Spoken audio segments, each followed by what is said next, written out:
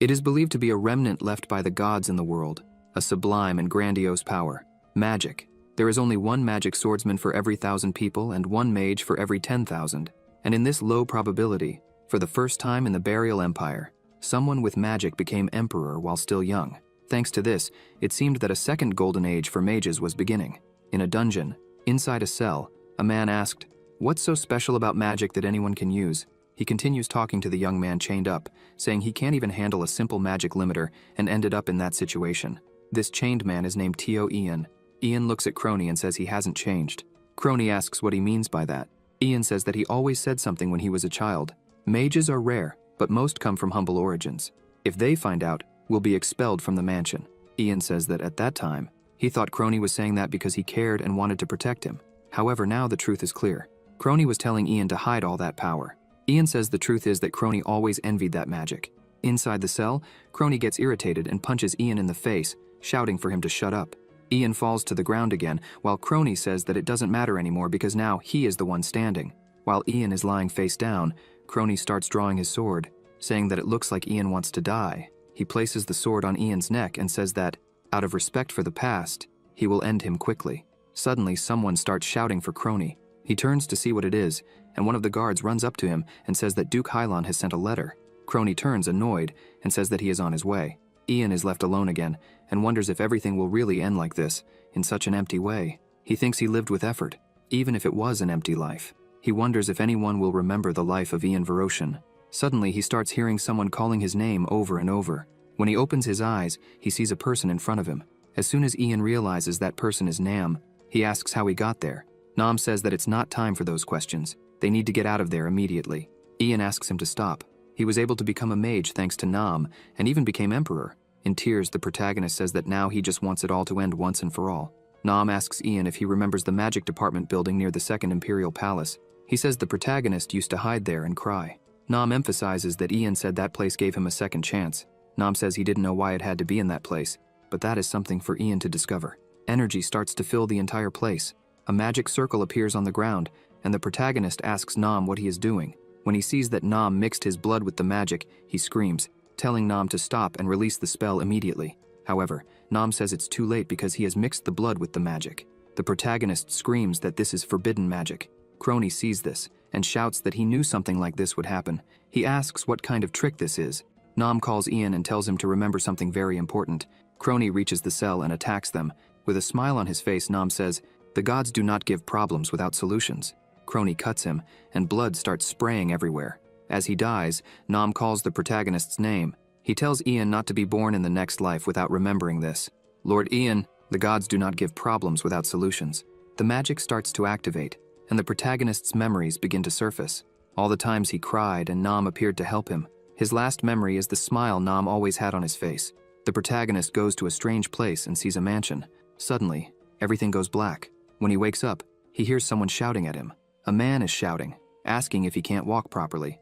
The man orders him to get up immediately. A woman says she thought he would be worthy, despite being raised by a humble mother.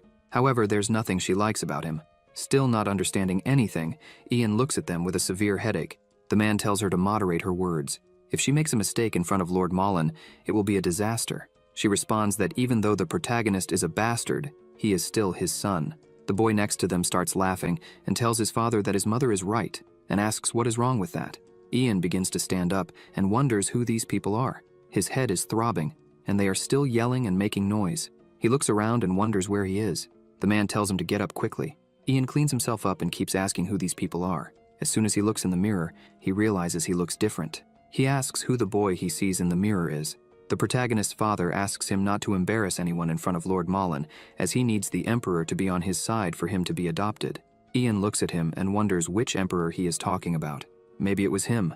The man tells the protagonist to stop making that stupid face and says he will show the document. He takes a letter out of his pocket and says this is the emperor's decree. He didn't show it before because the protagonist couldn't read, but he can verify the symbols.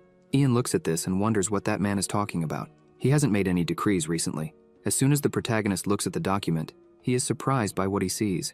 The year of that imperial document is 98 years in the past. The other son takes the letter and asks what Ian knows just by looking at it since he couldn't even read. His father says that this position was arranged with great effort to bring a central official for his rise. Ian hears the maid saying that this is the protagonist's first time at these events, and they hope it doesn't turn into a mess again. The protagonist looks at the clock and thinks this is the year 1100 of the imperial calendar, an imperial decree he doesn't recognize. He sees his reflection in the mirror and thinks he has Urie's vision and Nashen's face. This is Nam's space-time magic. Later that day, the food was placed on the table, and the protagonist was eating. His stepmother and brother were watching him eat. Ian thinks he spent so much time hungry in prison that he ate a bit too quickly. An old man tells the protagonist that his table manners are truly impeccable. This old man is Lord Malin. The protagonist's father smiles and says the Lord is very kind and asks Malin to speak well of him to the Emperor. Malin says that nowadays the whole household is studying philosophy. He asks the protagonist what he studies but changes his mind and decides to ask Chell first since he is the eldest son of the family. Chell is frightened as he did not expect this question. He begins to stammer to answer. The protagonist thinks that Malin is testing the family's level of education, so he decides to take the lead and says he greatly admires Professor Puln. Malin is surprised and asks if he really knows Professor Puln. Ian smiles and says yes, explaining that when reflecting on Puln's philosophy, he can imagine the image of a true ruler. Malin says that the protagonist is familiar with a philosophy that has barely begun to spread from the center. Truly, he underestimated the Count's family's level of education. The protagonist's father thanks him again for the compliment, while his stepmother remains silent, but is bothered by what happened. The Lord tells the Count that his son is extremely intelligent and educated, that not only the Emperor, but even the Eastern barbarians would receive Ian without complaints. The protagonist wonders if the barbarians would really receive him, thinking, the Eastern barbarians, the Kionryo tribe. There is only one place on the border adjacent to Kionryo, so it must be Bratstung. It's the territory of the Brats. A long time ago, the Brats family made a peace treaty with the Kionryo tribe. Suddenly, the protagonist's father taps his leg, calling him, and says he believes he will become the symbol of peace because of this treaty. This illegitimate son named Ian was registered in Brats. They want to send the protagonist as a hostage. He smiles and tells his father that everything will work out. As soon as they finish the meeting and enter the mansion, Chell becomes very nervous, shouting at the protagonist, saying that he embarrassed him. Just because he is in the noble family doesn't mean he is a true noble. Ian responds that if he wasn't a noble and part of the Bratz family, Chell would have been sold to the Kionryo tribe. He asks Chell if he doesn't care about that. Chell keeps shouting, asking if the protagonist just called him you. He grabs a vase and throws it against the wall, asking how the protagonist had the courage to speak to him so formally. The vase hits the wall, and shards fly everywhere. One of the shards hits the protagonist's face, scratching him. Chell continues yelling, asking if the protagonist wanted to die along with his mother because just the other day he was living in misery and now doesn't know how to behave properly.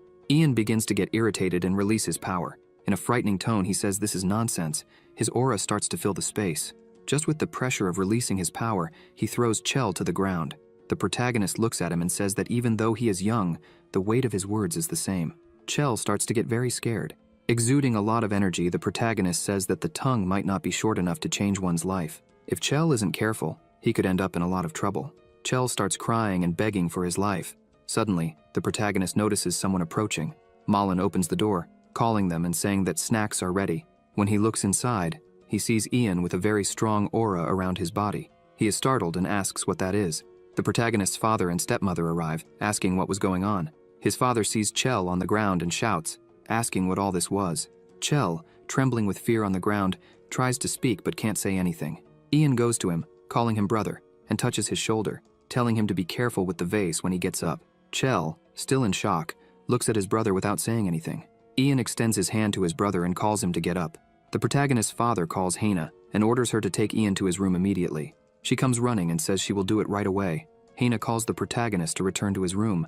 As they walk back, the protagonist looks at Malin while his father is arguing with Chell. Malin also looks back, having witnessed all that power. Hana and the protagonist walk in silence to the room. When they arrive, he opens the door and thinks that the room has a very pleasant atmosphere. He begins to enter the room, but Hana calls him. When he looks at her, Hana asks if he has any letter to deliver to his mother. The protagonist is confused and asks which letter she is talking about. Hana explains that his mother can't go out, so she asked Hana to bring letters to her every day. Upon hearing this, Ian lowers his head, thinking that his mother is being held like a prisoner. He says he won't cry anymore, so she doesn't need to worry. Hana says that's fine. Very embarrassed, Hana asks about the reward for the favor. Ian doesn't understand and asks what reward. Hana bows before him, begging for the reward. She says she has a 5-year-old brother and asks him to kindly consider those who barely have enough to eat and share a meal with them. The The protagonist asks if she is talking about his meal. She says it would be just for tonight. He is speechless at this, but soon responds that it's okay with him, but he has a condition. He says he will do this for her, but she must help him whenever he needs it. She smiles and says that for her, it's fine. He just needs to ask. Hana starts laughing and thanks her master for this, thinking that they will have dinner tonight. After that, the protagonist closes his door and thinks that all this is becoming a headache. He reflects that space-time magic can only return to the place where the magic was cast, but he ended up very far away in time and space, and moreover, in another body. To find this answer, he needs to visit the stellar annex of the Imperial Magic Department. Alone in his room, he starts to use his magic to test it. He thinks that he is still a magic user, which surprises him, because who would have thought he would end up in the body of such a rare magic user? Not to mention that the young owner of this body has the same name as he does. The protagonist wonders if all this is just a coincidence. Suddenly, Hina knocks on the door, saying she brought his food.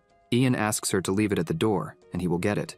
A few minutes later, he looks at his food and says that it seems she managed to get a good portion in exchange for delivering messages. The protagonist takes the food, saying that it is still a bit meager. He pauses to think, and remembers that at the banquet there was no gula either. Gula is a nutrient-rich plant, one of the main food sources of burial.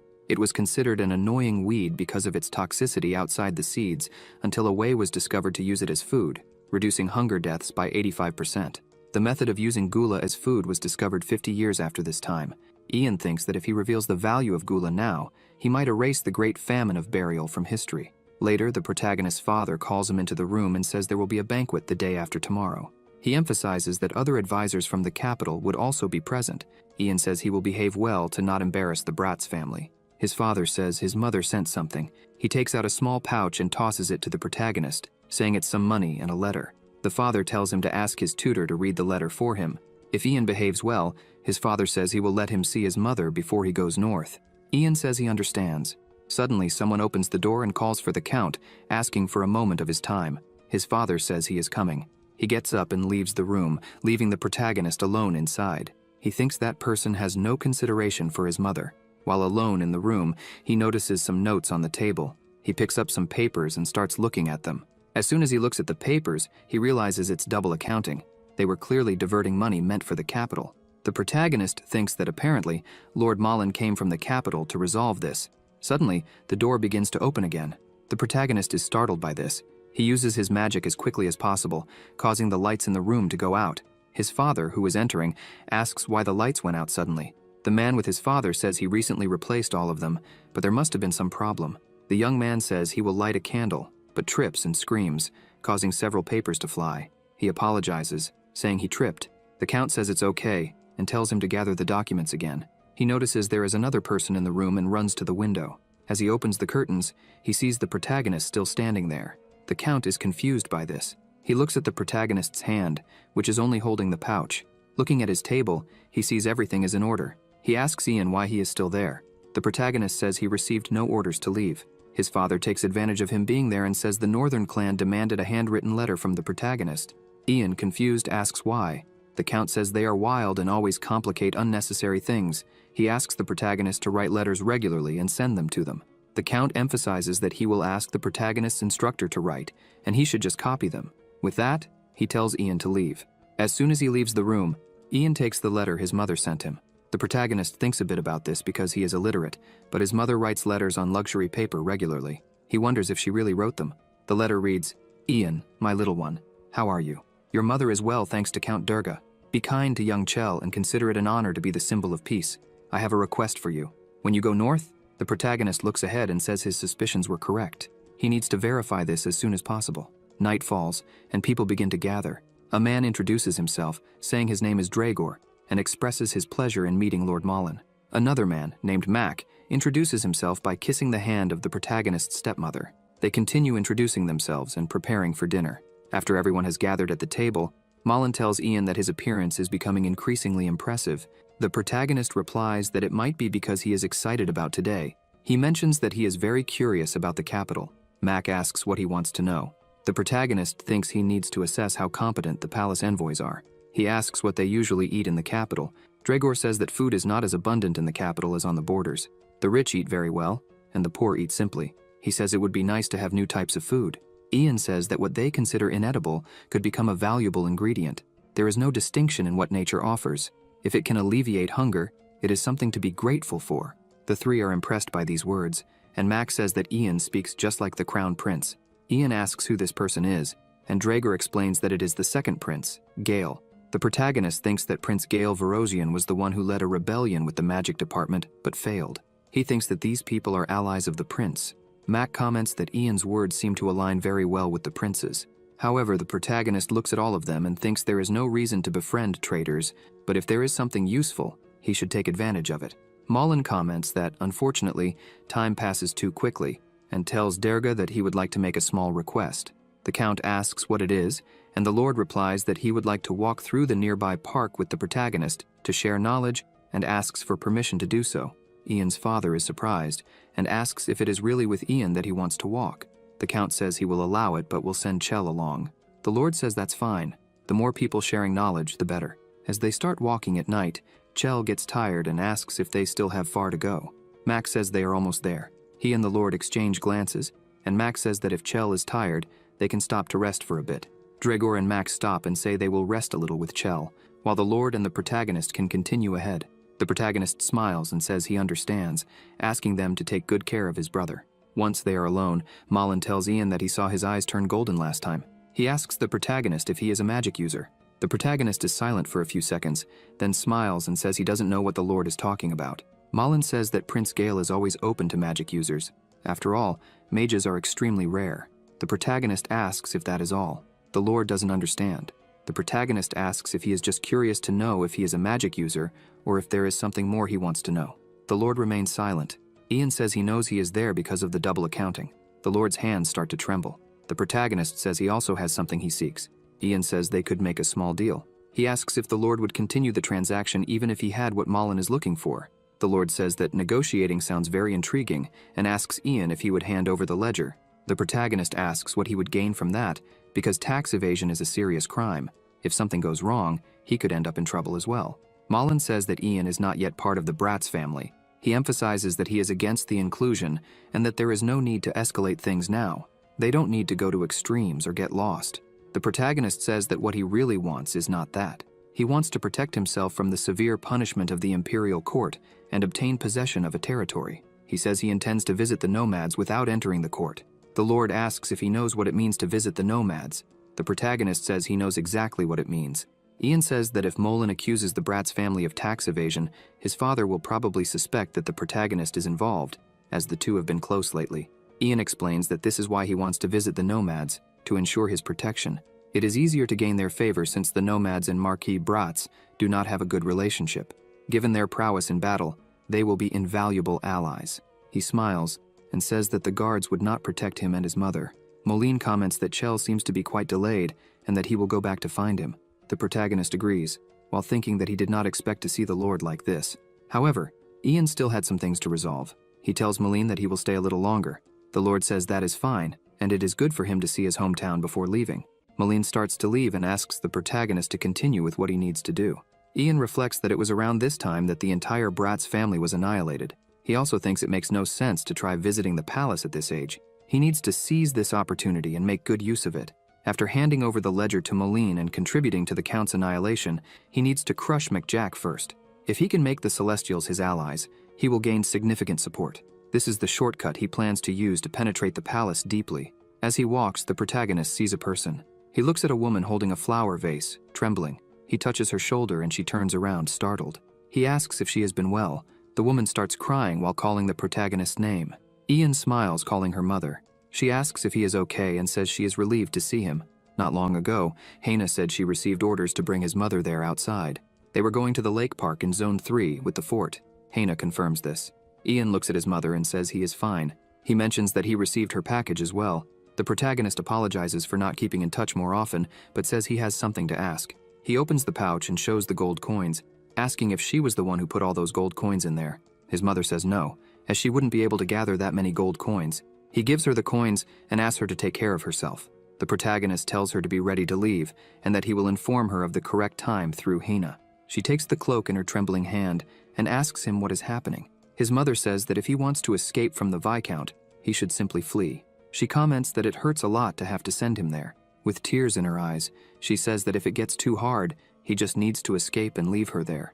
Ian firmly holds his mother's hands and asks her not to worry. His mother looks into his eyes and realizes something is different. Her son is determined.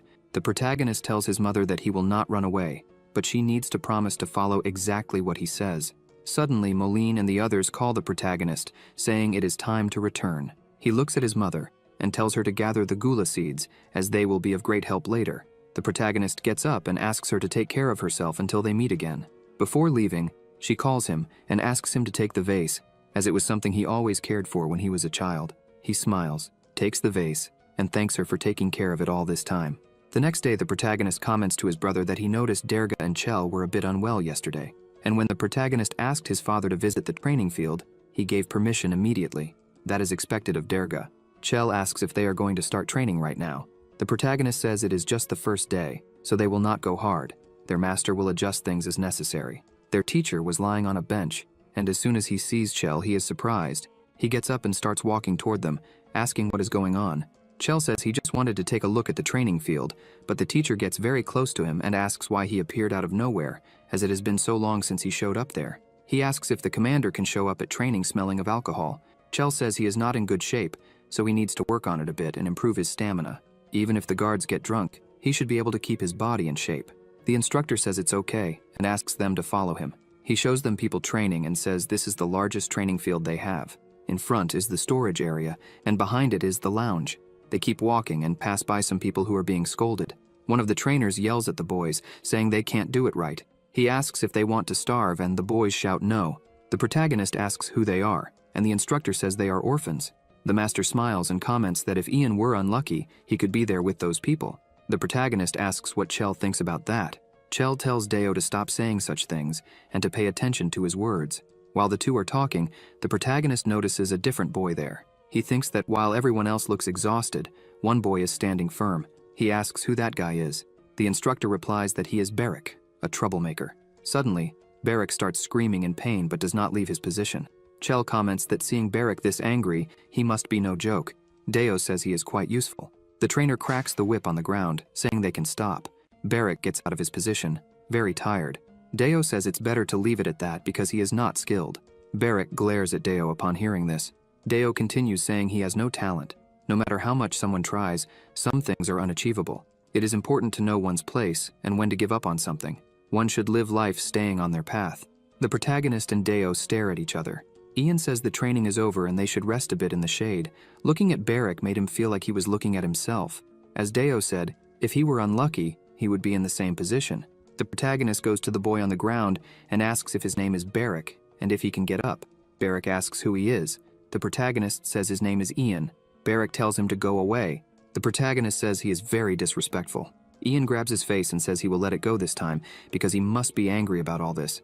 Beric turns his face to the side and lies down on the ground again, telling the protagonist to leave him alone. The protagonist takes a canteen and starts pouring some water into Beric's mouth. He thinks that magic is very powerful against normal people, but if someone with a small affinity for magic comes into contact with it, they will reject it. He watches Beric, wondering how he will react. Small waves of energy start to appear. The protagonist thinks it is weak, but he felt the energy of a magic swordsman. Beric slaps the protagonist's hand, sending the canteen flying. He looks at the protagonist and asks what he put in that water. Ian looks at him seriously and says he didn't do anything and it seems like he has regained his strength. So, the protagonist starts to leave. Beric gets up and says that, on second thought, he does feel better and energized. He turns and calls the protagonist, but Ian does not respond and keeps walking. "Mother, I am fine. Please don't worry. I hope you stay healthy until I return. Now I will write a song I like." The moon sets in the sky and the sun rises. Infinite darkness does not exist. This is the letter the protagonist was writing. He asks if this is how it should be done. His tutor says yes and that everything is correct. The protagonist thanks him, but the tutor says it was nothing, as he is sure it was easy for him. Ian notices his tutor is packing up quickly and comments that he seems very busy today, as if he has somewhere urgent to visit. The tutor, a bit awkward, gets nervous at the question and says it's strange for the protagonist to suddenly ask something personal like that. The protagonist responds that it's because he seems different from other days. The tutor continues packing his things very quickly, while the protagonist mentions that he knows he is from the Central University of Beryl and seems to know someone there. Ian says if it's embarrassing, he doesn't need to answer. The instructor says it's not that.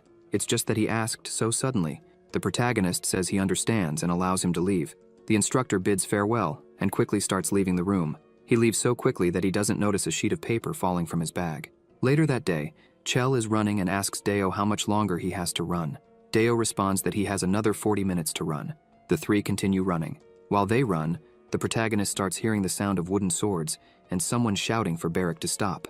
However, Barrick continues advancing and yelling. His opponent dodges the attack, but Barrick seems like an angry lion, continuing to advance and attack. His instructor manages to defend himself, throwing Barrick away. He tells Barrick to take it easy and stop throwing tantrums. He turns to leave, and Barrick calls him Mayral. The instructor looks back angrily and asks if Barrick has lost his mind, daring to call him by that name.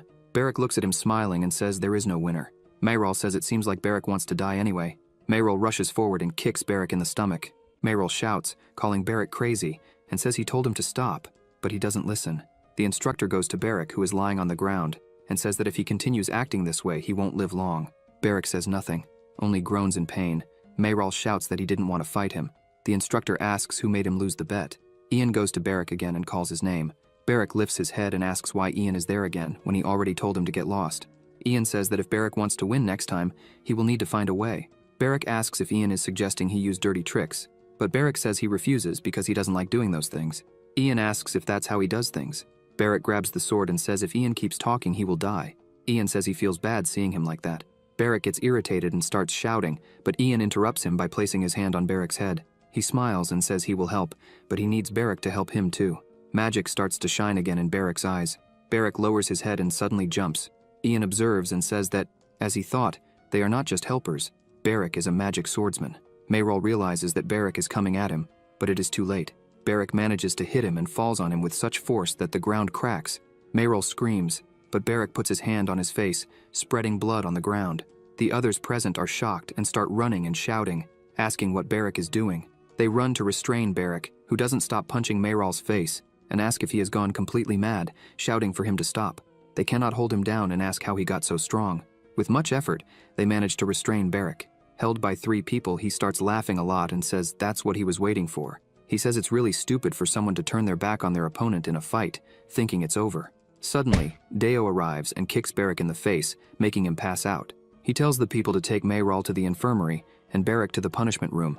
Deo looks to the side and sees the protagonist there. He calls the protagonist and asks if Barrick did something wrong. Ian says no, he just received a bunch of curses. Deo tells them to stop for today, as there is a confusing atmosphere in the training field. The protagonist agrees. Ian looks at Barrick being carried away and asks what his punishment will be. Deo says that since he is a troublemaker, they still need to discuss it. But it's pretty obvious. He will be beaten and expelled. The protagonist thinks that this wasn't his intention, but it's not bad, as it will be easier to use him if he isn't affiliated with anything. Later, the protagonist meets with the 3 again and asks Moline if he has made a decision. The Lord thinks for a moment and says that the Count has a knack for knowing these things. They decided they need evidence first, and therefore say they need the protagonist's help. Ian says that if that's the case, he will gather data on the total grain harvested in the territory, the mining production from the Moni Mountains, and the farmers' taxes. Moline smiles and says he's pleased to see such firm determination. He places his hand on his chest and bows his head, saying that this decision will truly shape their future, and they respect this choice. The protagonist thanks him for his words and thinks that he's right. The seal that Moline used is the same as the one on the paper the instructor dropped. Something is happening between the 2 of them, and of course, he will use this information in the future. After this conversation, the protagonist starts walking around the mansion. Suddenly, someone grabs him and pulls him into a corner. One of the guards asks the other if he heard anything. The other says no. The first guard comments that maybe there are wild dogs around. However, it was Barrick who had grabbed the protagonist.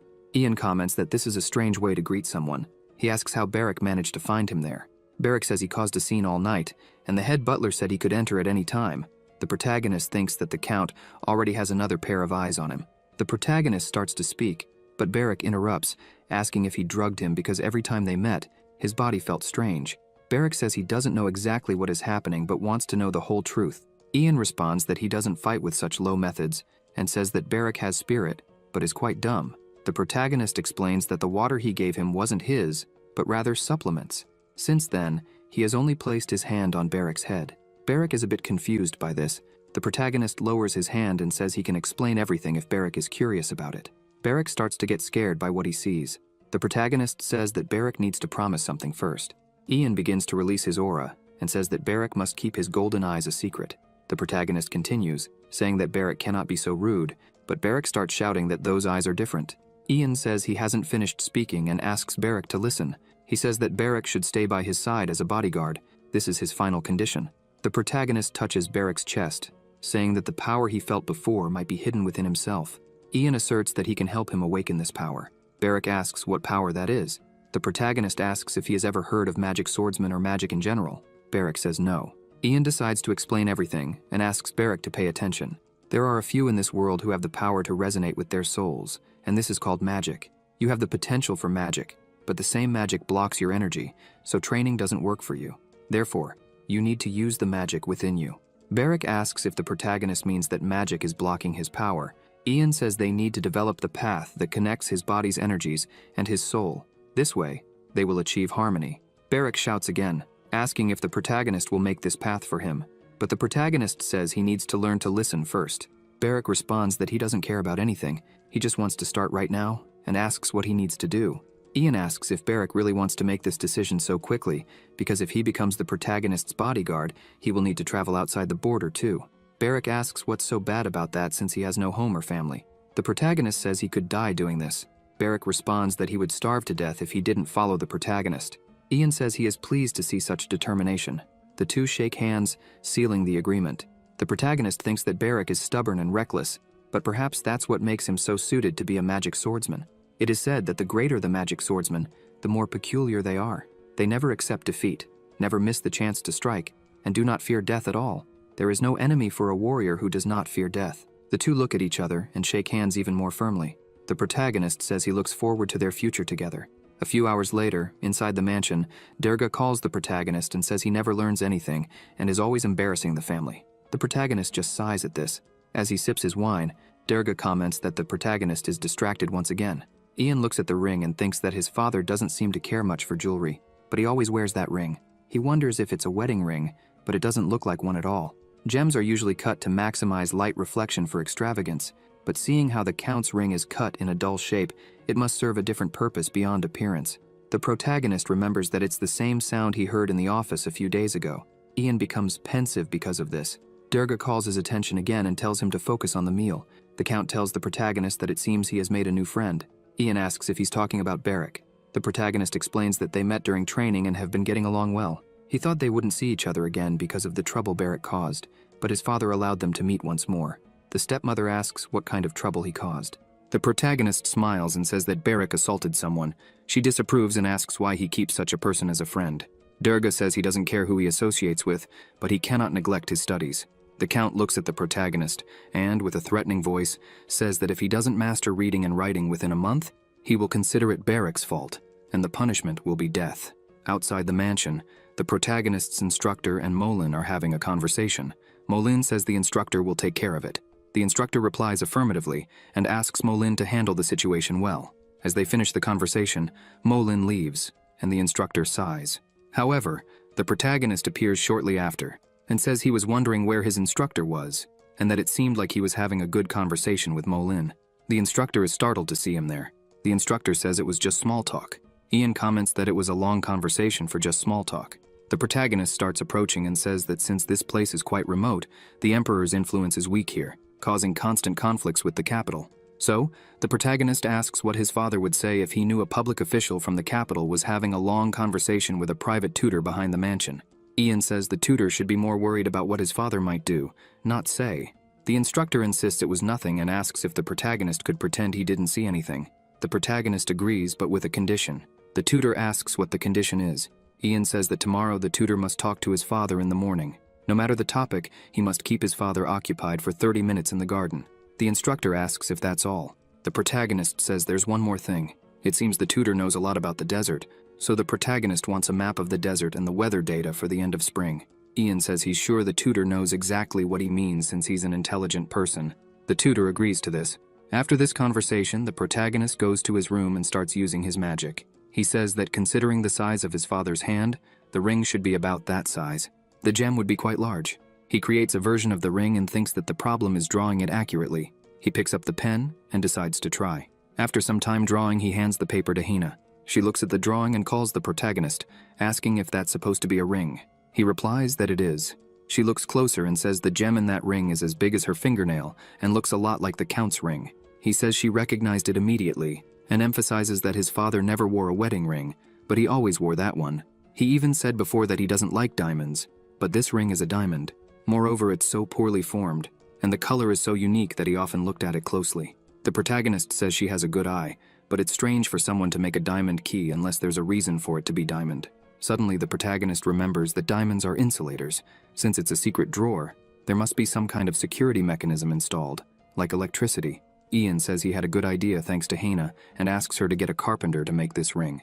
It should be made of wood and covered with rubber on the top layer. Meanwhile, in the Count's room, the doors open, and the instructor thanks the Count for arranging time for this conversation. He says the conversation will be long. The two start to leave the office. The protagonist sees this and doesn't waste any time. He calls Hina and asks for the ring. He takes the ring and says the size seems correct and the rubber is right, showing that the carpenter is very talented. Ian thanks her for the work and says those coins will provide food for her siblings for a while. She is happy about this, saying they will be able to eat for several weeks. He asks her to stay there on guard. The protagonist turns and asks Barrick if he's ready. Barrick sighs and asks why he had to do something like this. Ian touches his hand and tells him to take care of things there and not let anyone in. He asks if Barrick can do that. Barrick smiles and says yes.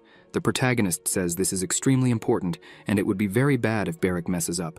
With everything ready, the protagonist says it will be quick. He runs to the room and goes to the desk. Looking under the desk, he finds a button. He places the ring there and hears a noise. The drawer opens, and the protagonist thinks he's glad it wasn't as intricate as he thought. While looking through the documents, he picks up a letter and realizes it seems to be from the Celestial Warriors clan.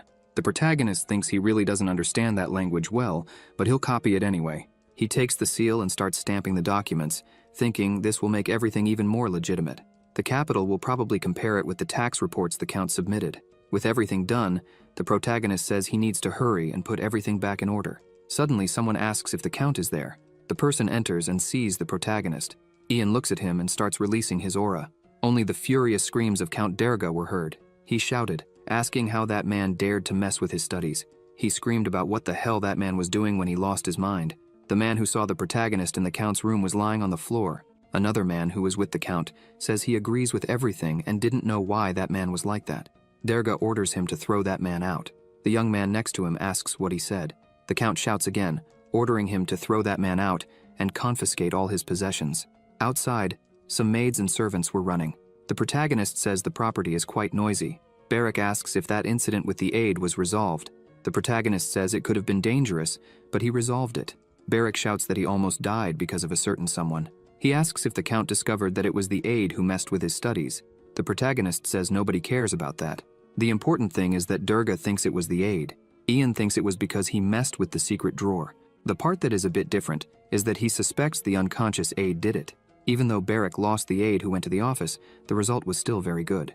The protagonist thinks the only problem is, the tutor hands him the maps and says he drew the map and predicted the weather for the district he requested. He advises caution, as there is a chance of a sandstorm when passing through there. Finally, he hands over the contents of the memo. The protagonist wonders who will be the successor of the matriarch. This matter is so important that it was placed in the safe. It seems to be a letter written to someone, and they are talking about what is happening with the Celestial Warriors clan. Suddenly, Barrick says he understands.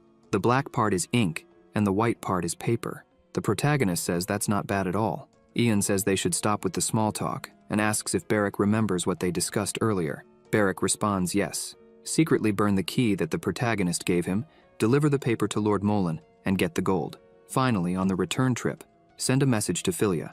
The protagonist asks what the message to his mother is.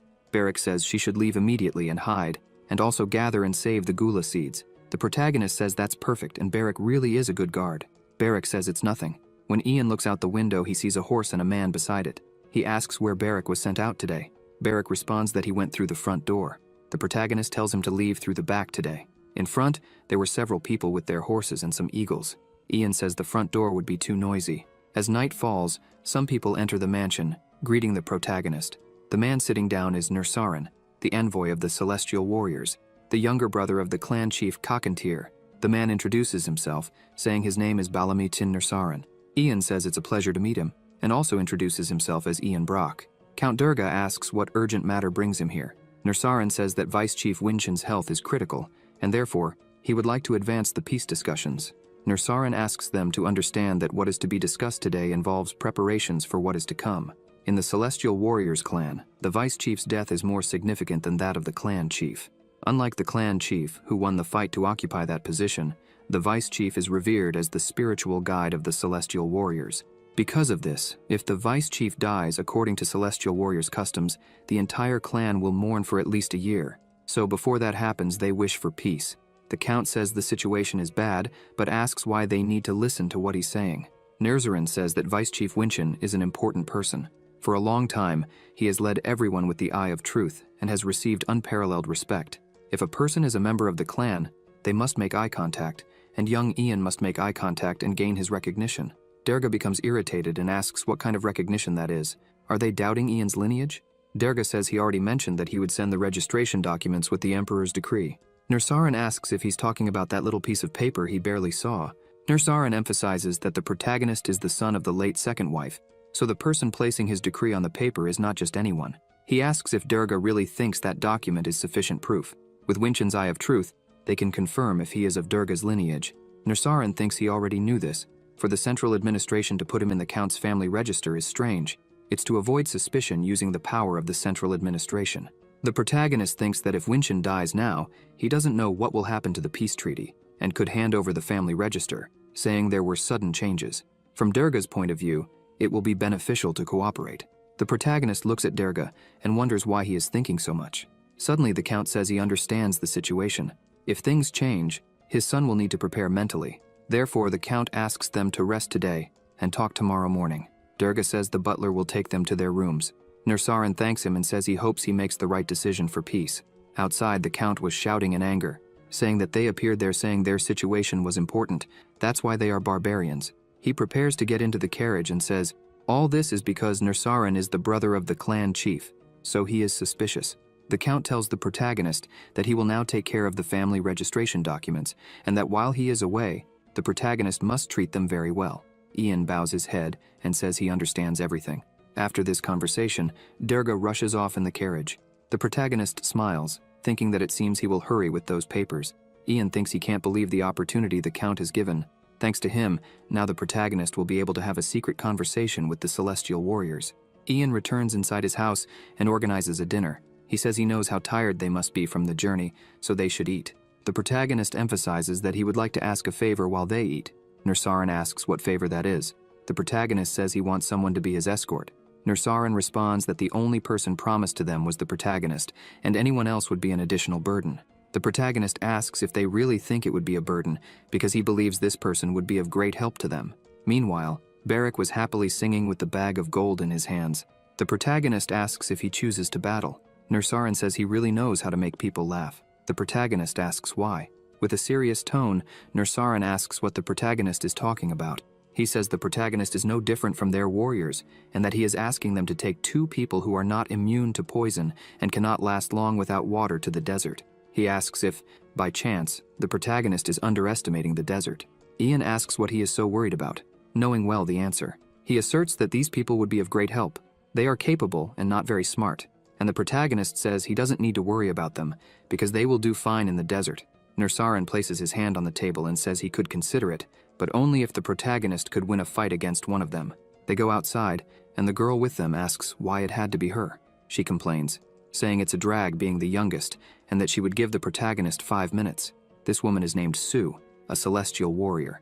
Beside the protagonist, Barak asks if he's really asking to fight against that brat. He turns and says they call it a fight, but there isn't a single person there to watch. The protagonist tells him not to let his guard down at all. He says if he loses because he let his guard down, he will regret it. Ian thinks they were practically saying it wasn't worth watching since the power difference is so great.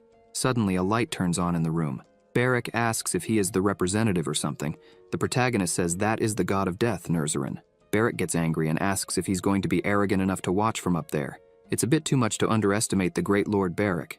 The protagonist asks him to calm down and says all he needs to do is win this fight. Ian uses a bit of his power and calls Barak. The protagonist's eyes start to turn golden again, and he asks Barak to listen carefully. He says he will teach him a way to win this. The two stand face to face, and Sue asks if Barak is ready. She takes out a watch and says he will have 5 minutes. If he can knock her down within that time, she will acknowledge him. Barrack starts fixing his hair and says 5 minutes is enough. He tells her that she shouldn't cry after getting beaten. He jumps and advances, preparing to punch. She starts moving and appears behind him, asking if he's the one who's going to cry. He turns, but she's already close. He manages to counterattack, but she dodges again, asking what he's trying to hit. She appears next to him, saying she's right there. She places her hand on the ground and kicks him in the face, but he doesn't fall. He wipes his face and says those moves are very annoying. Sue smiles and asks if he plans to get beaten for 5 minutes. He asks who's going to get beaten there, as there's still plenty of time. They continue fighting, and the protagonist thinks this is expected since Barrack is losing. Sue keeps attacking non-stop, and all Barrack does is defend. While he feels pressured, she is laughing and advancing. She prepares to strike a powerful blow. The protagonist notices this and starts releasing his magic. He tells Barrack that this is the moment. Barrack looks at her seriously and grabs her kick with his hand, saying he got her, leaving her bewildered. He starts dragging her and says now it's his turn. He throws her to the ground forcefully and pins her down. She screams for him to let go. She tries to break free, but Barrack is on top of her, squeezing her cheeks and saying the protagonist told him all he had to do was hold her down. Barrack says that if this fight were real, she would already be dead. Ian says she doesn't need to feel bad about it.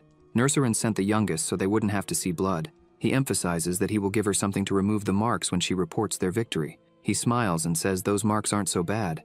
She could live like that, as she would be unique in the world. She gets angry and shouts that she understands, so he should get this elephant off her. Barrack gets irritated and asks who the elephant is. The protagonist looks at the window where Nurserin is and tells Barrack he can get off now because they have to finish negotiating. They return to the room where they had been conversing. Sue was very annoyed about losing in such a manner. Nurserin says he is sure he mentioned wanting a sparring session, but those antics were almost an insult. The protagonist apologizes if Nurserin feels that way, but says it's better than leaving a Brock with facial injuries. Nurserin asks if the protagonist is mocking him. Ian looks at him and asks if that's what he thinks. The protagonist asks Nurserin to look at Sue's face, pointing out all the paint on her face, and imagines if that had been a real blow. Nurserin looks at Ian and starts laughing, saying Ian had guts. He accepts defeat and says he will take Barrack with them. Ian thanks him for this. As soon as the agreement is made, Sue yells at Barrack, telling him to find something for her to clean up with, emphasizing that she will make his life a real hell in the desert. Barrack mocks her. The next day, Derga joins Nurserin and says he has heard all their requests, and that the peace ceremony will be in a week. The Count emphasizes that they did not expect this, so preparations would be minimal. Nurserin says that, on behalf of the Celestial Warriors, he appreciates the understanding. They shake hands. Derga wishes their chief well, and Nurserin thanks him again. A week passes, and finally the day of the peace ceremony arrives. Ian is in his room, embraced by Hina. She asks him to return alive. With tears in her eyes, she says Alan is waiting to make something delicious for his birthday, so Ian needs to come back alive. She begs him to be careful. The protagonist asks her to listen to what he has to say. He tells her that he wants her to stop working there while he's away. She asks what he is talking about. Ian says it will be difficult now, but it will be great in the future. He asks her to leave the mansion without drawing attention to herself. He holds her shoulders and thanks her for everything she has done so far. The protagonist says he's really tired of this place, so they should leave and find the Celestial Warriors. A few hours later, several people are arriving at the base where the warriors are. As soon as they get there, Kakantir welcomes them and introduces himself as the chief of the Celestial Warriors clan. Derga also introduces himself, saying he is Count Derga Brock of the Burial Empire. Kakantir looks around and says it seems all the important people are already there. They can talk and reach an agreement. The peace treaty is presented. Derga reads and agrees. He takes out a vial, saying it is a homogeneity potion. The Brocks will use it to prove their lineage. The protagonist and Derga put their blood inside, and the potion turns blue. Nurserin says a few things to Kakantir. Kakantir says they need the Vice Chief Winchin to prove the lineage, so they will continue later. Derga says that's fine with him, but he thinks these barbarians trust a shaman more than the homogeneity potion. Kakantir cuts his hand with a knife. He turns his hand over the agreement and signs it with his finger and blood. He says that with this, the agreement is in effect. Derga shakes his hand and wishes glory to the Brock family and the Celestial Warriors. Before leaving, Derga hugs the protagonist and asks him to be careful, calling him son. The protagonist thanks his father. Derga tells him to remember why he is alive until now. The protagonist says he will certainly remember. He says it's for the glory and honor of Brock. With that, his father gets into the carriage and returns home, leaving the protagonist and Barrack there. The day in the desert was hot, even in the shade. Barrack was drinking water like crazy. They travel non-stop during the day and night until they finally reach their destination. People shout, saying that Chief Cockatier has just arrived. The people run to them and say they must be tired and ask everyone to prepare water and food. The people ask which one is Ian. Some people say it's probably the blonde one, as the redhead looks troublesome. Cockatier asks how the vice chief is. A resident says he is much better. Cockatier says that's very good and asks Ian to follow them. The protagonist gets off his horse and goes to the vice chief's house. As soon as they enter, Winshin is lying in his bed. Cockatier tells Winshin that the boy is Ian and that he will be staying with them as per the peace agreement. Winshin starts to sit up and speak. Cockatier says that Winshin is very tired and uses the language of the celestial warriors, so he will translate everything for the protagonist to understand. Winshin says he will trust if Ian is truly worthy and asks him to come closer. The protagonist begins to approach. As he gets closer, Winshin grabs his arm and asks if the protagonist is there by the will of God. Seeing the Emperor, the protagonist says yes, he is there by the will of God. Winshin asks if he is the one who carries the blood of Derga Brock. The protagonist confirms. Winshin asks if his presence signifies peace. Ian swears that peace is the only reason he is alive. Winshin releases the protagonist and says a few things to Cockatier. They bid farewell. Varric watches them leave the house. The clan chief asks for rooms to be arranged for Ian and his entire group. Cockatier looks at the protagonist and says there will be a welcome celebration tonight, so he must not be late. The chief starts to leave, and Varric comes running, asking what Cockatier said. The protagonist says there will be a celebration tonight and he must not be late. Varric is excited about this. Night falls, and people are celebrating and smiling. Ian and Varric were standing a bit away from the others until the chief calls them over. Cockatier asks if he was able to rest well. Ian says yes, and thanks him for his kindness. Cockatier says he is glad and asks the protagonist to sit with him. The chief says the map of the Great Desert that the protagonist provided is excellent. Cockatier emphasizes that everything the protagonist offers is the same as what Brock would give to the Celestial Warriors. He asks if it's okay to use the map to their advantage. Ian says there are no problems. They can use it as they wish. Cockatier says at least the Count did a good job raising a son like Ian. The protagonist looks at what Cockatier is smoking and thinks it's a gurut leaf. From what he's heard, that leaf is a powerful stimulant for the Celestial Warriors, even more effective for common soldiers. He thinks Derga used tricks to get that leaf. He remembers that the Count gave him a package with a letter inside. He thinks it was already strange enough for a mother to write a letter to an illiterate son. The letter read, "I heard that the Celestial Warriors smoke something called gurut leaves instead of cigarettes. Could you get some for me in secret?" The protagonist thought the writing was indeed too neat to be from a commoner. Derga wants the protagonist to get the gurut leaf in secret, and if something goes wrong, he will use the protagonist's mother as an excuse. Suddenly, Cockatier calls the protagonist and says he will warn him only once. If he wants to stay there safely, he must not show any interest in the gurut leaf. It is reserved only for true celestial warriors going into battle. As long as there is no way to stop the smoke, he will not allow any interest or questions about it. Ian smiles and says he understands. He thinks the chief is really sharp. The protagonist thinks that if he makes proper use of the smuggled gurut leaves, he might be able to break the treaty between Derga and the celestial warriors. Suddenly, the protagonist notices someone near him. As he looks to the side, he sees a young man. He asks Sue who that person is. She says his name is Burmart. He is a member of Nersarin's family. If she is not mistaken, he is the cousin of Nersarin's second stepmother or something like that. Anyway, Burmart is responsible for food management. The protagonist wonders why that man keeps staring at him like that. It's disturbing. A person approaches them and calls the chief, asking for some attention and saying a few things. Cockatier gets up seriously and starts to follow the man. Ian watches them until Sue says that it looks like the clan's vice leader had another attack. She lowers her head and says the person who just left with Cockatier is the doctor. They don't know when the vice leader might actually die.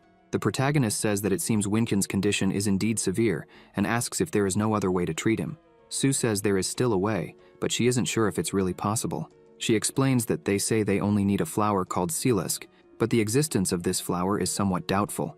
A flower that blooms forever. How could something like that exist? The protagonist remembers the flowers he and his mother used to tend to. The next day, Winshin's condition is still bad since the previous night. He is unconscious. People start shouting that they need to hurry and find the flower. However, those who went earlier still haven't returned. Cockatier gets nervous in the midst of everyone there. He looks ahead angrily and asks Nersarin why he brought Ian there. Nersarin says that the protagonist claims to have an idea about the Silask. People look at him and talk among themselves. Nervous, Cockatier asks if he really might have an idea. He bangs on the table and says this isn't his palace for him to intervene. Cockatier turns angrily and sends Ian back to his room. The protagonist starts to explain that the flower that doesn't wither after blooming is apparently called Silisk. He asks if the flower is red. Cockatier stops walking and asks if the protagonist has ever seen that flower. Ian says it's just a guess, but he believes he saw a similar flower in Brock territory. However, before sharing any information about it, he has a few requests to make. The protagonist says that Brock is part of the Great Burial. The Imperial Palace is aware of the Brock alliance, and his presence there is also in accordance with the royal will. Considering this, the protagonist demands guaranteed safety and respect, not just as a guest of Brock, but as a guest of the Burial Empire. The protagonist wants his safety and respect ensured. Cockatier smiles and asks if Ian wants to exchange his life for Madame Winkin's life. He starts to approach the protagonist and grabs him by the neck, saying that if it's really as he said, the palace would send the army there if he died right now. Ian says he doesn't know what would really happen, but he's sure it would become a problem since the soul of the Imperial Palace, passed down for a long time, lives within him. Although he received his flesh from Derga Brock, his soul belongs to the palace.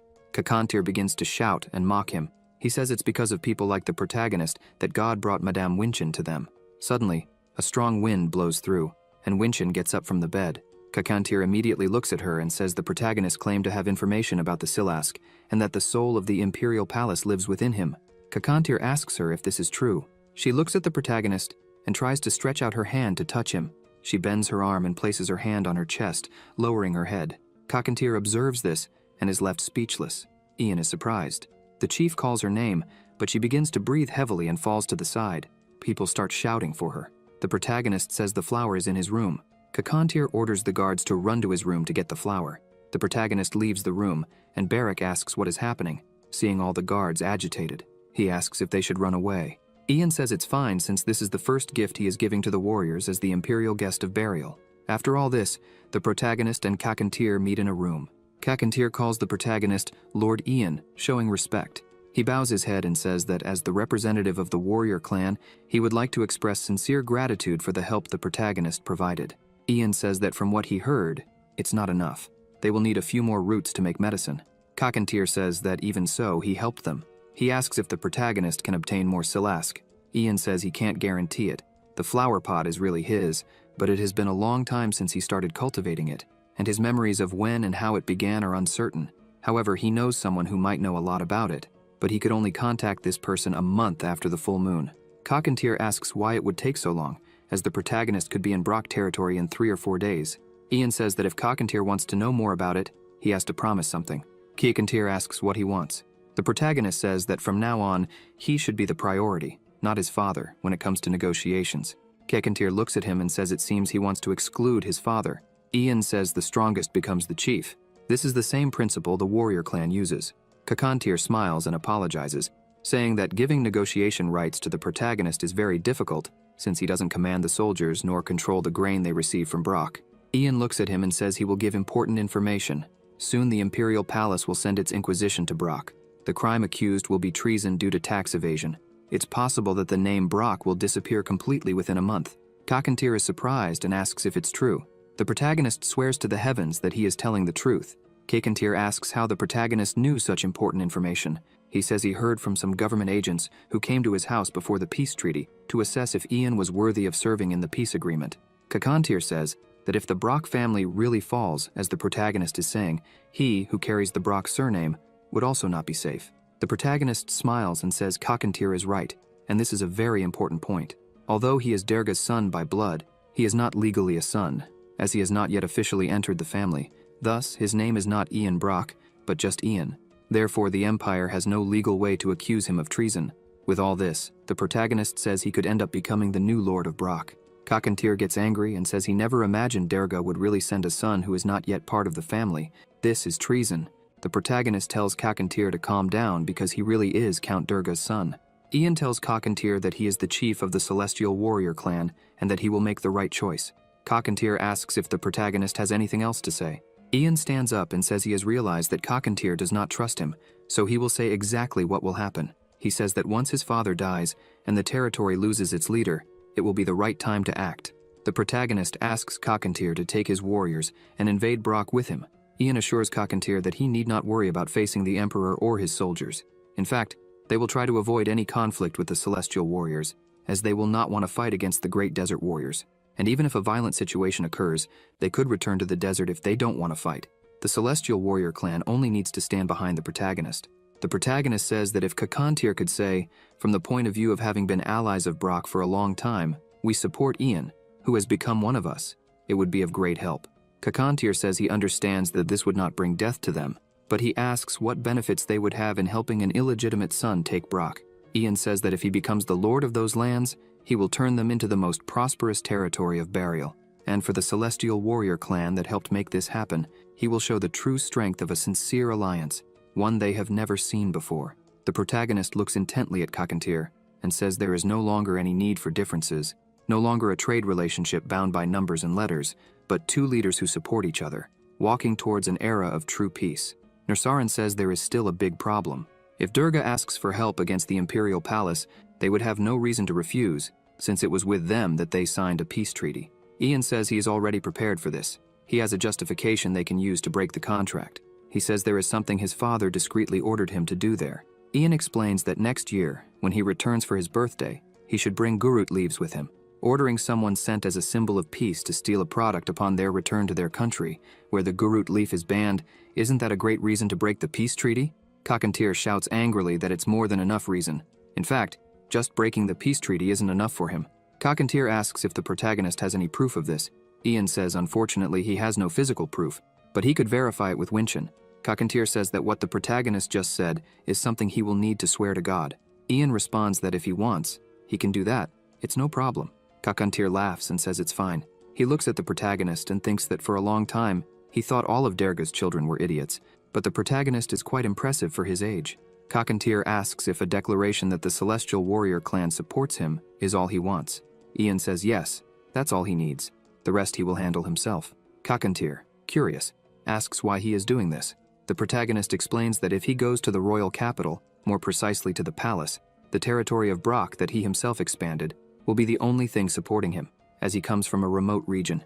Kakantir bangs on the table and says he wants to make one thing clear. He doesn't intend to shed a drop of blood because of the protagonist. Ian says that's not his plan either. Kakantir asks if he doesn't fear death. Ian says no because he has already died once. Kakantir smiles and seals the deal with the protagonist, saying he likes all this determination. With everything settled, the protagonist begins to leave the room, but as he starts to leave, Kakantir calls him, asking if his trip to the capital has anything to do with the current mental state of the Emperor. Ian just looks at him and smiles. As he leaves the room, people shout that he's not dead. The protagonist looks to the side and sees Sue. He calls her, startling her. He asks if she could help him if she has some time. Sue asks with what. He says he wants her to train Barrack. As soon as she hears this, her eyes light up with happiness. Soon after, the two go to train. She curses him as an idiot and lazy while they fight. He tells her to shut up and tries to land a hit, but she ducks, saying he's too slow. The two continue training while the protagonist watches them. The protagonist asks if Barrack is okay, and he angrily tells the protagonist not to talk to him. Ian looks at them and thinks they are in true peace. As he watches the two, he thinks his plan was to work slowly to bring the Celestial Warriors to his side. However, everything was resolved very quickly because of the Silask flower. He thinks it's been a long time since he could rest like this. However, thinking about what happened in the past, he doesn't feel very well. He remembers being called to Winchin's room. He says she was much better than the last time, and that made him happy. Winchin says she called him there to continue their last conversation. Ian says that's fine with him. He states that everything he told Kakantir was true, and that he could even swear to the heavens that it was all true. He says there are a few more things he didn't mention, but those things aren't related to the warrior clan. Winchin interrupts and says that God said to change everything about him. The protagonist doesn't understand very well and asks what that means. Winchin says that even if it's his entire existence, it must be changed. Ian thinks it must have been a divine message. The Celestial Warrior clan doesn't receive oracles through a temple, as in the Empire, but through a shaman. Winchin joins her hands and says once again to the protagonist, "Change everything about you." He closes his eyes and thinks unexpected things always happen when he is in the desert. Suddenly, a woman arrives and calls him, offering fruits. She asks him to try them. He thanks her for her kindness. She smiles and says it was nothing. She says that thanks to him, Miss Winchin was able to improve and regain her consciousness, and everyone there is very grateful to him for that. They are even preparing a big banquet to welcome him. He has become their savior. Ian smiles and thanks her again. The woman says she has one more thing to say. She says that as soon as the protagonist is rested, Lady Winchin and Chief Kakantir want to see him once more to settle the negotiation rights. He says that he will meet them soon. The protagonist sees that Barrack and Sue are almost done. Barrack takes a punch to the face and yells that he's not done yet. Sue keeps calling him slow and sluggish. The woman says she will go notify the two. She starts to leave but remembers something.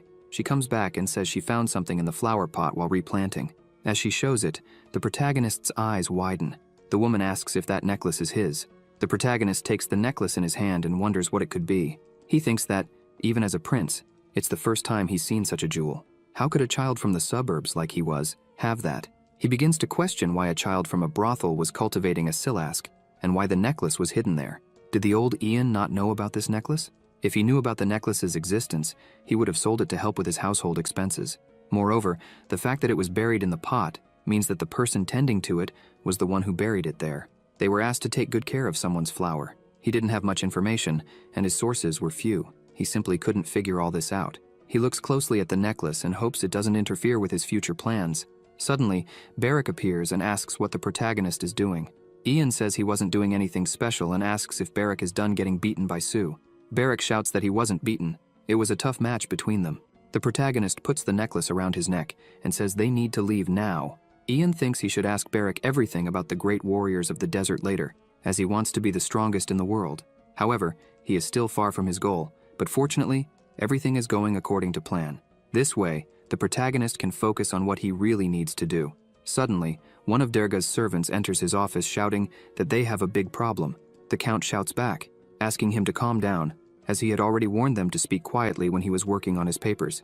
Derga asks what the reason for all the shouting is. The man apologizes for this and says that the Count needs to flee right now because people from the capital, the royal investigators, are there. The Count shouts, not expecting this. Inside the mansion, there were already several people from the palace. One of them was Erica, the captain of the royal investigators. She looks ahead and sees the Count appearing there, very worried. She asks if he is Count Durga Brock. He says yes. She presents an investigation permit and introduces herself, saying she is the captain of the investigators and her name is Erica. She was sent there by the palace to investigate treason due to tax evasion. She vows to investigate this matter with zeal and sincerity. Durga shouts that this is absurd, as he has protected that place for a long time from those barbarians for burial, and what he got in return was an accusation of treason due to tax evasion. Erica, calm and composed, takes a document and shows the seal to the Count. Durga looks at the document and is speechless. She asks if that is not the Brock seal. The letter said, "I am reporting the tax evasion of the Brock family. I ask that the Emperor investigate this matter thoroughly." The Count, not knowing what to say, asks what this is. Erica starts walking and says that this is a legal place and that they will take control while the investigation is ongoing. She looks at him and says that he and everyone working in the house should follow their orders. She begins to climb the stairs and asks for the searches to start from the top floor, as the main office is there. A guard grabs one of the women working in the house and tells her to stay calm and follow him. She screams, asking him to wait a moment, and asks for help from her master Durga. While all this is happening, Durga stands still, thinking that it's the first time the officials are there, and they already know exactly where the office is. This means they had information beforehand. At the same time, he thinks of Moline, but still doesn't know how that old bastard got his hands on the family seal. This means there is a traitor among them.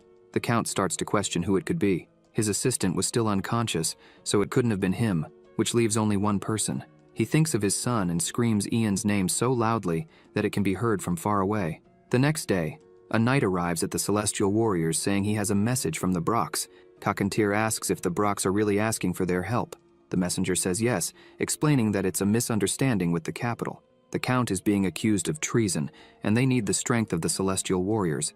Kakantir asks if they plan to fight physically, and if they have any proof that the accusation is false, because if it's true and they interfere, the Celestial Warriors would be picking a fight with the royal soldiers.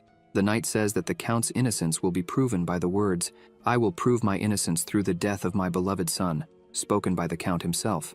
Kakantir starts laughing at this and apologizes, saying he understands and that they will get in touch soon. The knight thanks him and says that now they should discuss how to deal with the protagonist. Kakantir begins to stand and says they can do whatever they want. Even though Ian is just a symbol of peace, he still doesn't want the blood of a warrior who lived with them on their hands. The knight grips his sword tightly and says he remembered that the Count gave orders for him to take action in this case. The clan chief says that's great. The protagonist arrives, saying he received a message that the clan chief was calling for him.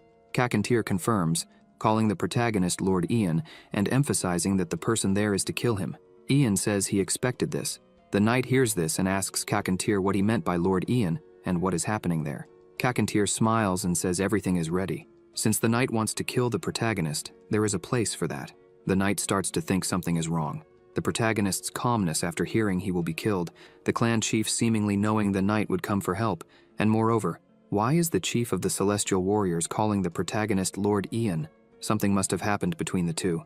The knight begins to draw his sword and says that whatever their plan is, he only needs to kill the protagonist to complete his mission. However, as he charges at the protagonist, Beric appears with a fierce look in his eyes, protecting him, startling the knight. The protagonist says that he will have to face Beric first if he wants to complete his mission. Ian smiles and says he will be waiting. They move to another place surrounded by people. There is a limit to how much one can train alone. It isn't a real fight without the intent to kill. So, if someone fought with hatred, giving their all against a skilled opponent like these two, they would definitely be able to grow. Kakantir and Ian sit watching the fight. People shout to Beric, asking if he is really okay and warning that he might die today. However, he tells everyone to shut up. The crowd says that since he is already talking trash, he must be fine. They also shout at the knight, telling him to do his best. The knight gets irritated, thinking the barbarians are treating him like a cheap gladiator. Beric smiles and asks the knight to take it easy on him, but that he will give his all in this fight. The knight says Beric is being very arrogant. Suddenly, Beric disappears, shouting that those were his words. The two clash swords, and the knight asks why Beric is attacking like a mad dog. He asks if that was a compliment and continues attacking. The knight dodges and sees an opening. He lands a blow on Beric, causing him great pain and making him spit blood. Beric falls to the ground, suffering. People comment that it looks like the knight got Beric good. Others, however, shout for him to get up. The knight attacks again to finish the fight, but at the last second, Beric gets angry and throws some dirt into the knight's eyes, blinding him.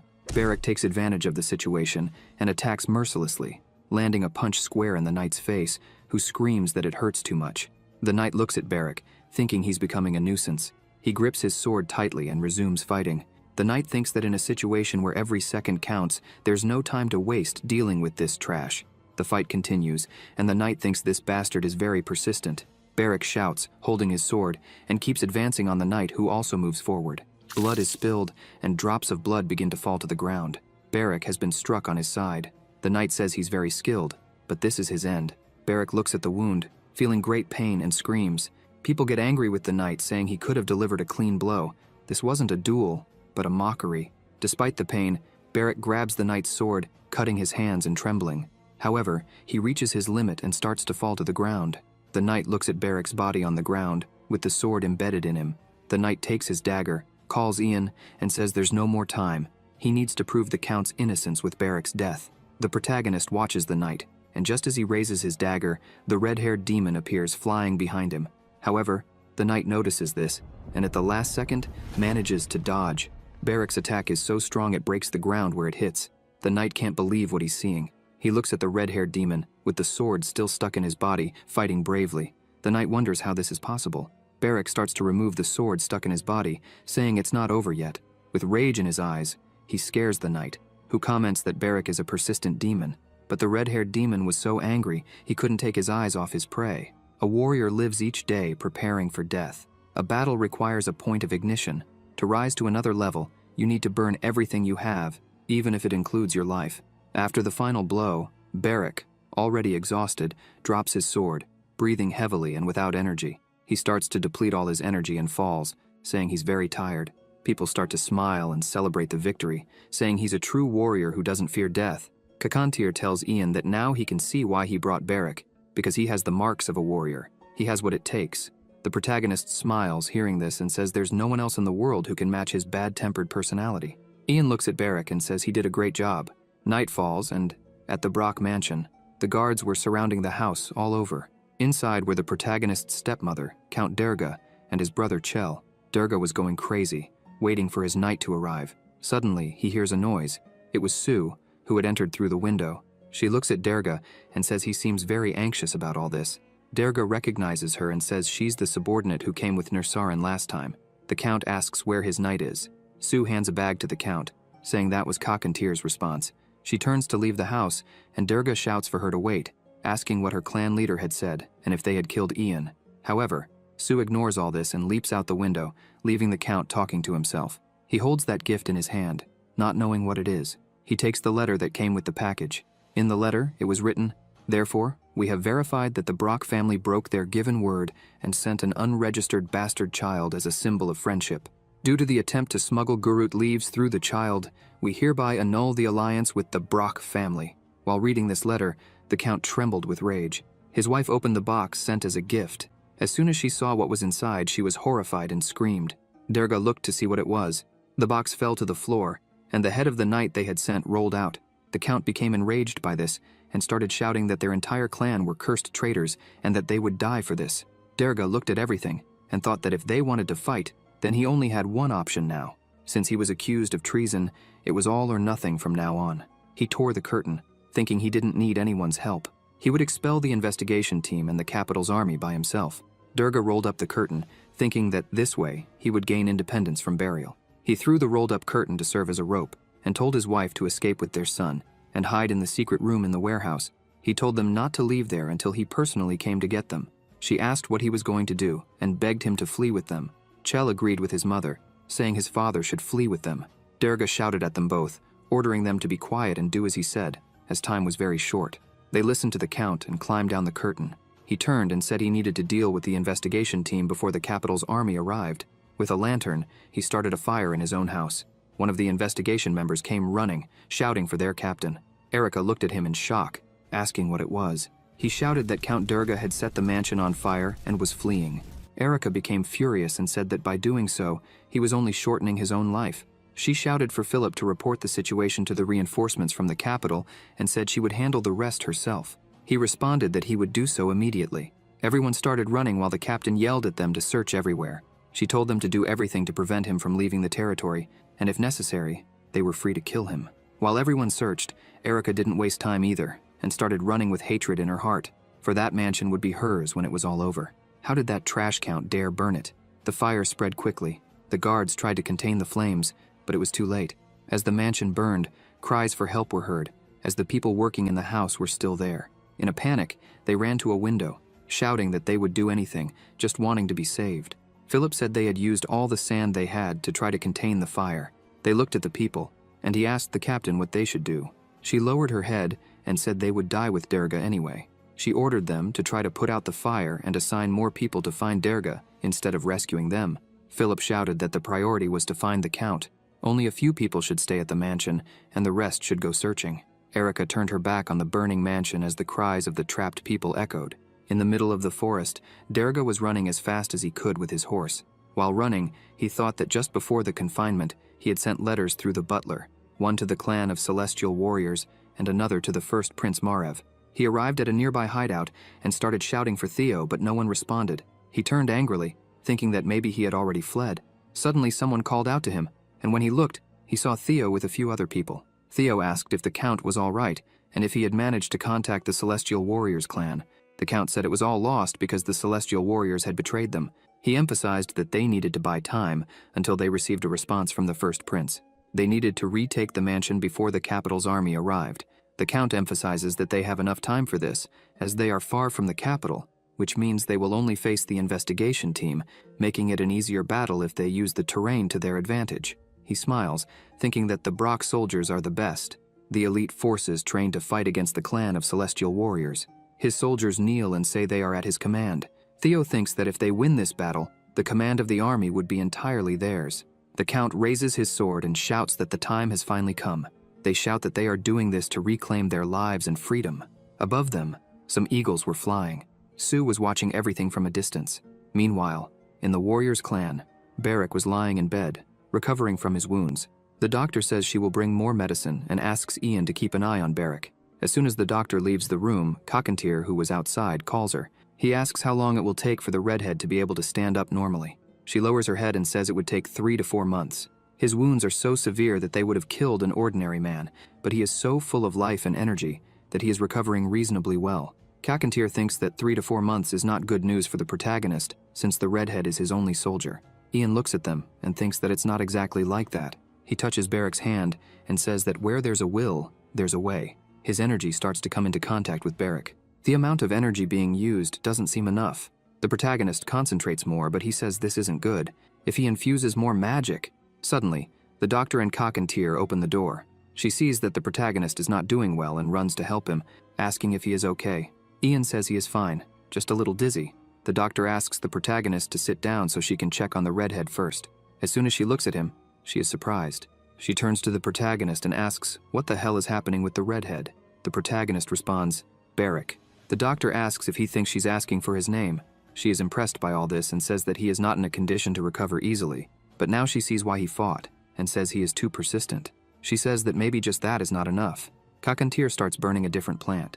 He looks at Ian and says that if he had known he was in such bad shape, he would have brought more. The protagonist is surprised by this and asks if that is.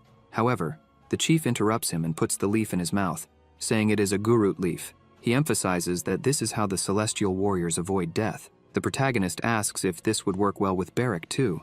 Kakantir says it is hard to say, as they are the first foreigners to use the leaf. The protagonist smiles happily and thanks the leader for it. Ian can't believe Kakantir so readily shared the secret of the gurut leaf. He thinks this is a bit exciting. Kakantir says he received a message from Sue and that, as the protagonist had said, Derga was cornered and surrounded by soldiers. The protagonist asks about the Central Army, and the leader says there is no news about it yet. Ian thinks he needs to know the size of the Central Army and the investigation team. Only then can they approximately guess the battle's situation and devise countermeasures. Kakantir takes the leaf from the protagonist's mouth and starts burning it, saying they still have a few days, so he should rest well. Ian looks at him without saying anything and agrees. The doctor sees that the protagonist is a little sleepy, picks him up, and places him next to the redhead. A few hours pass, and the protagonist wakes up. He calls for Barrick, but he is still sleeping deeply. Suddenly he hears noises at the door and starts thinking he doesn't understand this very well. The celestial warriors were being so friendly that they even gave him some gurut leaf. Ian wonders why he is feeling such a murderous aura coming from the other side of the door. He grabs the dagger on the table, and suddenly the door bursts open. A person attacks the protagonist, but he defends himself, although his dagger flies away. The man grabs him by the neck and says he should have stayed in his damn place, with the rabble he is. How dare he come up with plans like this? The man asks the protagonist if he has any idea how much has been ruined because of him and his lackeys. The assassin says the protagonist is the scum of the empire, a bunch of useless people just like his father, Derga. The protagonist is confused by all this. The man prepares to kill him and tells him to die in silence. The protagonist gets irritated and grabs the man's hand, using a bit of his magic. A big explosion occurs. The clan members see this and shout, asking what happened. One of the guards says he doesn't know, but it came from Ian's room. Kakantir asks if the protagonist and the redhead were attacked. A woman says yes, and asks him to hurry. When he arrives at the protagonist's room, he sees everything destroyed and the man on the floor. He asks Ian what was happening there. The protagonist says he doesn't know either, and reports that this man suddenly tried to kill him. Kakantir asks people to take care of the protagonist and find out who the aggressor was, as that man dared to harm a guest of the Celestial Warriors. Amidst all this, Kakantir looks at the protagonist and wonders how he managed to defeat that guy alone, and what caused the strong explosion they heard. One of the guards removes the assassin's mask and is surprised by what he sees. He turns to the leader and says that the man is Burmart. Kakantir asks them to take Burmart to prison, as he will be interrogated in the morning. The next day, they throw sand in Burmart's face, waking him up abruptly. Kakantir asks if he's fully awake. Burmart notices he's in front of everyone and screams, asking to be released. Kakantir asks if it is true that he attacked the protagonist before dawn. Burmart is frightened, realizing his leader is serious. Burmart says he won't make excuses and asks that if the leader still considers him family, not to ask more questions and just carry out the punishment of cutting off his arms. Burmart lowers his head and asks his leader to keep an eye on the protagonist because he has a strange and frightening power. Burmart explains that Ian's eyes turned golden, followed by an explosion caused by an unknown force, making him a suspicious person. The protagonist thinks Burmart is avoiding answering the question and is only talking about him. He thinks that even if Burmart invents a lie, Winchin will find out everything. Ian wonders if Burmart is trying to hide his true objective and survive to plan for the future. Ian looks at the leader and asks if he can say something. Kakantir says yes. The protagonist says that Burmart mentioned Count Durga's name, which makes Burmart a bit anxious. The protagonist continues, saying that Burmart referred to the proposal Ian made to Kakantir as a scheme and seemed determined to stop it. The protagonist says it is very likely that Burmart has some agreement or is involved with Durga. Suddenly, the protagonist remembers something. He recalls a letter among his father's things, asking who would succeed the clan's female leader. The protagonist talks about that letter and asks Burmart if he sent the letter to Durga. Burmart is surprised by this.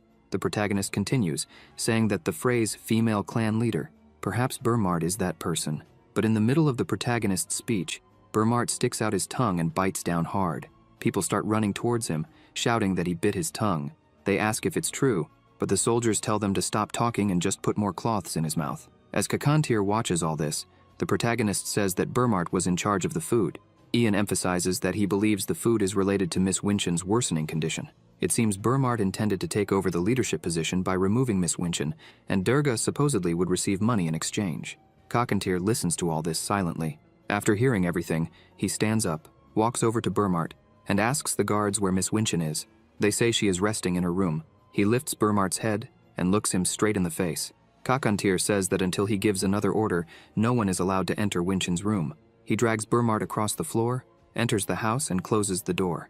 Suddenly, they start hearing screams asking Kakantir to stop, but he doesn't.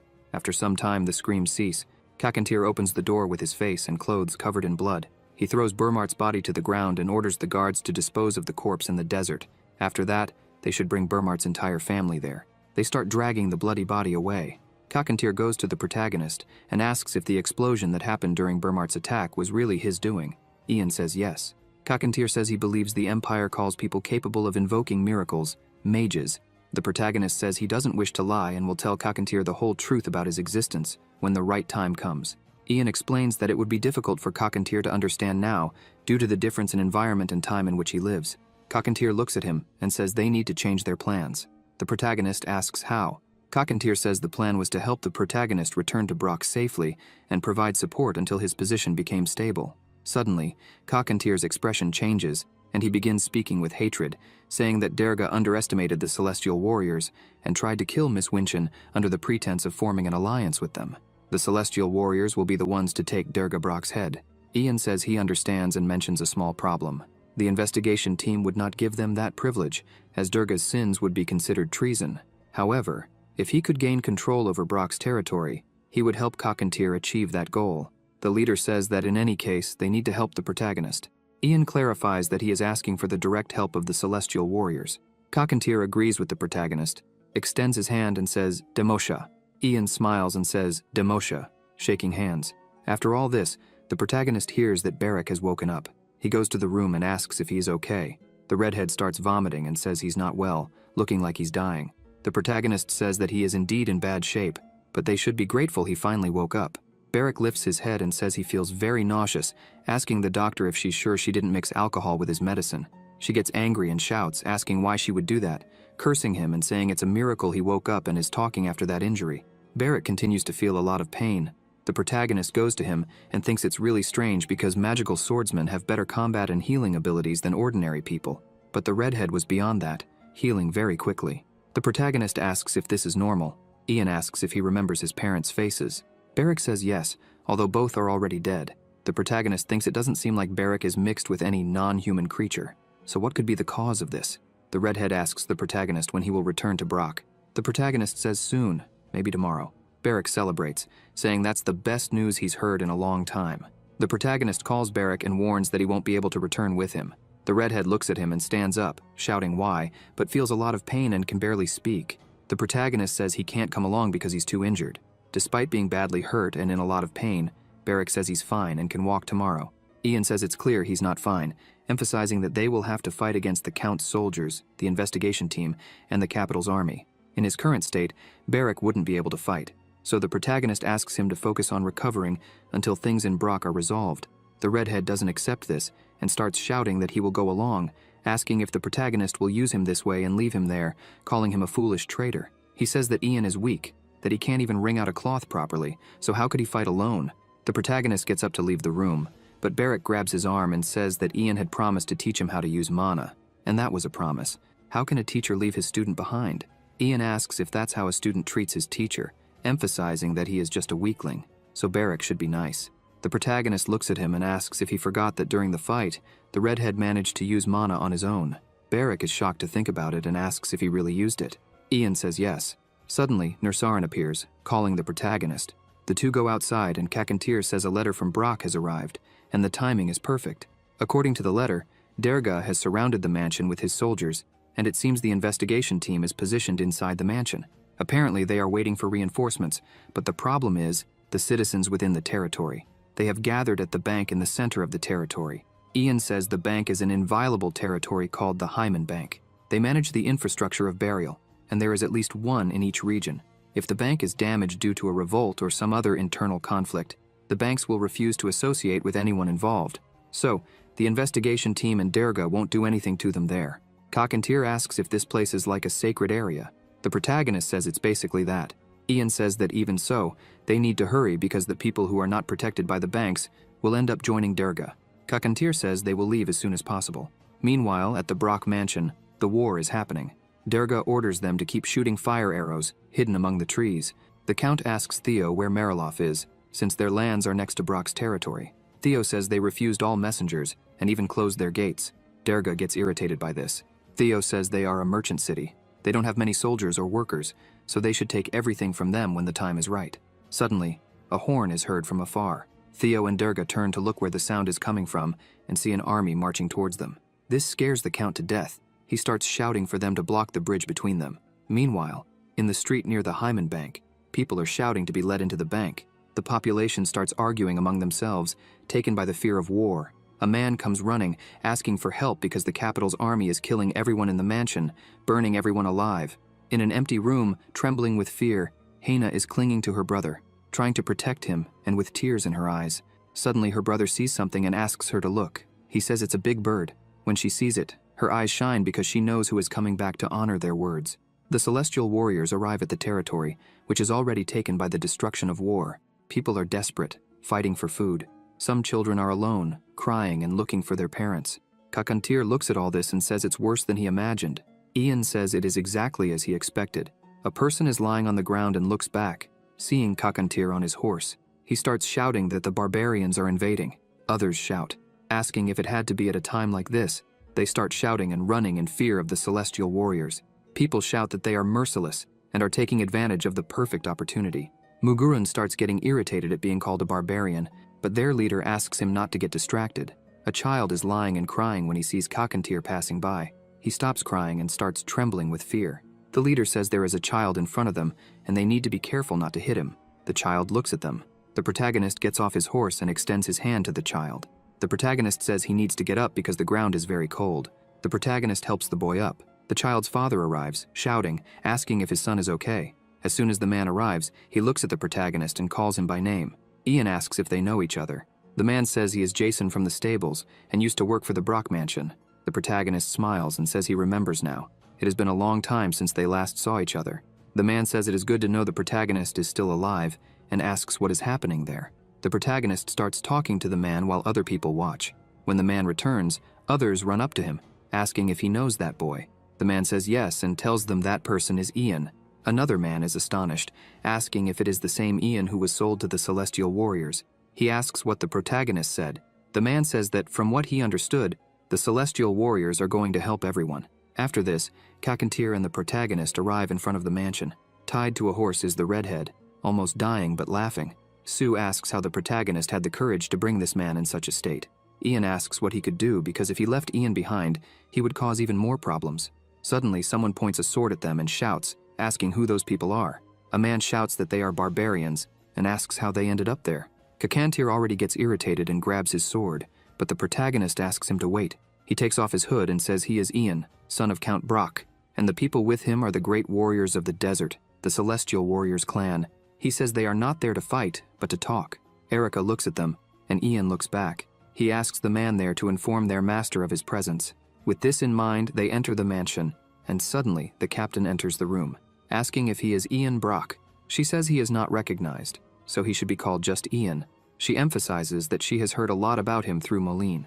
She smiles and introduces herself, saying she is Captain Erica of the Royal Investigators. She sits with them.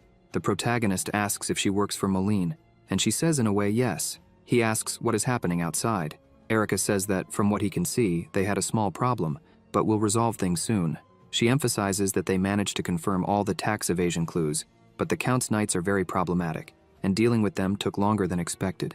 She says that basically, that is all, and asks what he is doing there. She says she heard he has a certain grudge against Derga and asks if he came there to watch the execution. Ian smiles and says that to him, Brock is a precious hometown, and when he found out what was happening there, he couldn't even sleep. He says the Celestial Warriors clan allied with Brock feels the same, so they decided to accompany him there. Erica slams her foot on the table, saying this is absurd.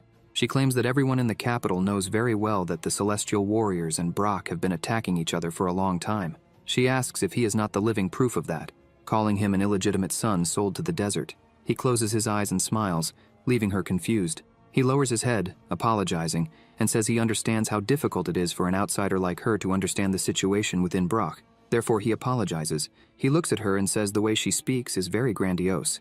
He asks if all the captains chosen these days are so humble. She gets irritated and shouts at him.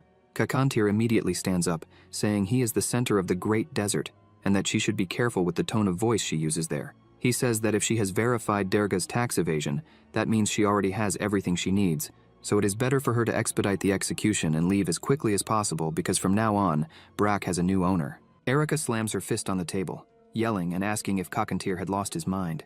She curses at him, questioning where he thought he was to speak like that. She asserts that she is the heir to the Empire, and that what he is doing is an insult against the Empire. Kakantir looks at her and tells her to be careful with her words, emphasizing that she should thank God that he is simply ignoring her behavior. Erica, frustrated, asks the protagonist if he wants her to slit his throat along with his father's, because everyone knew he had Durga blood, which meant that whoever killed him wouldn't be guilty of anything, and therefore, he shouldn't act arrogantly. Erica says he should know his place. Ian, irritated, responds that he knows his place very well. As she herself said, he has Durga blood, but he is not part of the Brock family, not to mention that he is the only member of the Empire who has interacted with the Celestial Warriors clan. The protagonist looks at her and says that her job is to investigate tax evasion and punish Durga. He asks if telling her to leave after completing her work is crossing the line. Erica, still annoyed, leaves the room, calling them arrogant hillbillies. The protagonist throws down a letter and says that it contained the perspective of all the Celestial Warriors' allies. Kakantir says that they have allied with the Brock family and want peace above all else. Erica looks at the letter and calls it shameless. Kakantir affirms that, according to their treaty, he needed to assist Durga with the strength of his clan, but Durga is now a criminal, and therefore they are no longer obligated to uphold this. Hence, they were trying to help her with that. He also says that the only thing linking the Empire to the Celestial Warriors is Ian, and that's why he wanted to ask her to let him govern Brock. She starts laughing and asks if she heard wrong, because it seemed like he just said he wanted the protagonist to be the new Lord of Brock. Ian smiles and confirms. She looks at the letter again and says they must be going crazy to say such a thing. Despite being furious about all of this, she thinks the worst part is that there are no flaws in Ian except for his bloodline connections. Currently, the people in her territory are on the brink of rebellion and protesting. But if Ian, who has Brock blood, presents himself, he could take control. Moreover, he has the support of the barbarians, who are vital for border security. Erica, still extremely irritated, says that even so, appointing a lord is the Emperor's responsibility. The protagonist responds that he knows that, and that until the Emperor appoints someone, no one has authority over the territory. She stares at him, and he says that although no one has authority, everyone has the opportunity. Reluctantly, she asserts that she can see what they want, but Durga, his wife Mary, and his son Chell are all still missing. Moreover, she has a duty to capture all the resistant soldiers and establish the Emperor's law there. Ian stands up and says he will help her capture Durga.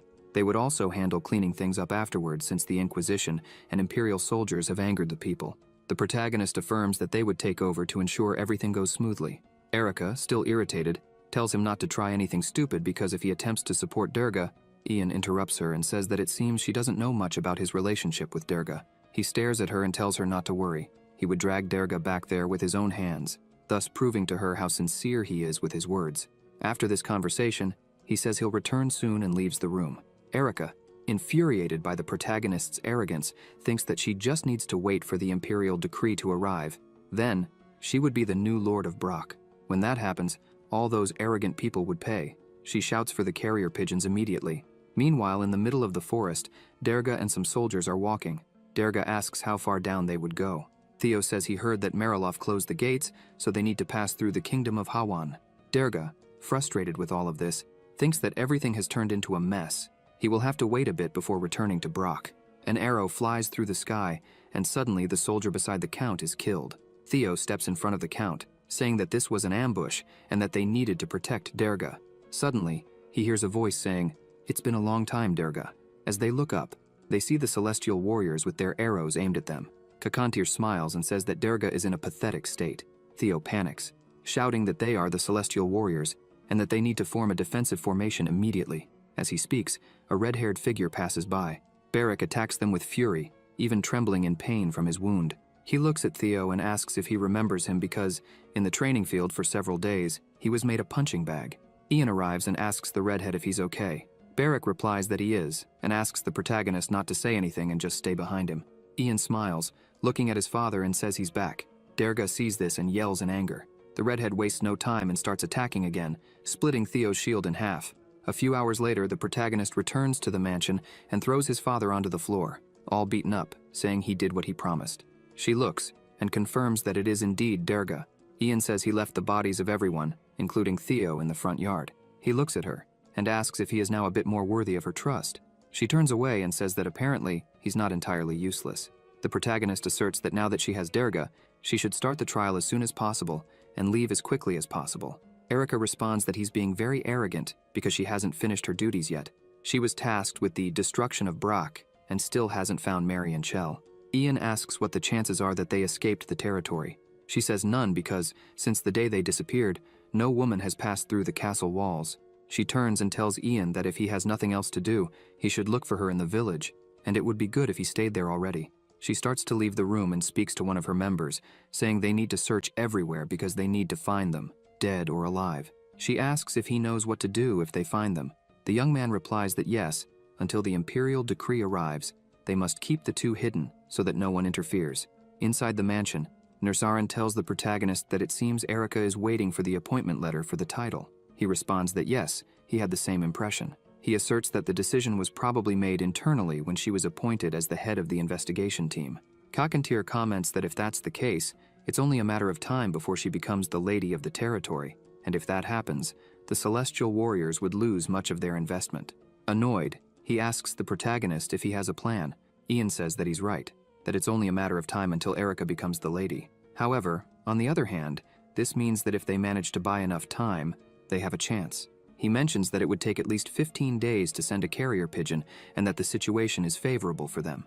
Cockentier asks how that's favorable since the Countess and her son are missing, and Erica is staying in the mansion because of it. Cockentier reminds Ian that she said her mission isn't over yet because she needs to annihilate the Brock family, but she hasn't found them yet.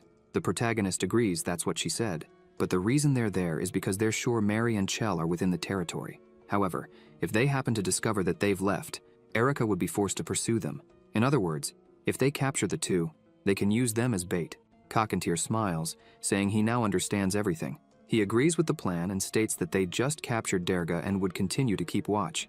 Ian thanks him once again for all the help. The protagonist stands up, and they ask what he's going to do now. He responds that he still has some things to resolve, mentioning that Beric was doing some work outside, and that they need to meet before leaving.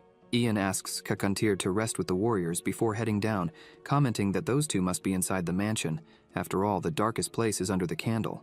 Ian points out that the problem is that all the servants who might have had any clues are dead. He thinks that in moments like these, it's easier for him to handle things with his own hands. He heads to a slum to meet with Beric. As soon as the redhead sees him, he starts shouting to get his attention. He says that he has finished his work, checked the entire forest, and everything is fine. He sighs, mentioning that the protagonist's mother, Philia, is doing well.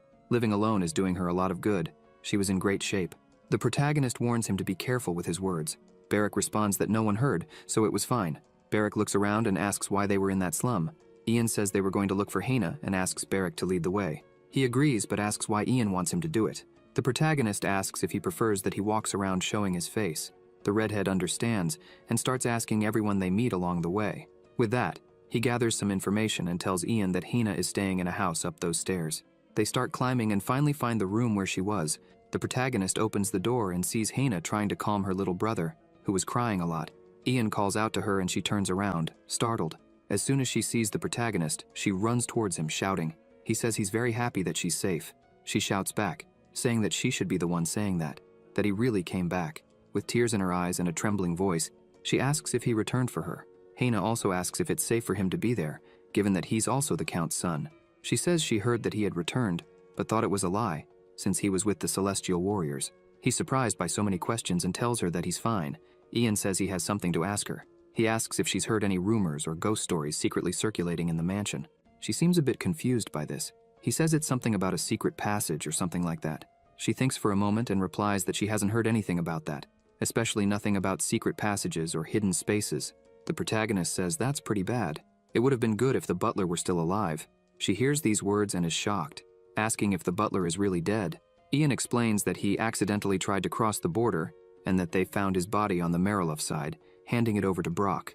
The protagonist notices that Hannah becomes a bit tense and asks what's wrong. She says that, in fact, she feels a bit guilty about the butler's death. She explains that there's something that belonged to him that she secretly borrowed. Barrick and Ian think that she actually stole it. The protagonist says that if something went missing, everyone would suspect her since she had left recently. He asks if there was any trouble. She responds that she borrowed it, and besides, many people left at that time. Hannah points out that suddenly the Countess freaked out and became terrible, hitting people almost every day. Ian is surprised by this and asks why. Hannah says she didn't serve the Countess directly, so she doesn't know the exact details, but she suspects it was due to a lot of stress. However, she had developed strange spots on her arms and legs. She thought that if she left with the crowd, no one would notice anything, so she borrowed that without asking.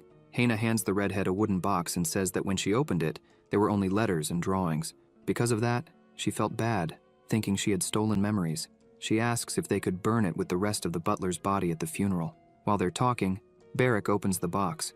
The protagonist looks at him and asks him not to open it like that. The redhead asks why he can't open it. Ian explains that if he drops everything, it would scatter and be hard to put back in order. But just as the protagonist says this, Barrick drops everything and apologizes. Ian notices something on the floor and bends down to pick it up. Barrick quickly gathers everything and asks the protagonist to hand it over so he can put it back in the box. Ian asks him to wait a moment and says that the blueprint of the mansion looks a bit strange. Hannah asks what's strange about it, as it seems the same as it is now to her. Barrick comments that it's a bit odd that there's nothing drawn in the garden. Ian explains that detailed blueprints like that usually omit the landscape. Drawing everything in detail would be endless, and it changes anyway. The redhead is shocked, and the protagonist points to a tree, saying that the tree is indeed there. He looks at it and wonders if that could be. Meanwhile, in the hideout, Mary is nervously pacing back and forth. Chell is sitting on a mattress. He tells his mother that he's hungry. She shouts at him to eat some of the dried meat while she cleans a ring. Chell asks if there's only dried meat there, and how much longer they have to stay like this.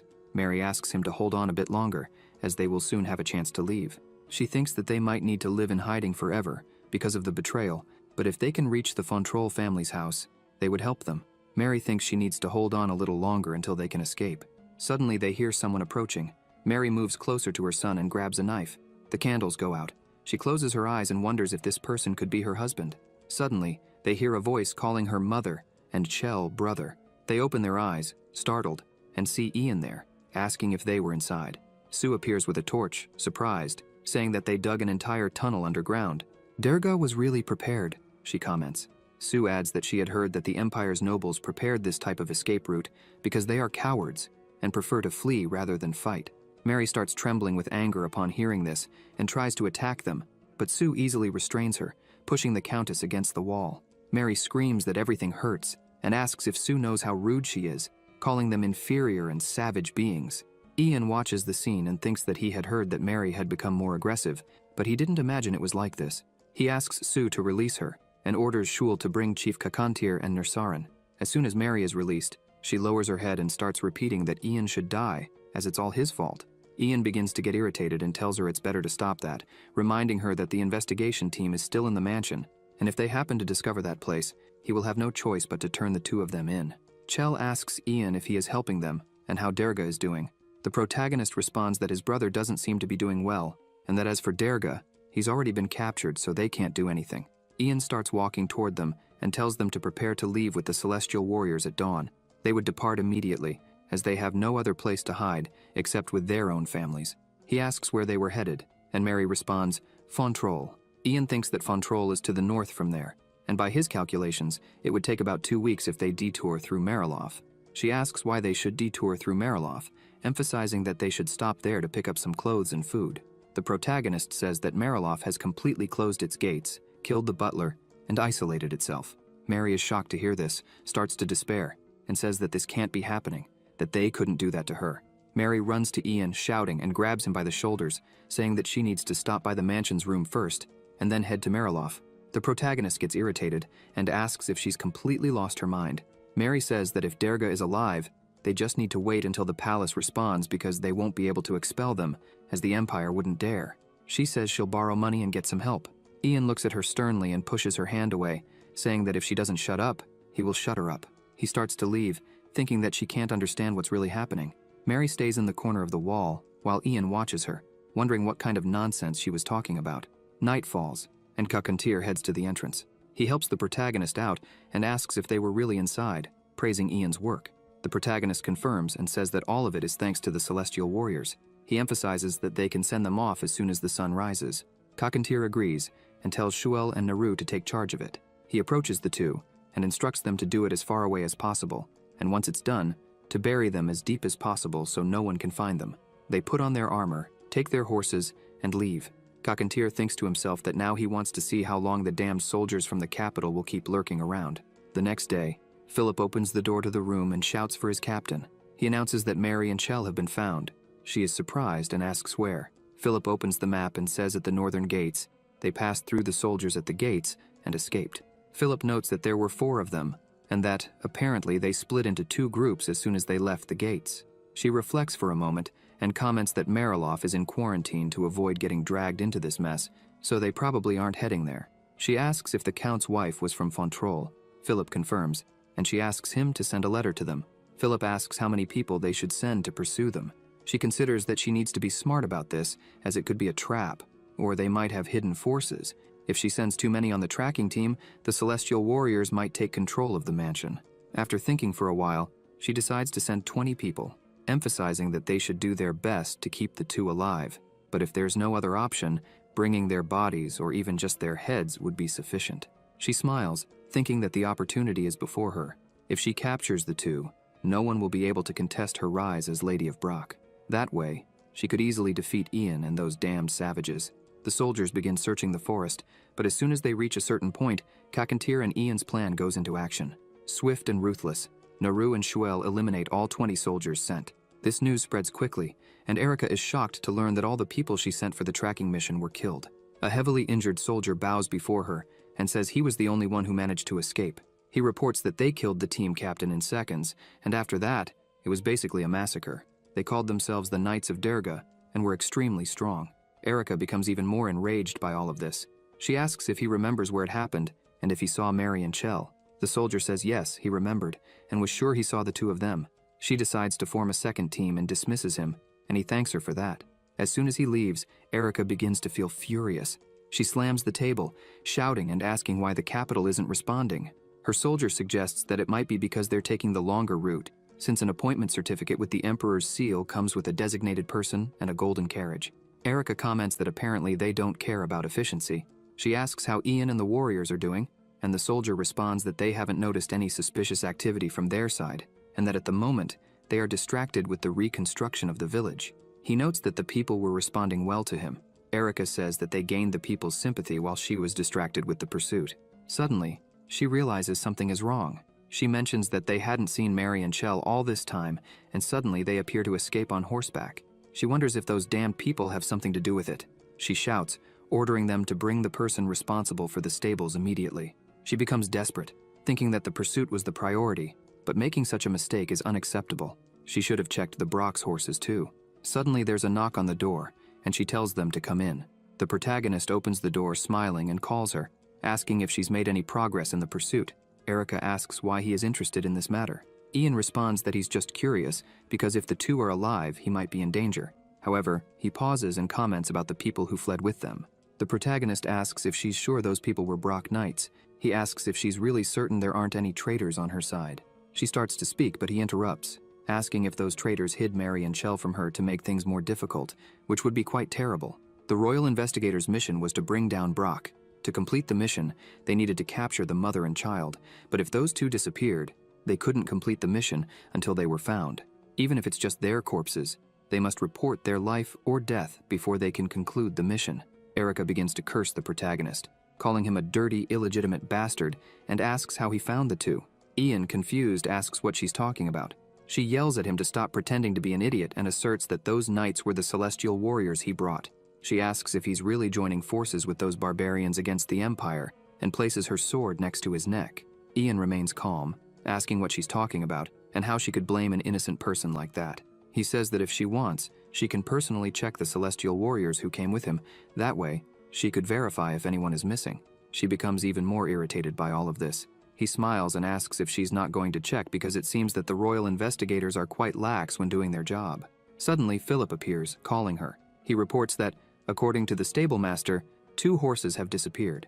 She is furious about this. Ian comments that they were indeed the family's horses and says he's sure this is the work of a traitor, urging her to investigate it as soon as possible. Trembling with anger, she shouts that she'll be the one to kill him for sure. He smiles and asks her not to be like that, as he's getting scared. In the corridor, she yells at Philip to gather the soldiers, leaving only a few there. She tells him to make sure all the soldiers go after them. Philip tries to say something, but she cuts him off and emphasizes that the knights who fled with the 2 are probably celestial warriors, so they must not let their guard down. She says they may deny it, but in the end, she will catch them all and expose everything to the Empire. She instructs Philip to keep an eye on Ian and the chief of the celestial warriors and to report immediately if he notices anything strange. Philip quickly starts gathering all the soldiers. Nursarin receives a letter saying that the royal investigators are on the move. He comments that he needs to send a message to Shuel and Naru to get rid of the 2 as quickly as possible, and asks if it's okay for him to send it. Kakantir agrees, but first suggests that Nursarin feed the falcon something sweet, because it's been acting strange lately. Nursarin comments that the 2 are probably in the mountains, and he's unsure how they'll manage since they're used to the sandy desert. Kakantir asks Nursarin if he doesn't trust his family. Nursarin responds that he does because they're warriors, but he's quite concerned. He emphasizes that they need to kill Durga and wrap things up when the central army leaves. Nursarin sends the message and comments that they can't leave their home empty for too long. Kakantir agrees but says that if Ian has to head to the palace as planned, he'll have to leave that territory behind, and questions who will be responsible for taking care of everyone there. Nursarin admits he's been wondering the same thing. The redhead would go to the capital with Ian, and even if he didn't, managing a territory would be a bit too much for him. The 2 stare at each other for a few seconds, and Nursarin quickly says he doesn't want to stay. Kakantir asks what he's talking about. Nursarin asks if Kakantir is suggesting that he stay there. Kakantir questions if that's what he understood. Nursarin takes a deep breath and says that it would probably be better for the celestial warriors if he stayed there, but he emphasizes that he's not sure if the protagonist would approve of it. Nursarin mentions that there's an extremely important reason that might prevent him from staying. He doesn't want to because it's too cold there. Kakantir agrees that this is indeed an important factor. Nursarin looks up at the sky and says that he hopes the appointment letter arrives before the cold intensifies, as it seems to be delayed. Kakantir agrees and wonders what the people at the palace were doing during the night in burial. In the central palace of the first prince, Margrave, he was sitting at his desk when he heard a knock on the door. He asks the person to enter. A man opens the door and apologizes for arriving so late. Margrave looks at the man and asks why he's there at that hour. The man hands Margrave a letter and explains that it's a secret letter sent by Count Brock, and although it doesn't have a seal, it was accompanied by the family's treasure. The prince looks at the letter and begins to read. He smiles, asks the man to read it too, and then asks him which parts he thinks are true and which are false. The man responds that it's quite mixed and difficult to distinguish. Margrave comments that the part saying Sir Malin and the second prince offered to join the Noble Alliance Union is probably true, as the meeting exists, and Malin is on Gale's side. However, the part that says, I refused out of consideration for the first prince, but I was hurt by being incriminated by Malin and Ian for tax evasion, is clearly a lie. Margrave comments that Durga isn't close enough to him to refuse the second prince. The man agrees, saying that's exactly what he believes too, but the part about the refusal is likely true. Margrave explains that it's probably because the tax evasion was real that Durga kept his distance, but since there was a report, the investigators were sent. Margrave asks who the captain that was sent is. The man responds that it was Erica, known to be an ally of Malin. The man then asks the first prince if the rumors that the second Prince Gale is planning a coup are true. Margrave says that he's also wondering about that. He asks the man to bring all the recent reports on Brock, especially those sent by Malin. Then, Margrave reflects and comments that the tomorrow of the letter would be his today. He burns the letter and asks the man to inform everyone that he will be present at the meeting. He hopes that Gale doesn't do anything foolish. Margrave says they can begin. The people present are surprised and start whispering among themselves, wondering why the first prince is there. His presence is overwhelming. They question whether they should bring the second Prince Gale as well. While they talk among themselves, Margrave just watches. The meeting continues, and at the end they discuss the last item on the agenda, Count Brock's tax evasion. They mention that although they recovered some of his assets after confirming the truth of the matter, due to his resistance during the process, the royal investigators and the foot soldiers under Durga's command ended up in a fight. However, the investigators managed to obtain victory and capture Durga. His direct family, consisting of his wife and son, are being pursued at this very moment. They comment that it was bad enough to commit tax evasion, but resisting is unacceptable. Derga needs to be severely accused, and they plan to bring the case to the emperor immediately. Suddenly, Margrave raises his hand and says he has a question. He asks if the only people to be executed will be the count, his wife, and his son, because he was reading the reports and, according to the information he received, Derga has an illegitimate son named Ian. The people respond that Ian has already been considered unfit to be registered as part of the family and should be enslaved rather than executed, according to the law. Moreover, he was able to make peace with the celestial warriors and made the borders safer. They ask the prince if he had something in mind. Margrave replies that no, he was just curious. Margrave begins to think that if Malin and the illegitimate son work together to expose Derga, it could mean that even he is on Gale's side. If that is indeed the case, it will be a significant problem. The people at the meeting ask how they will manage the territory after eliminating the Brock family. One of them suggests that they could send someone from the royal family there, as it would be extremely bad to allow a neighboring power to absorb that territory and become even more powerful. The faster they resolve this, the sooner they can collect the taxes that were evaded. Margrave says he's a bit concerned about this situation. He points out that the citizens and investigators have already clashed once, and that they will be against someone from the capital governing the territory. He adds that this would affect the products produced in those lands, and with Brock being so close to the Celestial Warriors' territory, it would be a significant problem. He asks if there is anyone who speaks the Celestial Warriors' language. The people exchange glances and respond that there isn't. A woman named Wesley, the Minister of Magic, asks if the first prince has any ideas. He smiles and says they will delay the appointment of the Lord of the Territory a bit. Wesley comments that it would be even worse if the Lord's position remains vacant. Margrave responds that he just needs to dispatch a counselor to fill that position temporarily. He needs to observe how the counselor performs to ensure that the people are satisfied. Only after that will he appoint a lord.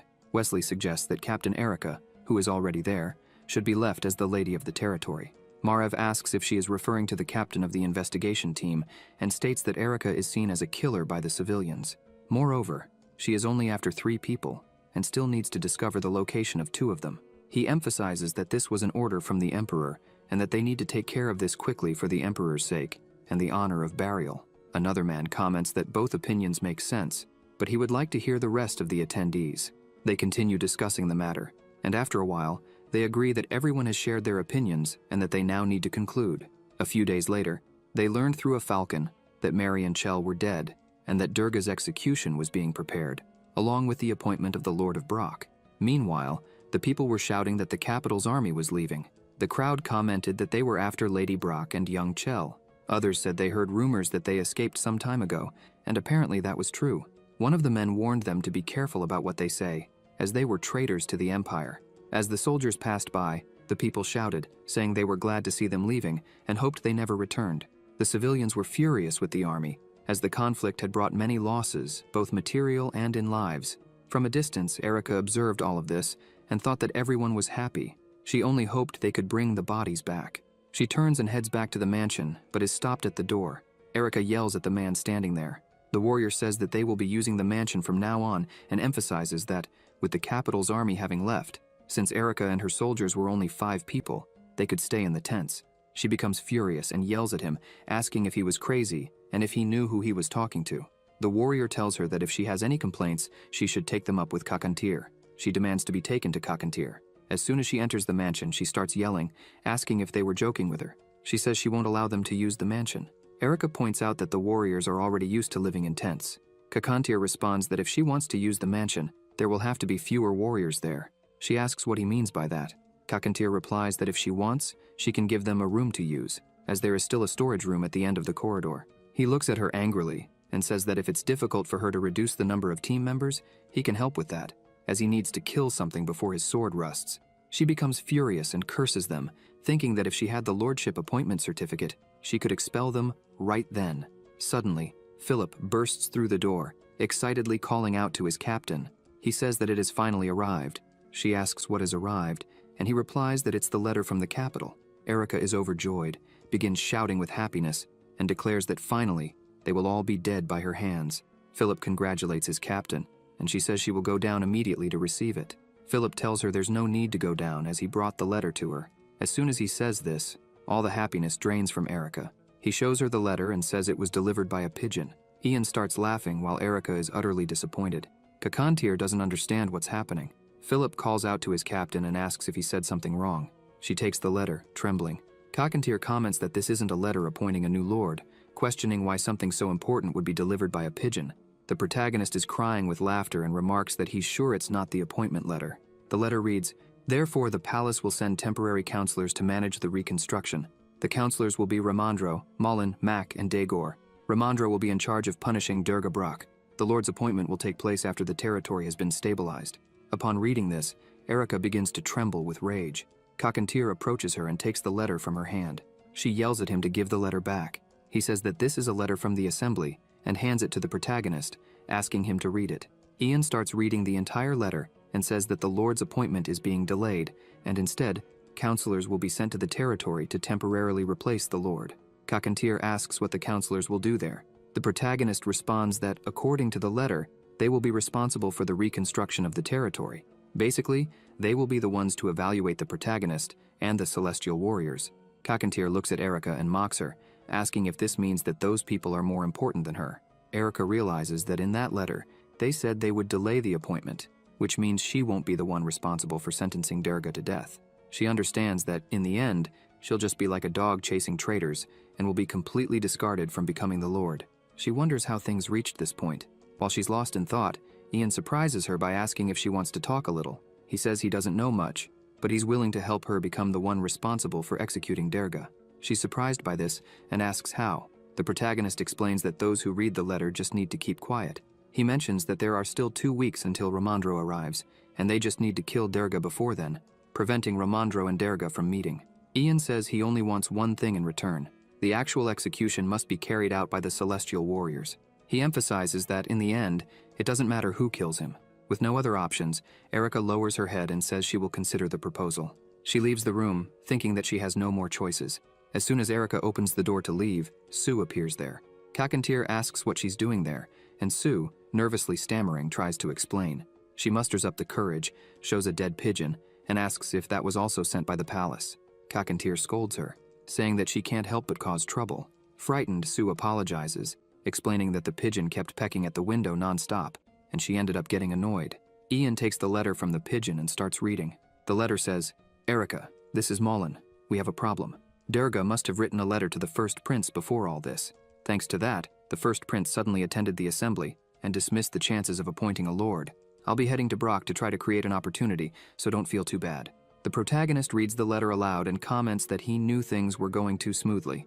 Cockatier says that this is a power struggle and asks when Durga managed to send a letter. The protagonist replies that he doesn't know, but it was pointless since the first prince managed to complicate the situation for everyone.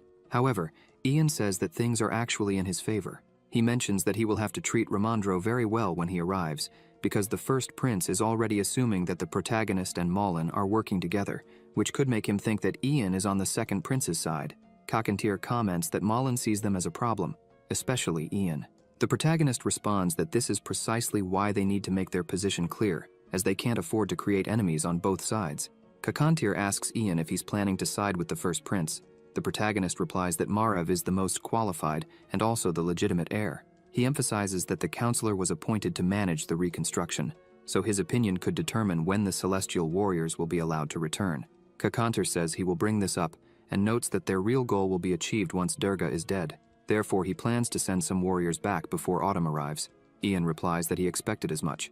Cockatier says that now everything depends on the protagonist playing the mind games well to succeed in becoming Lord.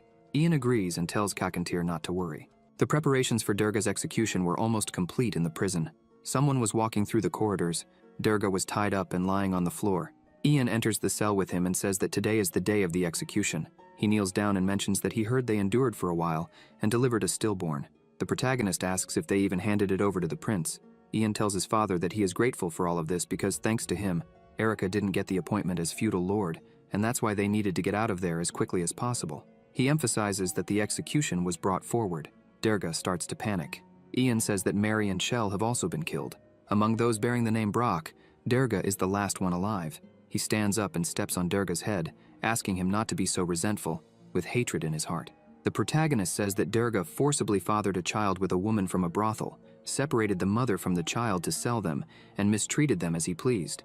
Moreover, he also tried to deceive the clan of celestial warriors out of greed, embezzled taxes, and was abandoned by both the imperial capital and the locals. Looking directly into Durga's eyes, Ian asks him if this isn't karma. Desperate, Durga begins to cry. Shuel appears in the cell and calls the protagonist, saying they need to leave. Before leaving, the protagonist takes one last look at Durga, who is still writhing on the ground. As they exit the prison, the warriors say a few things. Ian listens, but he is distracted. He looks toward the mansion's window, where Erica is watching him. She closes the curtains and starts to think that the situation has turned into chaos. She wonders why Malin hasn't contacted her yet. Erica gets irritated, thinking he should already know the council's decision, and a carrier pigeon should have already arrived for her. If things continue like this, after the execution, she won't be able to stay in Brock any longer. Suddenly, a soldier approaches her and says that the preparations for the execution were all ready. She looks at him and says she understands, grabs the letter from her desk, and asks him to show the way. Under a gray sky, everyone gathers. Erica orders them to bring the criminal, all beaten and trembling. Durga begins to climb the stairs slowly. As he ascends, one of the soldiers strikes his back with a whip. As soon as he reaches the top, people begin to comment that it is Count Brock. They are surprised, saying that he was skinned alive. The crowd wonders if they also captured Mary and Chell. Others explain that after the execution, the rest of the royal investigation team would join the pursuit. This means that all the outsiders were leaving, as the Celestial Warriors clan would depart before winter arrived. They celebrate, saying that life was finally returning to normal. Durga stands before everyone, prepared for his punishment.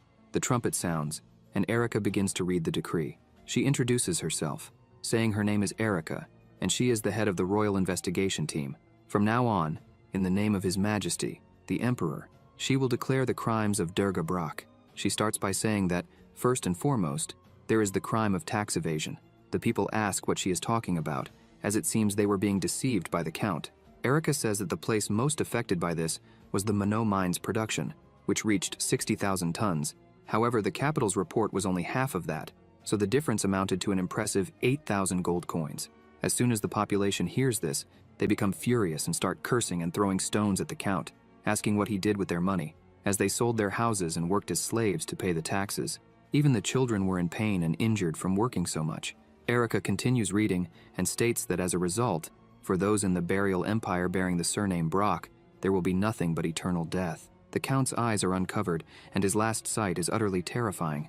In front of everyone, Erica declares that by the Emperor's order, she expels the Brock family. Everyone is filled with anger, shouting for him to die, as he was a demon who deceived everyone, bringing hunger and misery to many people.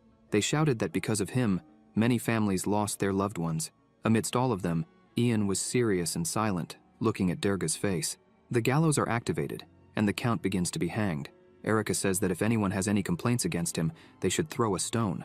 The stones they throw will become the foundation of Burial's center, and will build a wall that will solidify the prestige of the Imperial Palace.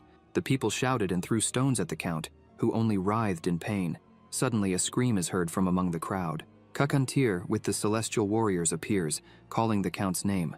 Without hesitation, they grab their spears, prepare and throw them with hatred. Kakantir is the first to throw. With great force he hurls his spear, which pierces the Count's body. After Kakantir throws, 2 more are thrown, hitting the Count's body squarely. Durga was killed. Kakantir looks at his body along with his companions. Erica shouts that Durga Brock is dead. Kakantir keeps looking and asks Ian if he is okay. The protagonist is a little confused by this question. Kakantir says that he hadn't thrown anything at Durga and asks if it shouldn't have been the protagonist's hand that strangled Durga's neck instead of that rope. Ian says yes, but after he looked at Durga as he was dying, he felt a little strange, and it made him think about the things he didn't get to say. Kakantir asks what those things might be. The protagonist keeps looking and thinks, make sure to ask Ian the bastard for forgiveness not from him, but from the real Ian. He thinks that in this life, the story changed. But originally, just for inheriting the Count's blood, while still young, he would have been sold beyond the border and turned into a handful of sand. Kakantir asks the protagonist if he doesn't feel a good sense that it's all over.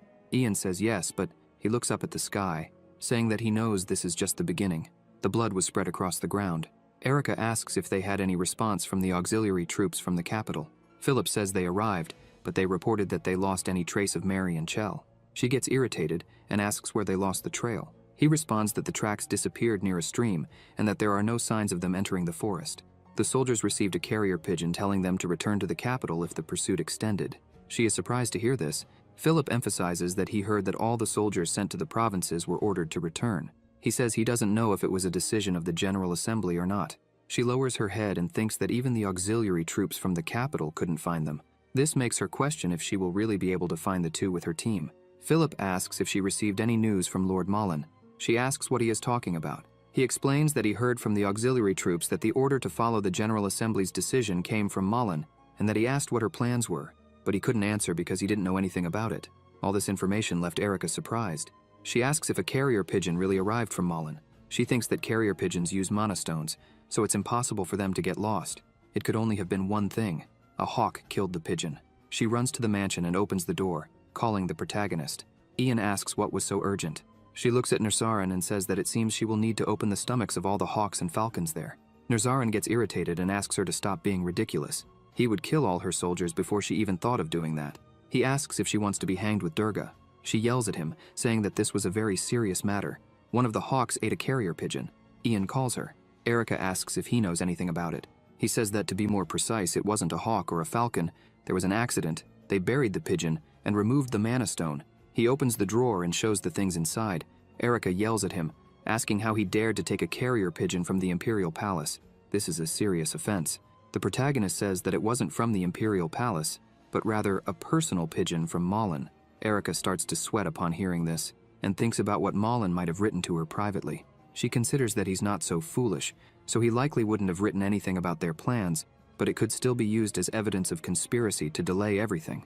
She asks Ian to return the letter. He stands up and says he will return it, but asks her to finish the investigation in a maximum of 4 days and leave. He smiles, saying it seemed like an urgent letter from Malin.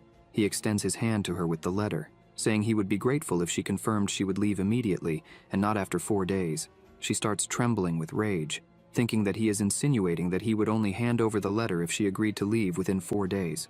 With no choice, Erica takes the letter and says that, as far as she's concerned, that's fine. She'll collect the corpse tomorrow and leave. Before leaving, she calls out to him and says she thinks it's better if he also departs before the counselor arrives, because he's sorely mistaken if he thinks he's safe, just because he's not on the Brock family registry. She emphasizes that the counselor was officially tasked with managing the territory, and warns him not to think that, as a child from the red light district, he can stand up to the counselor just because he has a tribe of barbarians. Ian and Nursaran look at her. Ian is irritated by hearing so many insults for so long. With a serious look, he asks her to take back what she said about the clan of celestial warriors, as it would be difficult to explain her death to the counselor. Erica begins to walk towards him and says that it seems he still doesn't understand his current situation. She threatens him, saying that she will return and that he will pay for everything. He smiles and says he doubts that will happen. Ian opens his eyes, releasing his power, and tells her that she shouldn't hope to return. He starts to accumulate a strong energy in his hand and tells her to find the bodies of Mary and Chell soon and run safely to the capital because, if she continues like this, she might end up dying in some foreign land. Seeing all this power, Erica becomes frightened, realizing that Ian is a magic user. Still looking at her, Ian smiles, stops his power, and asks her to leave immediately. If she really wants to return, he will be there waiting for her. After that, Erica leaves the room with her head down. Philip runs up to her and asks if she's okay and what Ian said. A bit shaken, she thinks she never imagined he was a magic user, and wonders if that's the reason for his confidence. She decides that it's better to forget about the enslavement. The people in the capital will fight to try to invite him there. She tells Philip to gather their things. He is confused, but she grabs the horse and says they are leaving that territory. Erica asks Philip to deliver Durga's body to the auxiliary troops, while they go after Mary and Chell. She thinks that if she's going to suffer, it might as well be quick and show her sincerity to the capital. With her entire team, she leaves the territory.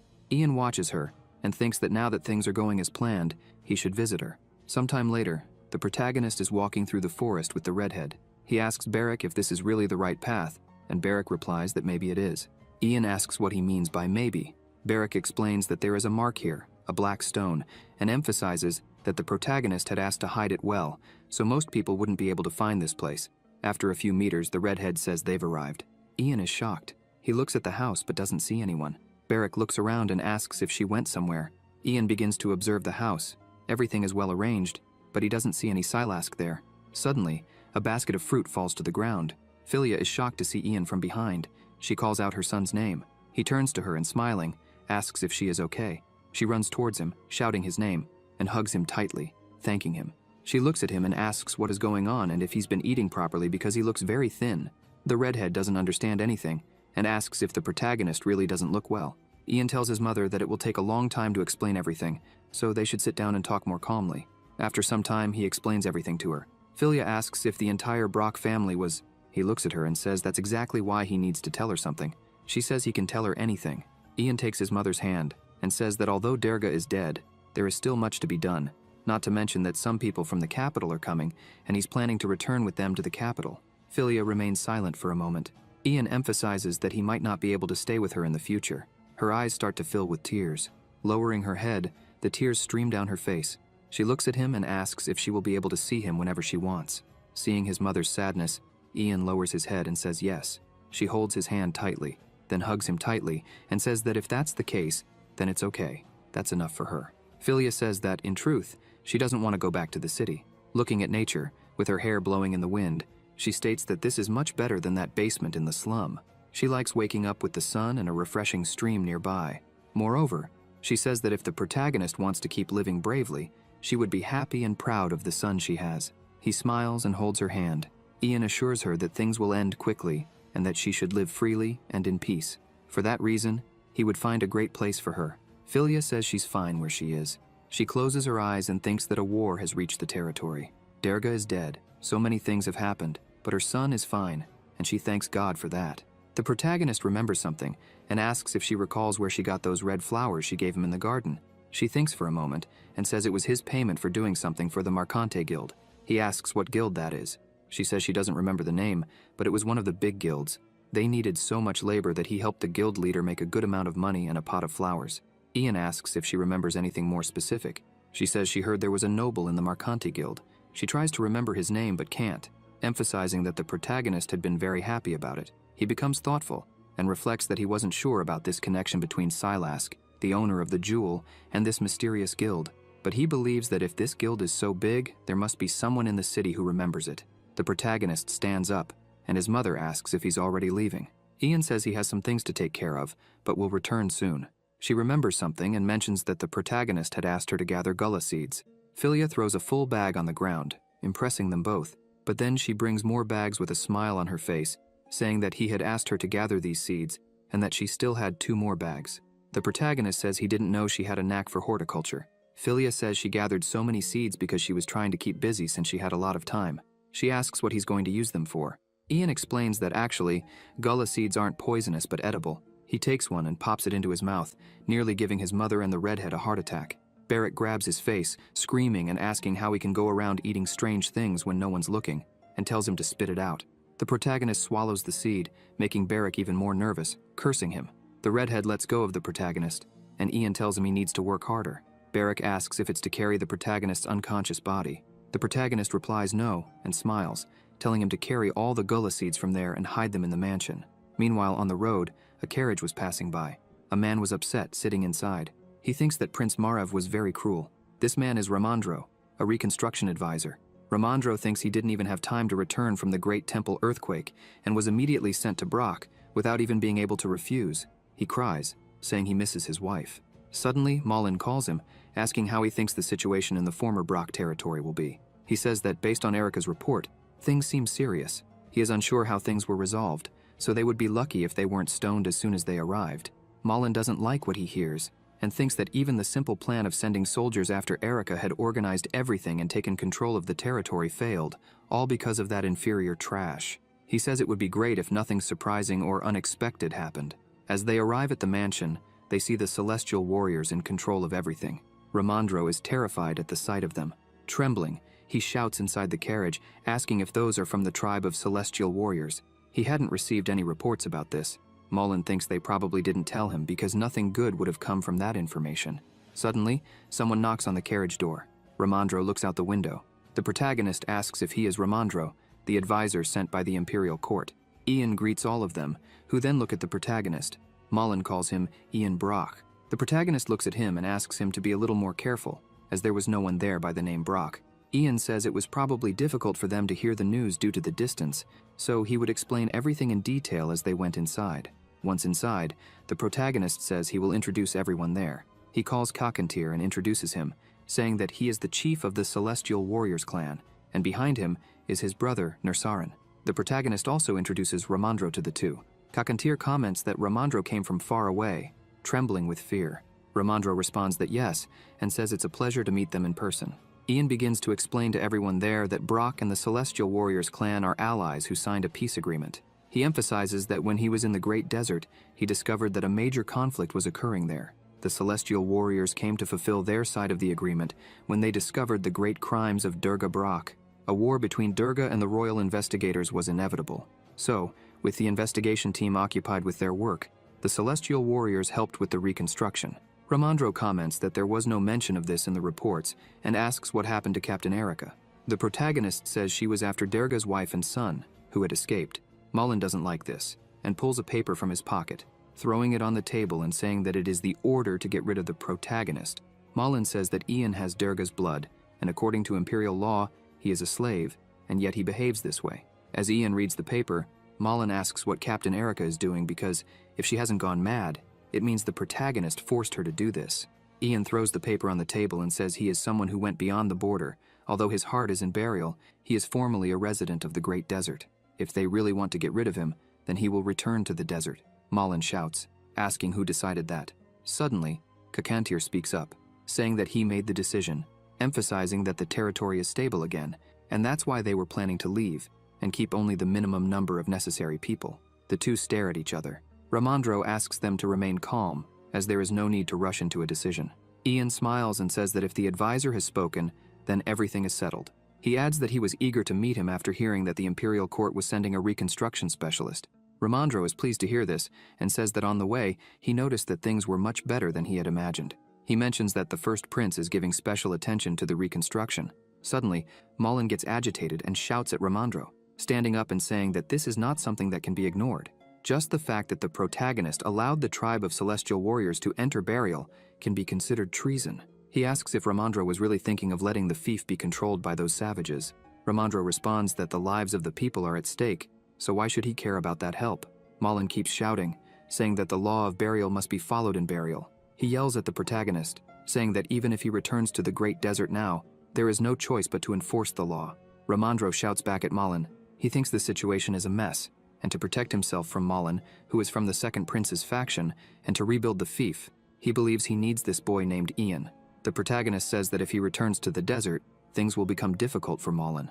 Mullen thinks the protagonist is more extraordinary than he had imagined, and realizes he needs to remove Ian from there as quickly as possible so that Erica can return. He calls Kakantir and says he will inform the Imperial Court about the assistance provided by the Celestial Warriors tribe. Mullen emphasizes that it will be better for everyone involved if the Celestial Warriors do not listen to those beneath them and retreat now, as the advisor himself said, since most of the reconstruction has been completed, and there is no need for them to stay there. Suddenly, a massive energy begins to fill the place, causing all the papers to fly around. Ramandro is completely shocked by what he sees. Mullen becomes worried, and Kakantir merely observes the power of his ally. Ian, with a terrifying tone and a serious look, says that he has already made it clear that things will get ugly if he has to return to the Great Desert.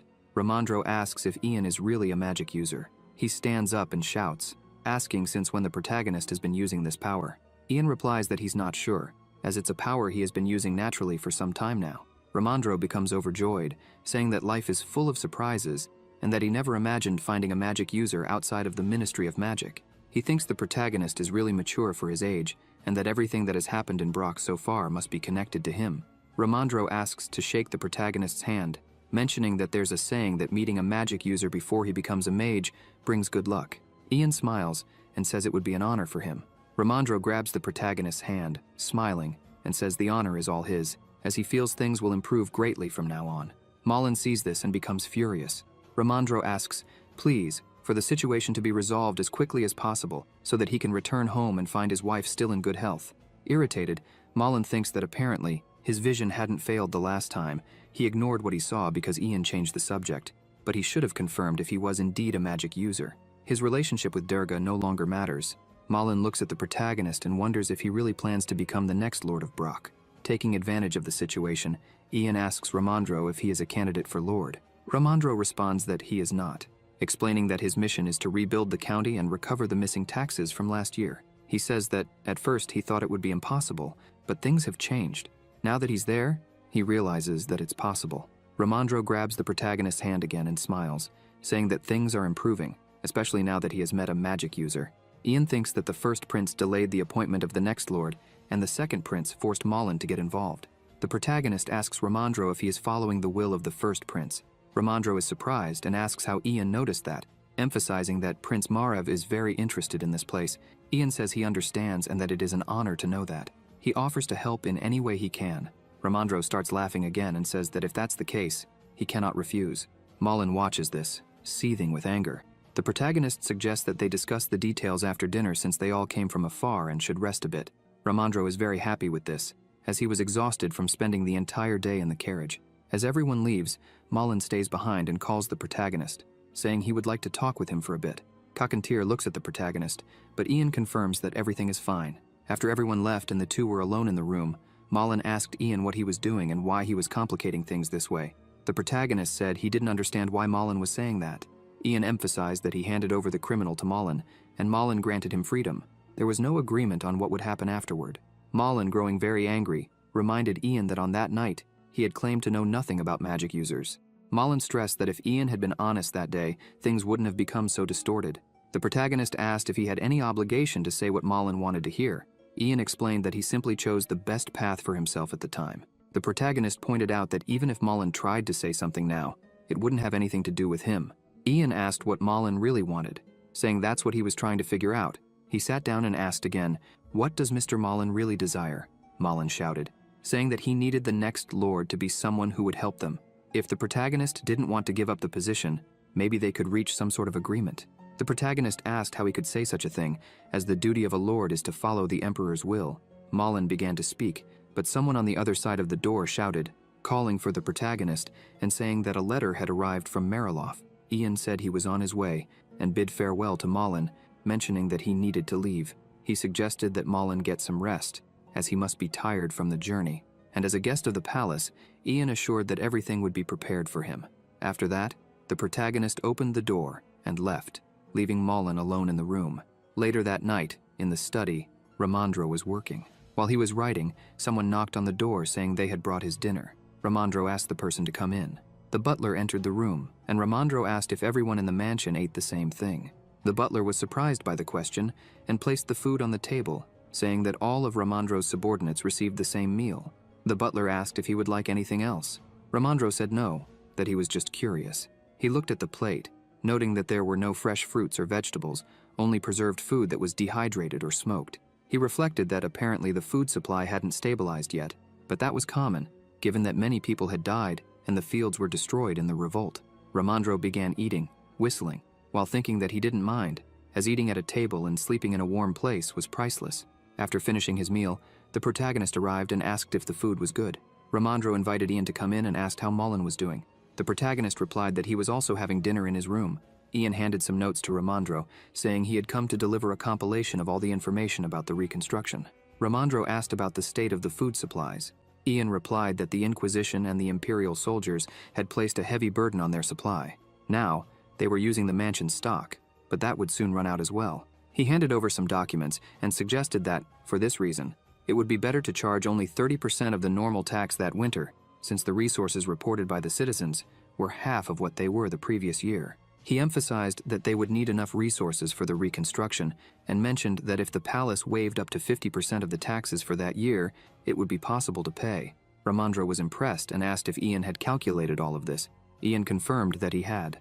Ramandro looked at him and thought he had heard that Ian was an inferior bastard, but the documents were so well detailed that they could be implemented immediately. Ramandro commented that his mission was to restore things to normal and that he wasn't authorized to adjust these matters. Ian bowed his head and said they would have to proceed with the second best option. He handed over more documents and mentioned that he had received a letter from Mariloff earlier. The protagonist explained that he had asked the Count there to sell some provisions, and they responded that they would send a list with options and prices.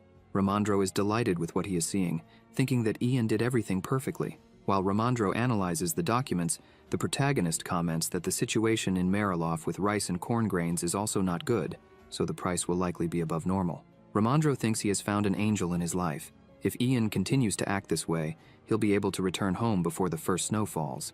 The protagonist says they will have to negotiate with Mariloff, but although they don't have many funds, they should be able to secure a week's worth of food. Ramandro responds that Ian doesn't need to worry about that because he has funds for the reconstruction, so they will be able to buy food for 2 months. Ian bows his head in thanks and says he will inform Mariloff after resolving everything. Ian leaves the room silently and mentions that they have a problem. The redhead immediately stands up and walks over to the protagonist, asking what the problem is. Ian says that Ramandro mentioned that he couldn't adjust his objectives.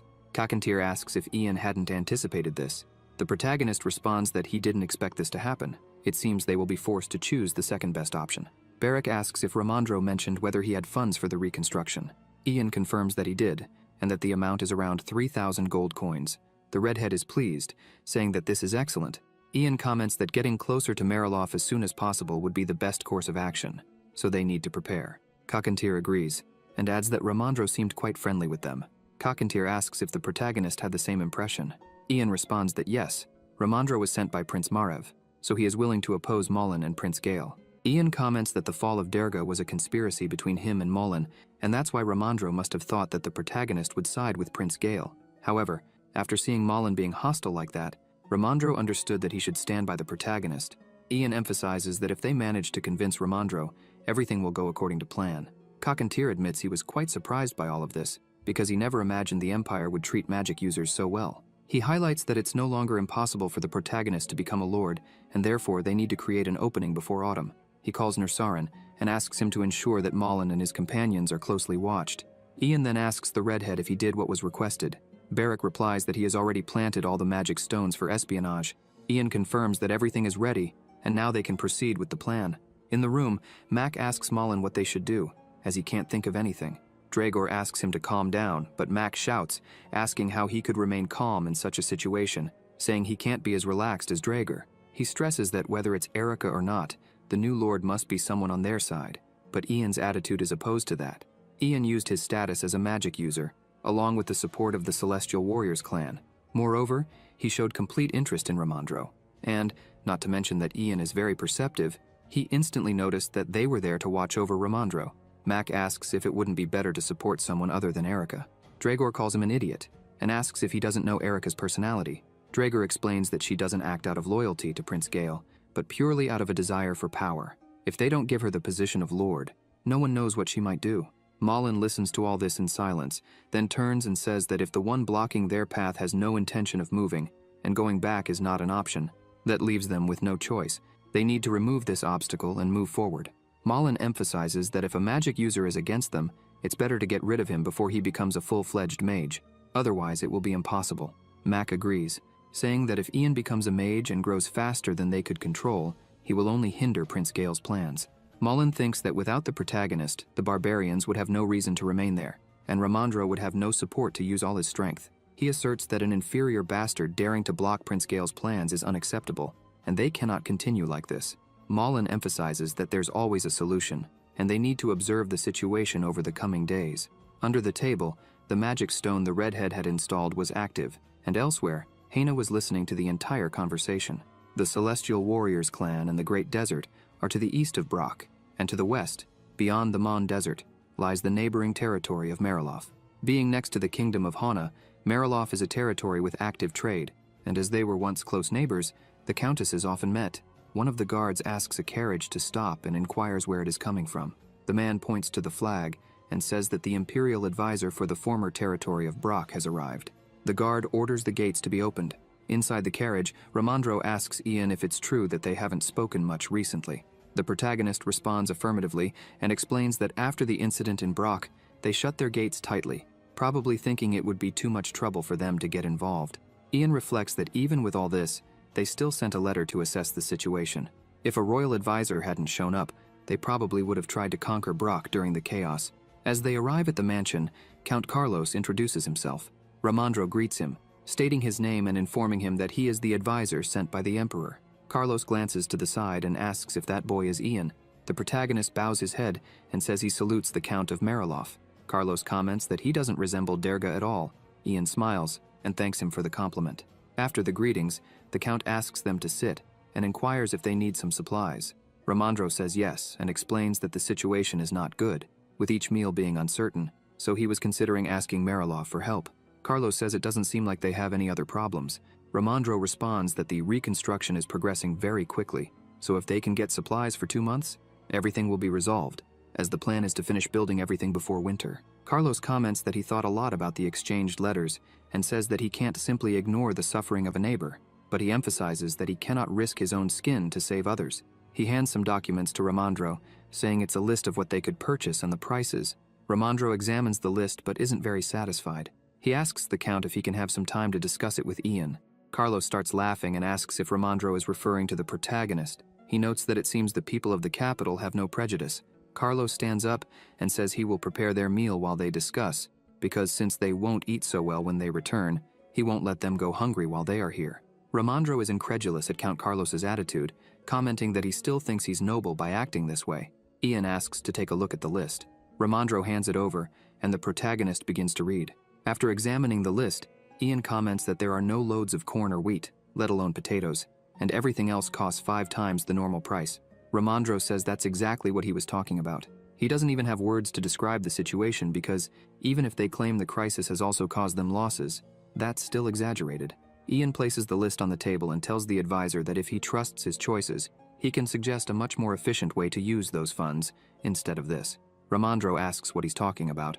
The protagonist asks him to come closer and, speaking very quietly into the advisor's ear, reveals his plan. Ramandro is shocked and shouts, asking if that's serious. Count Carlos asks if they were really going to leave. The butler confirms and emphasizes that they said they would act as if this had never happened. Carlos becomes pensive, saying that it seems they are full of confidence, but the tribe of celestial warriors who hate the cold will return soon, and the people are hungry now. They shouldn't have any other options.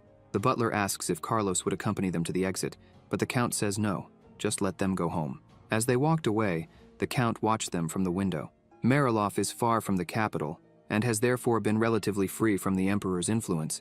However, if someone from the palace becomes the Lord of Brock, there will certainly be more interference and surveillance from the capital, restricting Mariloff, Carlos thinks, concluding that he needs to conquer Brock at all costs. The protagonist comments that this is exactly what Carlos is thinking now. Ramandro says that the Celestial Warriors are on Ian's side, so if they win, their losses won't be small. The protagonist says he must imagine that the great losses are worth it. Ian looks back and thinks that the butler is very late. It seems the Count won't come to them. He calls Ramandro to return quickly. As they were getting into the carriage, a woman approaches them, surprised. Ian looks at her and asks if she is the Count's wife. She smiles and says that indeed, he must be Ian. The protagonist takes her hand and says it's a pleasure to meet her. The woman smiles and says it's also a pleasure to meet him. The protagonist observes her and thinks that she must be the same age as Mary, as the two were very close, but she is much younger than he imagined. He continues to look at her and comments that instead of looking like a noble's wife, she looks more... The woman interrupts and asks if that gentleman there is the Imperial Advisor. She introduces herself, saying she is Rian Mariloff, and it's also a pleasure to meet him. Ramandro introduces himself, confirming that he is indeed the Imperial Advisor. Rian comments that she just heard they arrived and were already leaving, and asks if they had eaten. Ramandro explains that they were offered a meal, but they were extremely busy, so they were leaving, but could eat together another time. She says it's truly a pity. Looking away, Rian calls the protagonist, saying she was curious about something. Ian replies that she can ask. She leans in and says she was wondering who is using Countess Mary's room now. The protagonist looks at her and asks why she wants to know. Rian explains that she lent something to Mary but hasn't gotten it back yet, so she wanted to know if anyone has been there. The protagonist remembers that in the hideout, Mary was yelling at him, saying she needed to return to her room before they left and then stop by Mariloff. He analyzes the facts and replies that no one has been going to that part of the house. He says she can visit whenever she wants. Rian smiles and asks if she really can, thanking him. The butler arrives, surprised to see Rian, and she comments that their guests were leaving, asking where the Count was. The butler explains that something urgent came up, and it would be difficult for the Count to leave the house at that moment. He also says that the Count asks for their understanding and mentions that as a neighboring territory, they can ask for help whenever they need it. Ramandro asks him to convey his thanks, as they were already about to leave. They get into the carriage and depart, with Rian watching them. Ian looks back at her. Ramandro asks if they are all like that, commenting that even the Count's wife is strange. The protagonist says he didn't imagine she would be so young. He thought she would be the same age as Countess Mary. Ramandro responds that, in any case, that wasn't the issue. He says he needs to hear more about the matter and asks if there really are plants that take less than a month to grow. He gets all excited, saying that this would be one of the greatest discoveries for the Empire. He asks where this plant comes from, what it's called, and how resistant it is. Ian smiles and says that Ramandro also knows this plant. When he discovers it's gula, he's disappointed, lies down and starts crying, saying he didn't expect Ian to say something like that. It seems they should have accepted the Count's offer. The protagonist insists that what he said is true. Gullah seeds are great as food. He explains that they can be cooked in various ways, and the nutrition, satisfaction, and efficiency are all incredible. Later, they will be called blessings of the gods. Still crying, Ramandro asks the protagonist to say something that makes sense. Ian says that he has been eating it recently, and guarantees that Ramandro will like it too, emphasizing that the seeds take less than a month to grow, so winter wouldn't be a problem. The carriage driver announces that they've arrived at the city center. The protagonist says they will wait a bit because someone should arrive at any moment. Suddenly, Barrick opens the carriage door, all happy, and announces that the mission is complete. He sits next to the protagonist, drunk. Ian comments that maybe Barrick confused the mission and thought the goal was to get drunk. The redhead replies that no, he just had a little because the bar owner insisted, but he did what was asked. Barrick says he went to the most popular bar in the place and talked to dozens of people. Besides that, he also posted an announcement. Ramandro, not understanding anything, asks what announcement that is. Ian explains that he's going to buy labor from there, so he sent an announcement to Marilov's central region. He says that for the next month, he's willing to pay 1 gold coin for 3 sacks of gullah to anyone who brings them. Ramandro shouts, not believing it, and asks the protagonist if he's serious. The drunk redhead tilts his head and asks if Ian isn't being too generous. The protagonist responds that he needs to do this so that people will search the forests with enthusiasm. He explains that if he thinks about the prosperity generated by a sack of gullah, it's well worth it. He says the most important thing is time. If he didn't set the deadline of 1 month, people would start planting gullah, but he couldn't let that happen yet. He then asks Barrick how Marilov's agricultural situation was that year. The redhead responds that apparently it's worse than last year. He explains that they usually don't have good harvests, and the river got even dirtier with the fighting in Brock, making everything even more difficult this year. Because of that, foreign merchants also raised their prices. Ian reflects that if they managed to harvest as much gullah as possible, Marilov could offer them a favorable deal. While the two were talking, Ramandro was sweating nervously, thinking that 1 gold coin for gullah is a lot, but the protagonist must have a plan for this. Ramandro thinks that if he doesn't, even if Ian is a magic user, he would need to be slapped to wake up to reality. Later at the mansion, the chef delivers the food and says that he followed Ian's orders, preparing some dishes with gullah seeds, gullah butter stir-fry, gullah cream soup, and gullah covered in honey. Trembling with fear, the chef says he's just giving a precautionary warning because he followed Ian's orders. If anything happens, he asks Ramandro to punish only him and spare the other cooks and his daughter. He thinks he still can't relax, despite having a good expression before eating. Ramandro asks if the doctor is ready to attend to him. The protagonist says no, because it's late and the doctor is probably already at home. Ramandro shouts, irritated, saying that he had requested a doctor to be on standby. Ian smiles, saying he was joking and asking Ramandro not to worry so much and to eat already. He takes a bit and puts it in his mouth. Ramandro starts trembling and sweating, dropping the spoon from his hand. He is amazed by the taste, wondering why it's so delicious. The protagonist tells the cooks that they should try it too. They ask if he's serious, and Ian replies that he is, asking if they aren't curious to know the taste. Hannah asks if she could try the dish with honey, and the protagonist says yes, offering it to her with a smile. She thanks him for the food, and upon eating, she says it's really very good. The protagonist smiles and agrees, saying it's indeed good. Hina notes that the seasoning complements the dish well and praises the toasted flavor. The cooks begin to salivate and ask Hina if it's really that good and if they could try it. The protagonist replies that yes, everyone there should try it. The two take some and eat, commenting that it couldn't be gullah because it's so good. Gradually, everyone starts saying they would like to try a bit. Ian observes this and thinks that his connection with the people of the territory is an important starting point for spreading gullah. One person tries it, then 2, and so it grows, until it's recognized throughout the land. Ramandro continues eating and praises the food, asking how Ian discovered it.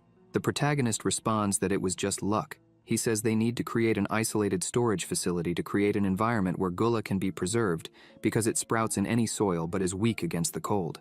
This way they could rely on gullah to get through the winter. The protagonist thinks that while they prepare for winter, they can monopolize all the gullah in Brock and Marilov. Ramandro comments that if there are no side effects after a few days, he will write about it in the Imperial Report, and asks if that's okay with the protagonist. Ian agrees, and tells Ramandro that he should spread the news as much as possible, but he needs to explain how it was discovered. While eating, Ramandro mentions that he will cite Ian in the report and asks if he could have seconds. The protagonist replies that no, they don't have enough yet. He looks at the 2 cooks and Hina, who couldn't stop eating, and says they shouldn't tell anyone until they have collected enough seeds. Meanwhile, at the palace, Margrave was in his father's room, asking if he had called. His father, the emperor, was in bed. He calls for Clay Varochin, the current emperor of Burial. Clay comments that it seems his son must be quite busy lately, as they hadn't seen each other in a while. Margrave agrees, saying that he is indeed very busy. He looks at his father and asks if something was bothering him. Clay asks Margrave if there was anything going on between him and Gale. Margrave replies no, and asks why his father is asking this. Clay explains that the night before, he dreamed of the mother of that child, that he saw Carolina. He emphasizes that someone he hadn't seen in a long time appeared and told him to call Gale. Margrave tries to say something, but his father interrupts him, saying that if Margrave says everything is fine, he will believe him. Clay comments that he has taken up too much of his time and that Margrave can return to his duties. Without a word, Margrave smiles and leaves the room. As soon as he leaves, he finds several people there. He calls a woman and asks if His Majesty's room is being properly attended to. She apologizes and says there hasn't been any problem so far. Margrave asks why his father is having nightmares, leaving her shocked. Margrave slaps her across the face and she falls to the ground, trembling and scared. He looks at her and says that if he hears anything strange from his father again, he will have everyone in that wing beheaded. The prince turns and starts to leave. Still on the ground, she apologizes for it. Margrave asks his butler if there was anything else on his agenda. The butler replies that there wasn't, but mentions that Ramandro sent a report. The contents of the letter are so shocking that he thinks the prince should check it. Margrave asks the butler to be quick, as he was tired. The butler approaches and begins to explain everything that was reported. Margrave is surprised by what he hears. Durga's illegitimate son named Ian is a magic user. Not only that, but he has also joined the tribe of celestial warriors and taken Brock, and in the midst of all this, Erica was expelled. Margrave comments that the situation is becoming a mess and says he will go to the office, asking the butler to follow him. The next morning, in Mariloff, two people were talking. One of them asks if they would really give money to anyone who brought Gula to Brock. The other says it can't be true, as it's a herb that's useless. The man responds that he doesn't know the reason either, but they said it would be only for a month. The forests and surrounding areas have already been cleared. If they want to gather more, they will have to search deeper. The man asks how much money they are offering. Upon hearing the amount, they scream in surprise. Is it true that it's 1 gold coin for 3 sacks? The people at a lumberyard ask if they were spending money out of boredom, and the other replies that he doesn't know the reason, but thinks life is pretty crazy, as he never imagined someone would give so much money for a weed. But since it's advantageous for them, they don't mind. In no time, several sacks begin to arrive. The protagonist asks how many sacks they got today, and a young man replies that there are 49. Ian comments that everything is happening faster than he had imagined. The people managing the plantation mention that the growth rate of Gula is the same regardless of the amount of water used, so they will have to try using different soil. Haina asks if they could use the river soil. Suddenly, Haina starts shouting angrily, telling Ramandro to stop eating because they didn't have enough to plant, and if he ate it all, there wouldn't be any left. Ramandro apologizes and says he didn't know where his head was. While everyone was talking and working, Ian watched happily. Suddenly, the redhead comments that he would guess what Ian was thinking. Barrick says he's sure Ian was thinking about that old man because he's been quiet for some time. Ian confirms, saying that's exactly it. Malin hasn't left his room, but his subordinates are always wandering around, which suggests that his plans are not over yet. The protagonist comments that, besides that, he will also need to retrieve the magic stone soon. The protagonist asks the redhead to inform Ramandro that he should tell Malin they will all have dinner together. Barrick asks what they should do if Malin refuses. Ian replies that they should say it's an important meeting and that his presence is mandatory. As soon as they leave, the redhead should take the opportunity to recover the magic stones. As soon as everyone gathers at the table, Malin asks why they called a meeting all of a sudden. Ian smiles and says that it's been a long time since he had seen his guests and wanted to check if everyone was well and comfortable. Besides, he also had something to say. Dragor sighs and comments that the protagonist seems very busy lately, so he asks him to get straight to the point.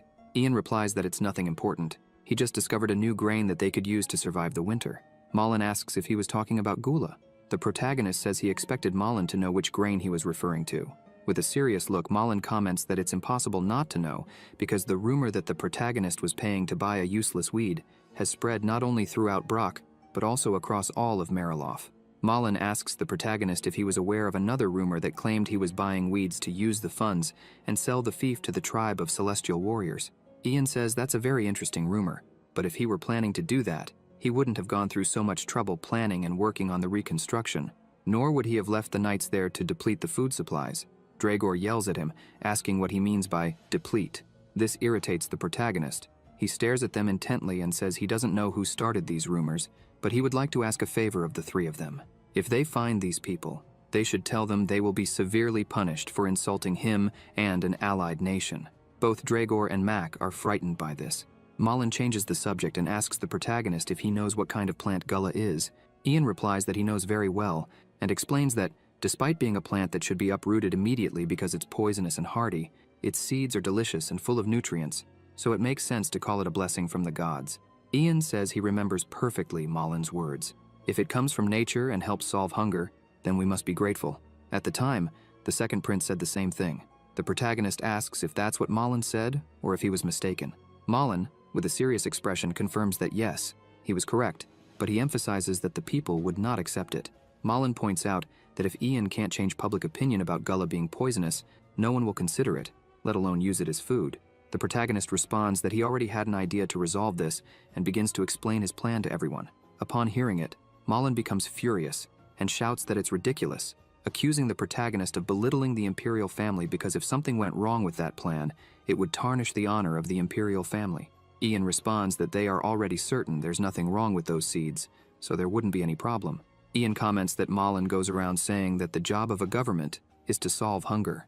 The protagonist says he didn't imagine that Malin would oppose this plan over something so ridiculous. Malin continues yelling and bangs on the table, asking if Ian thinks the pride of the imperial family is ridiculous. The protagonist starts shouting back, saying yes, it is ridiculous and insignificant. He becomes furious and keeps shouting, stating that everything is insignificant in the face of death. He asks if Malin really wants to talk about imperial honor while people are starving. Malin lowers his head, and Ian continues, saying that perhaps he wasn't clear enough. He wasn't asking for anyone's permission there, and if anyone thought of interfering with this plan, they would be immediately expelled from the fief. Ian asserts that he will instruct the knights to escort the three out if necessary. Everyone is shocked by this attitude. Mac shouts, saying that this was disrespectful. The protagonist asks why that would be disrespectful and urges the three of them to reflect on their positions. While he was looking for a way to save people, what were the three of them doing? Ian asks if, besides opposing the plans he created in the name of being sent by the imperial palace, they were doing something else that he didn't know about. The three become even more frightened. Ramandro realizes that Ian wasn't going to stop and tries to intervene, asking everyone to calm down. He emphasizes that when he tasted the gula, he found it delicious, easy to prepare, and versatile. While he was talking, the protagonist glances to the side and sees the redhead giving him a thumbs up. The protagonist stands up and says that he has explained his entire plan and that it's something important.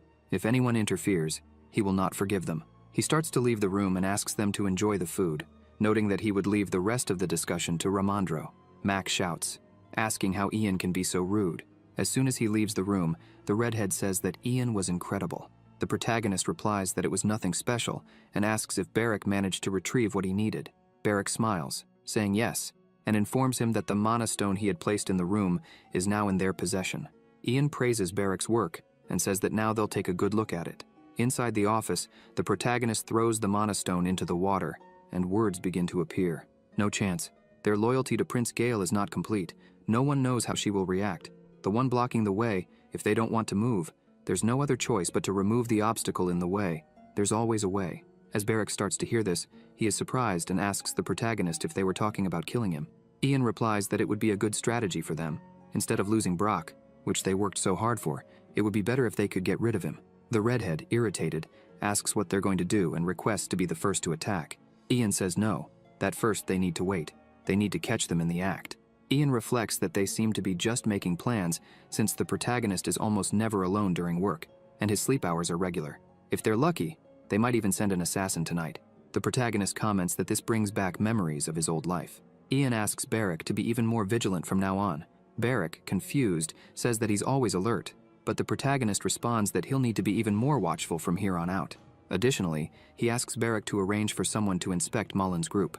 Later that day, Ramandro was coordinating the people working, telling them to take the wood to the village entrance for a new bridge. Several people were calling him at all times.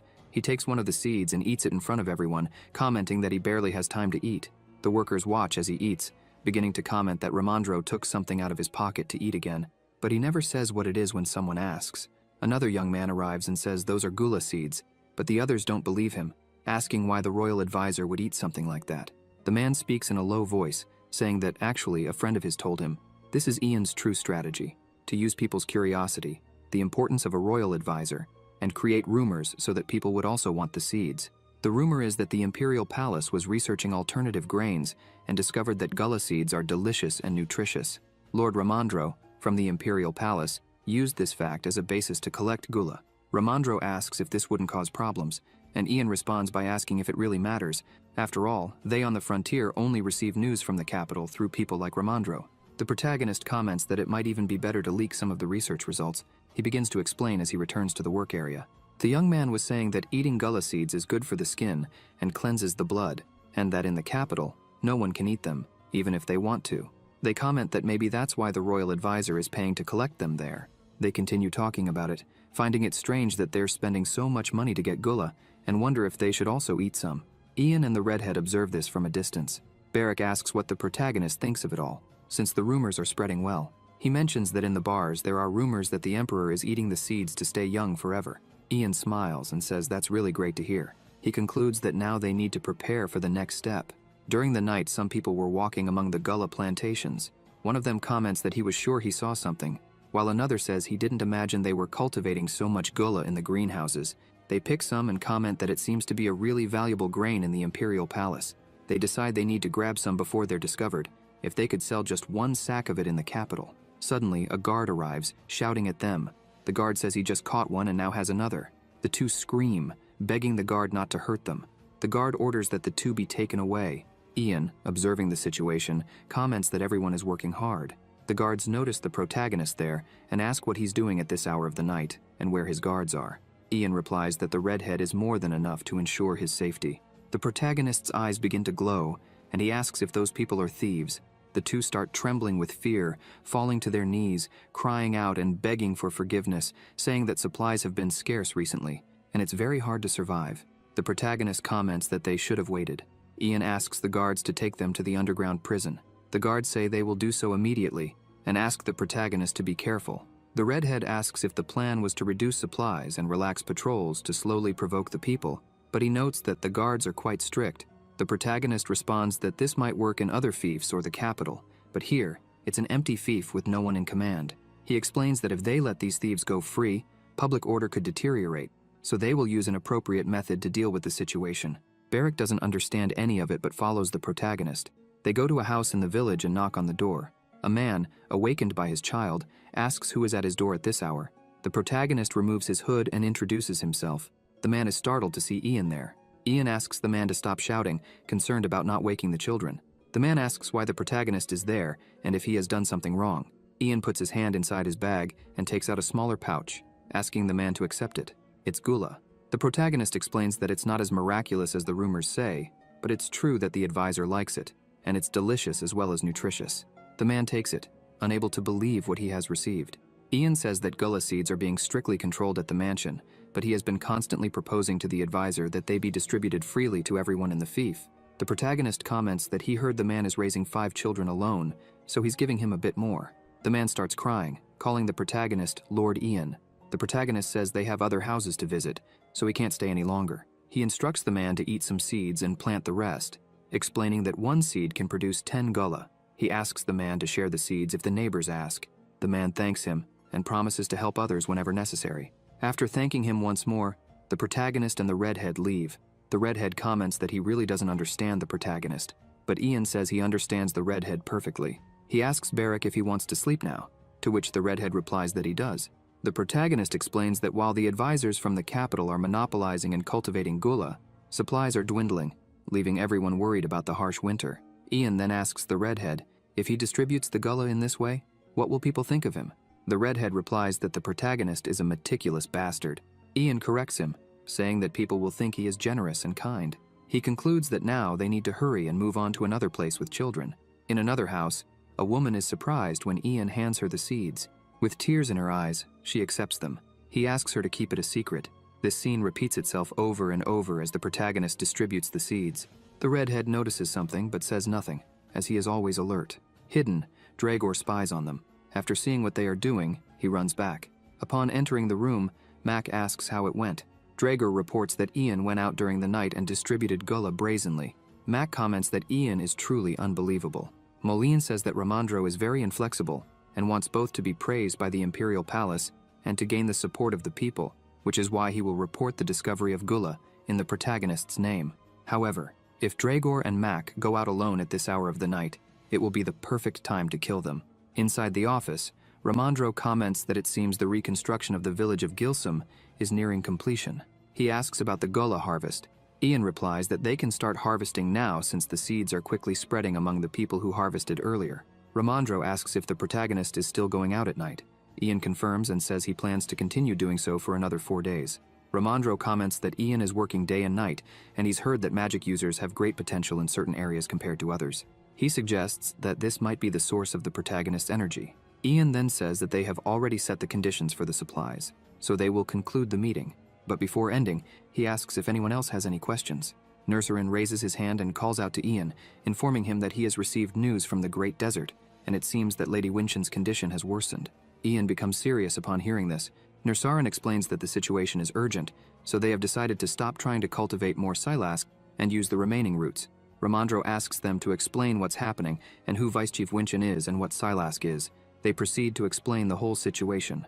Ramandro pauses to think and says that it seems the spiritual leader of Chenryo is in critical condition, and it has been decided that Silask, a precious flower Ian gave them, will no longer be cultivated and will be used. Kakantir adds that the reason for this decision is the current situation in Brock. He mentions that Ian must be aware of their funeral customs, to which Ian replies that he is. When the chief or a vice chief dies, the entire Chenryo tribe goes into seclusion for over a year. Therefore, they will no longer be able to stay in Brock. Considering Winchen's age and condition, there really isn't much time left. The protagonist asks Ramandro if he has received any response to the report he sent. Ramandro says no. Ian clarifies that he's asking about the first prince's response. Ramandro replies that he received only one, but it wasn't of great importance. The prince just asked Ramandro to detail the situation of the fief and closely verify whether Ian is really a magic user. Ian asks if the first prince doesn't want another Margrave of Brock to ally with Mullen's group, or the second prince. Ramandro responds that the higher-ups have their own circumstances.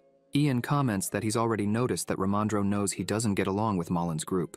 Looking directly at Ramandro, Ian asks him to recommend him as the new Margrave. Ramandro is shocked by this request. The protagonist explains that if he doesn't become the Margrave, he'll have to return to the Great Desert, and the new Margrave won't leave someone with the same blood as the former lord in peace. Ian asserts that the Imperial Palace will also try to monopolize his talents under the identity of a slave, so making him the newest Margrave or Vratz is the only way to protect him. The protagonist also emphasizes that Ramandro wants a new Margrave to be chosen as quickly as possible so that he can return to the capital, and even if he considers public opinion, there's no one better for the position than him. Ramandro reflects that all of this is true, since Ian was at the forefront of the reconstruction, and moreover, he was the one who discovered Gula. Even though the position of lord in a small borderland like that doesn't matter much, Ramandro places his hand on the table and says that now they will speak seriously. He explains that Prince Marev doesn't understand the protagonist's relationship with Mullen since Ian denounced Derga through Mullen, giving him an opportunity to place someone he trusts as the new lord. And because the protagonist is a magic user, it's believed that Ian will join the Ministry of Magic and become a significant force for the second prince, who is aligned with the department. The protagonist says that if that's the reason, then he will explain. Ramandro asks how. Ian replies that he will tell all the details to the first prince when they meet, emphasizing that no matter how much he tries to explain, it would be impossible for Ramandro to put all of this into writing. The protagonist asserts that proving he and Mullen are enemies is very easy, and with a serious look, says that he will prove it with death. Ramandro is startled, while Nursarin and Kakantir simply agree. Ramandro comments that he will inform Marev of all this and that. For now, they will conclude the discussion. Ian thanks him and asks if he can request another favor, if there is a merchant guild that trades in Sealesk. Ramandro says he will look into it, but admits that it's the first time he's heard of this flower, so he's not sure if he can find it. The protagonist thanks him again. Ian reflects that it will be very difficult to find this flower, as not even the royal advisor knows much about it, and much less he, who used to be the emperor in his past life. As Ramandro leaves the room, he asks Ian to work less and rest a bit. The protagonist agrees, saying they will return earlier today. The redhead comments that it's fine since the nights have been tiring. As soon as the protagonist starts walking through the town, people begin to cheer, saying that Lord Ian has arrived. He is surprised to see that everyone is awake. Smiling, he comments that he wasn't able to prepare much for that night. A woman's husband scolds her, asking her to stop shouting so much, as it could put Ian in trouble since he's helping while hiding from the capital's people. The protagonist says it's all right, and that he'll try to bring more the next day. As he hands out things, People ask if when he returns tomorrow, he could give them some first. Ian agrees. After finishing, the protagonist comments that it's time to head back, but the redhead notices something. The protagonist asks what he's observing, and the redhead responds that there are 3 people coming after them. Ian says he understands, but it's late, and they need to be quick. As they walk, people watch them. One of them puts their hand in their pocket. As soon as they enter an alley, the 3 surround the protagonist and ask if he is Ian. The protagonist turns and confirms. 2 of them quickly advance to attack, but the redhead intercepts the attack without difficulty. The fight between them begins to get serious. The protagonist shouts to the redhead that an attack is coming from above. The redhead looks up and dodges the attack with anger, charging at the 3 of them at once. He begins to strike, but they manage to dodge.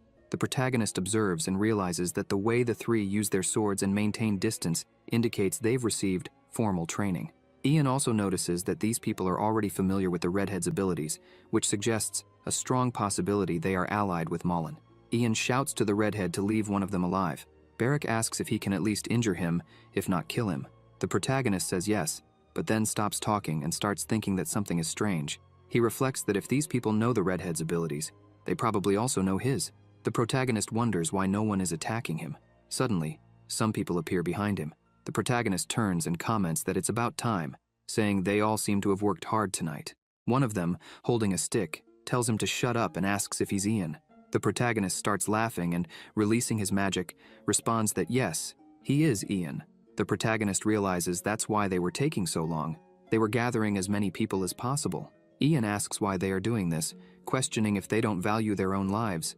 The same man from before tells the protagonist to shut up and die already, asking if Ian knows how much his head is worth. The man yells for him to die and tries to attack, but the protagonist easily dodges. With immense energy in his hand, Ian strikes the man's face, and a bright light fills the area. The man, bleeding, starts coughing and falls to the ground, terrified. Another one tries to attack him, but Ian dodges again, grabbing the attacker's hand and delivering another blow, making the man bleed and fall unconscious. The protagonist looks at the others and comments that they seem like commoners, asking if they are from Brock. They respond that Ian doesn't need to know that.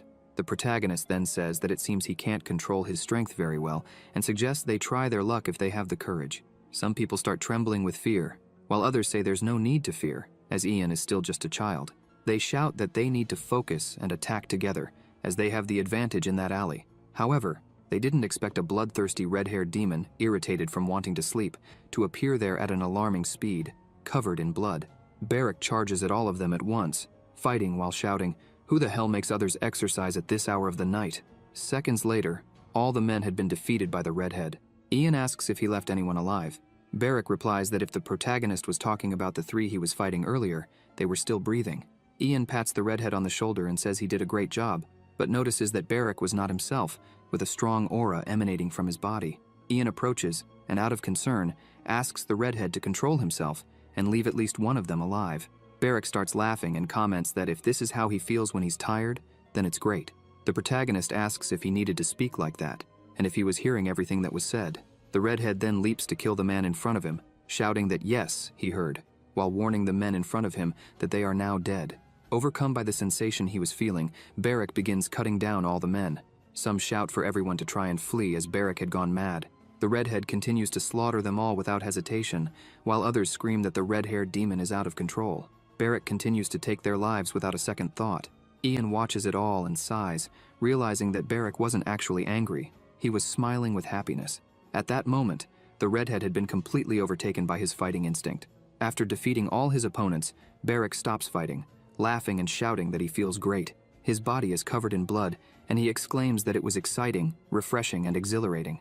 The bodies were scattered on the ground, but one of them was still conscious. Ian begins to walk among the bodies on the ground and asks Barrick if he managed to leave any of them alive. Ian kneels down and looks at the face of one of the fallen men, commenting that he has the impression he's seen that man before. The redhead asks to take a look. The protagonist asks him to look carefully and try to remember if he has seen that man before.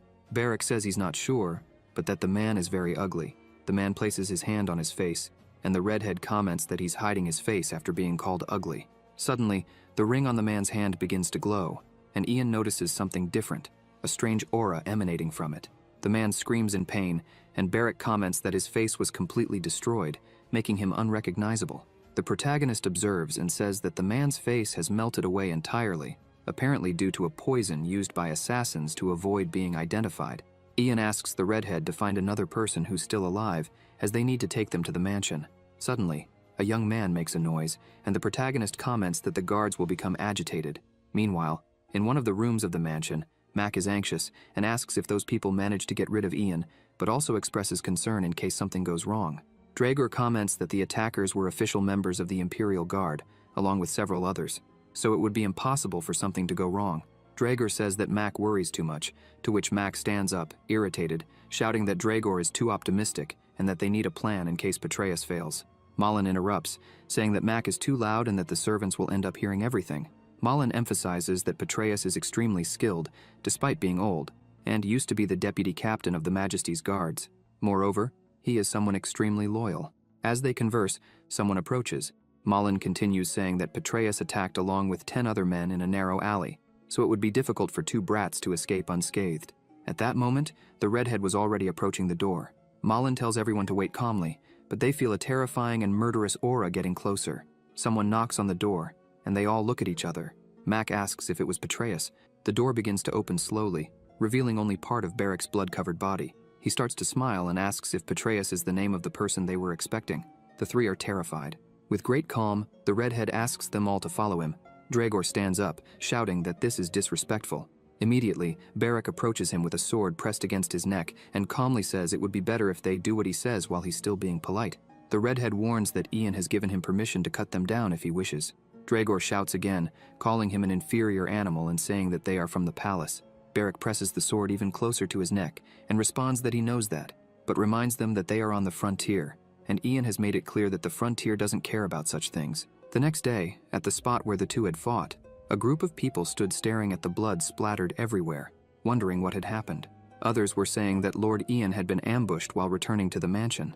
A woman, frightened by the news, asked how it had happened. A young man replied that no one knew for sure, and that it seemed they were investigating it now. The crowd began murmuring that he had only been trying to distribute aid.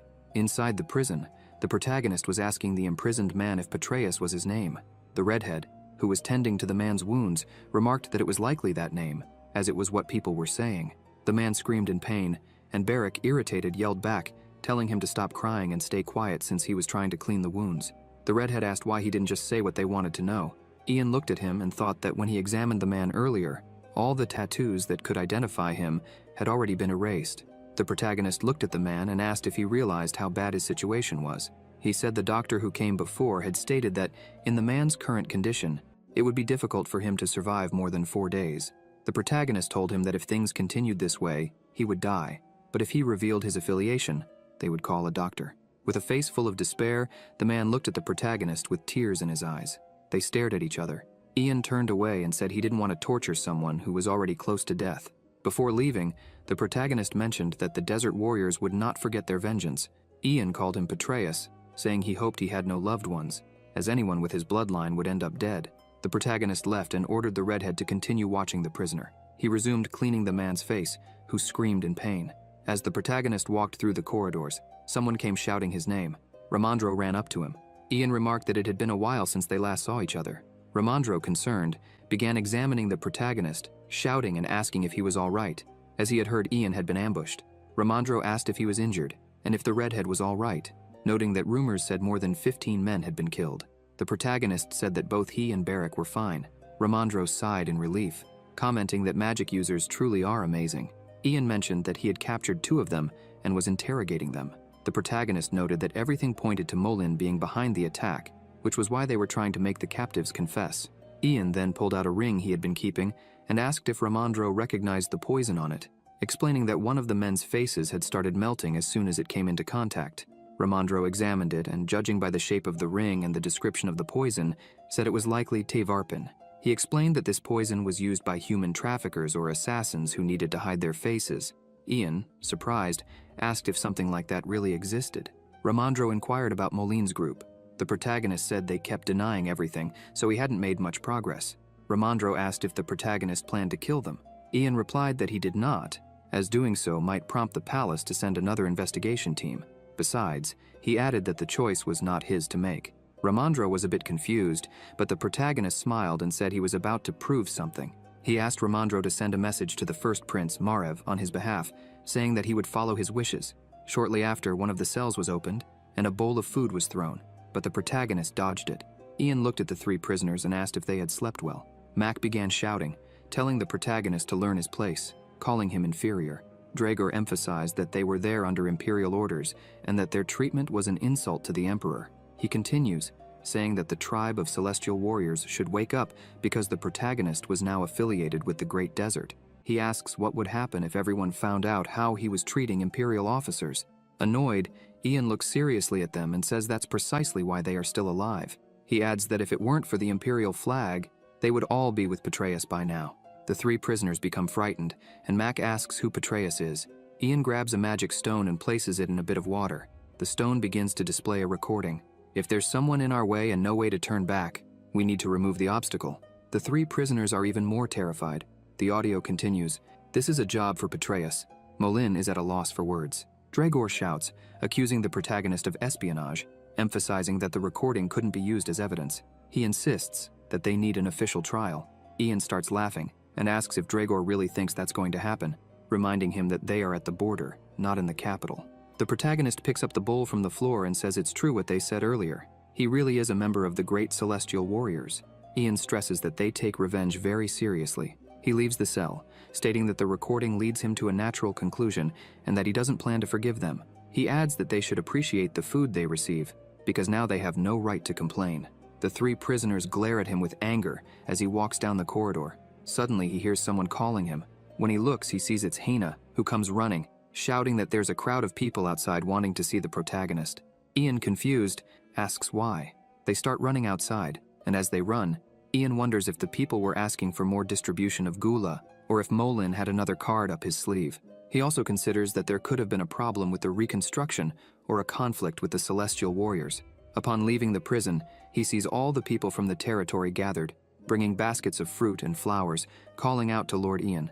As soon as they see him, they start shouting, relieved to know he was okay. Angry, they ask who spread the rumors that he had been injured.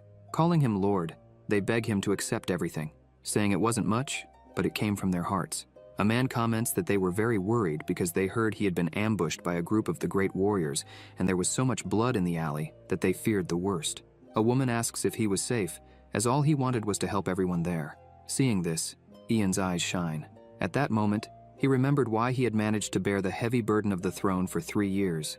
The protagonist begins to smile and says he is happy they came. He asks if they could gather everyone in the square. The woman, confused, asks why. Ian then says that Ramandro had finally allowed the distribution and cultivation of gula. Quickly, everyone gathered in the square. A large quantity of gula was ready to be distributed. They began announcing that anyone who wanted to receive gula should come forward. They explained that they would distribute gula seeds and sprouts based on the size of the fields they were renting and the number of people in the family.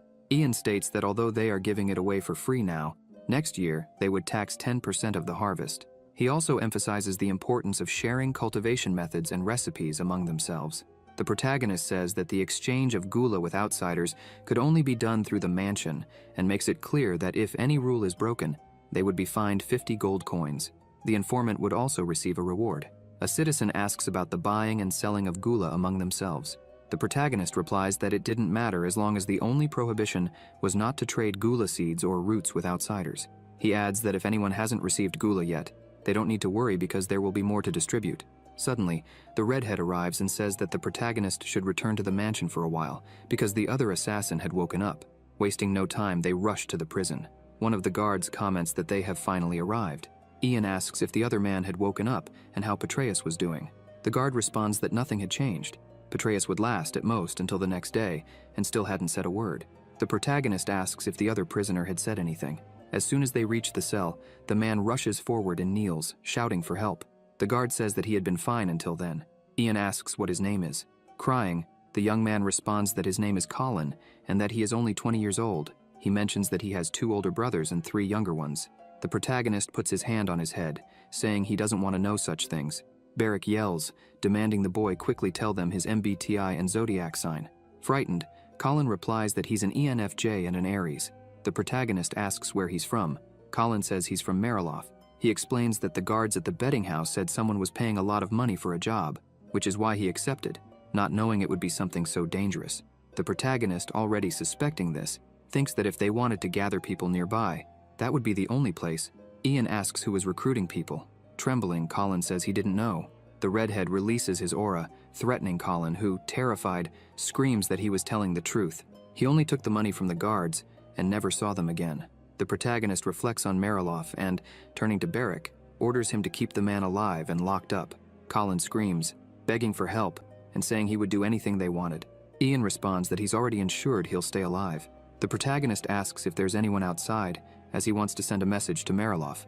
He also requests that they prepare a horse. In the office, Ramandro was reviewing some papers when someone knocked on the door. He invites them in.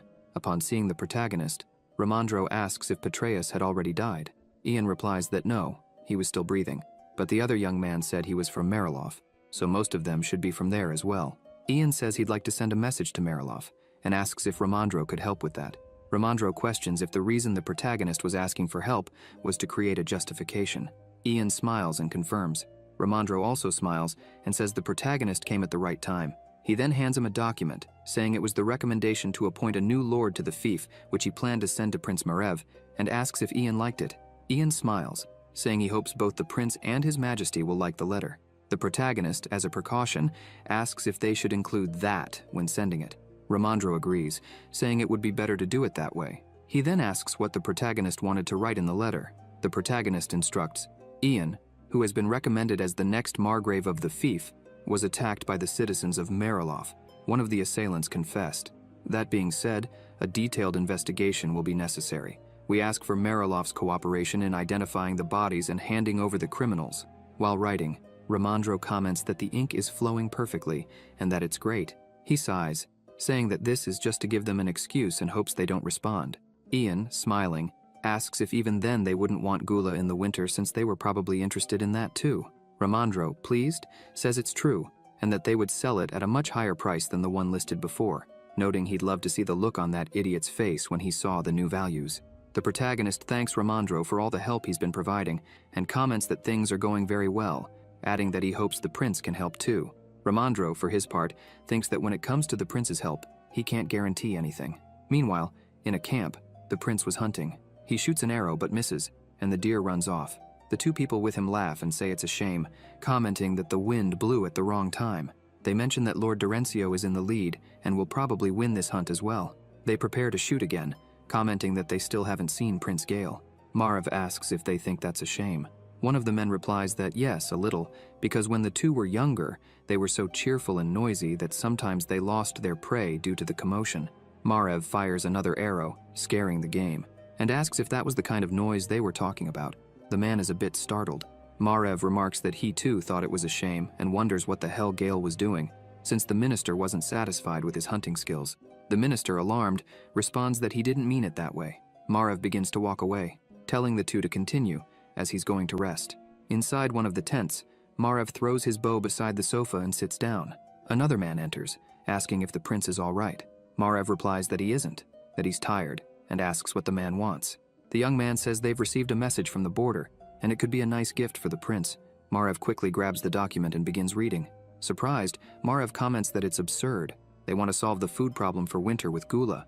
The messenger responds that, after testing the taste and nutrition, Gula was more than sufficient. He adds that the cultivation period is about a month. It's not sensitive to soil or water quality, and it's easy to grow. Marv considers that it doesn't seem impossible, but he questions how they intend to eat such a hideous weed. He tosses the letter aside and asks if that's all, commenting that it wasn't such a great gift. The messenger then mentions that, in addition to that, there's a document recommending Ian as the next Margrave, and an envelope containing Lord Moline's ring. Marv becomes more interested. The man places the ring on the table and explains that, according to the report, Moline attempted to kill Ian. His subordinate, named Petraeus, led an attack but failed, and is now in custody. The messenger adds that Moline's fate is left in the prince's hands. Marv picks up the ring, surprised, and reflects that he had already sensed something when he heard that the protagonist took the lead, using the tribe of celestial warriors. He thinks that Ian is very useful, and wonders if this is an appeal for him to be declared Margrave, as it has nothing to do with Gale's side. The prince stands and orders the messenger to write a letter. Marv begins to smile, saying that even if a magic user becomes Margrave, he will have to visit the capital. The prince wonders what on earth Ian is planning, and with a grin, thinks this is great since the protagonist will be very useful in the magic department. He exits the tent and asks the men if they've managed to hit anything. They laugh, saying the deer are destined to live another day. They invite Margrave to join them. The prince smiles. Suddenly an arrow whizzes past Margrave's head and strikes the neck of a deer. The two men look shocked, and Margrave, irritated by a slight cut on his face, looks at the shooter and says that he's still as careless as ever. A man on horseback says it was the wind's fault, smiling and apologizes, calling Margrave brother. He notes that he was in a hurry, but managed to take down the target. This young man is Gale Veroshin, the second prince of the Burial Empire. Gale dismounts, saying it was safe atop the prey. The two men comment that it's no problem, and note that it's been a while since they've seen Gale. They ask how he's been. Margrave, somewhat serious, looks at them. The two, unsure of what to do, suggest some tea. The other agrees, and they both run off, leaving only the princes. Margrave looks at his brother and says he should be grateful to Gale for finding time for the two of them to meet, despite being so busy. Gale smiles and says he's sure he's not as busy as Margrave, who must be buried in work. Even so, Gale points out that he managed to find time to participate in hunts as insignificant as this one. The two stare at each other, and Gale comments that he didn't imagine Margrave cared so much about the border. He thinks to himself that he stopped receiving reports from Molin but was still getting them from Ramandro. In his thoughts, Gale had already suspected something when his brother interrupted the General Assembly. He wonders if Margrave had really noticed what they were doing. Margrave says he's surprised to see his brother, even so busy with other matters, showing concern about this situation. He then tells Gale that no matter what he's planning, he must take his hands off the territory of Brock. He emphasizes that a recommendation letter for the new lord has arrived, and the person recommended is a magic user allied with the tribe of celestial warriors, actively involved in the reconstruction of the area. Margrave shoots an arrow into the deer and smiles, telling Gale that there's no reason to deny the talent of someone like the protagonist, noting that he intends to hasten the appointment of the new lord. A new assembly was formed, and people were commenting that the two princes were participating again. They wonder if it's because of the rumors. The meeting begins, and the topic is the matter of the Brock territory. The two brothers exchange looks while discussing the recommendation letter for the next lord, who is Ian, the illegitimate son of Durga. People begin to question the logic of eliminating that family, and at the same time, appointing the son as lord. Some say he should have become a slave, but others note that it was Ian who denounced Durga, showing that he has no ties to the family. They point out that Ian was never registered as a Brock, so officially, he is not part of the family. Margrave says that according to the advisor, Ian has all the qualities to be the new lord and could even bring an alliance with the Great Desert, in addition to being a magic user supported by the people. The first prince agrees with the advisor, and Margrave suggests that despite the title for the territory being Count, given the special situation, a Viscount title would be more appropriate. People begin to agree that there's no reason to oppose this choice, especially since both Ramandro and Margrave are in agreement. The debate continues, and Gale watches in silence. Some ask what would happen to Ian's estate if he were named lord, as a magic user should serve the palace. They question whether it would be right for him to leave the estate for a long time, considering he's busy with reconstruction. Others say it's too early to discuss this, and that the most important thing is to know if Ian is fit to be the new lord. When they mention taxes, Gale snaps his fingers and starts laughing, saying it's good they brought up that topic. He asserts that Ian is a bastard, whose destiny should be slavery. Gale suggests it would be more advantageous to enslave him in the palace, given that he's a magic user, and asks Wesley if she doesn't agree with him. She says yes, because new mages receive more than 100 gold coins, so they would be saving a lot of money. Margrave asks if she's serious about enslaving someone who is closer to divinity. He emphasizes that, even as the Minister of Magic, she should know that's not normal. Wesley responds that she was only discussing Ian's value, not suggesting they demote him to a slave. Gale slams the table, saying that, regardless, that's his opinion. After calculating the taxes that Durga stole and the funds needed to rebuild the estate, Margrave simply watches as Gale comments that, adding up the potential money Ian could bring, it would total 10,000 gold coins per year. He asks if, should the protagonist be able to provide that much to the palace, it wouldn't be satisfactory. With a serious look, Gale states that if Ian can't meet these conditions, then it would be fair to reduce him to slavery. That would be an appropriate solution for someone connected to a criminal like Durga. Margrave looks at his brother, thinking he must have reflected deeply on the matter. He considers that 10,000 gold coins per year would only be possible if they saved every bit of money without spending a single coin. And if Ian cannot pay the taxes, the property will be auctioned off. That way, Wesley would buy it. And even if the protagonist managed to pay the taxes, he would be in debt, giving Wesley another chance to take over the property. A council member agrees with this idea, stating that Ian must pay a lot to be recognized by others and to avoid angering the nobles with the decision. Others begin to agree as well, commenting that, although Ian is a magic user, they cannot ignore that he is the son of a traitor. Margrave observes all of this and says it's fine, but they must name him first. Wesley says something to Gale, who is just thinking that this was unexpected, as he had expected his brother to be more active in protecting Ian. Wesley continues speaking, but Gale only wonders what Margrave is planning. Margrave looks at his brother and thinks that he doesn't care if Ian ends up in debt. What truly matters is that Gale doesn't gain control over the territory. Margrave smiles, saying that he's sure the protagonist will be able to pay the taxes perfectly. Sometime later, in a carriage in the territory of Brock, Ramandro comes running, shouting for Ian. He tells the protagonist to run outside the palace because a royal carriage has arrived. Ian asks if it's because of Moline's imprisonment. Ramandro, smiling, says it's a golden carriage, which means it contains the Emperor's order, the appointment of a new lord. The people look at the carriage, wondering if it's from the royal capital. However, they are nervous, thinking it might be the investigation team returning. Some people notice the flag is different, and the carriage seems more luxurious. The population is confused about what's happening. A woman steps out of the carriage holding a scroll. This is Chelonia, an imperial administrative officer. She introduces herself, saying her name is Chelonia and she is an administrative officer of the empire. Then she orders everyone to bow in respect, as she is there to deliver an order from His Majesty. Chelonia begins to read the message, informing them that the recommendation made by the first prince, Margrave, and advisor Ramandro was approved by the General Assembly. Recognizing his efforts in the reconstruction and protection of the fief, Ian is hereby appointed as the new Viscount of the Vrat's fief. The butler and Haina are overjoyed, and the population also hears and cheers, saying this is wonderful. However, Chelonia says there are some conditions. She begins reading the letter. As it is also a fact that you are the illegitimate son of the criminal Durga, there is a condition you must fulfill within 1 year of your appointment. You must donate 10,000 gold coins to the imperial court, as payment for the taxes Durga had evaded and for the cost of your status change. If successful, the honor of your new house will continue for your descendants. The protagonist realizes this means he is a temporary lord. If he manages to pay the debt within the deadline, he will truly become the new lord.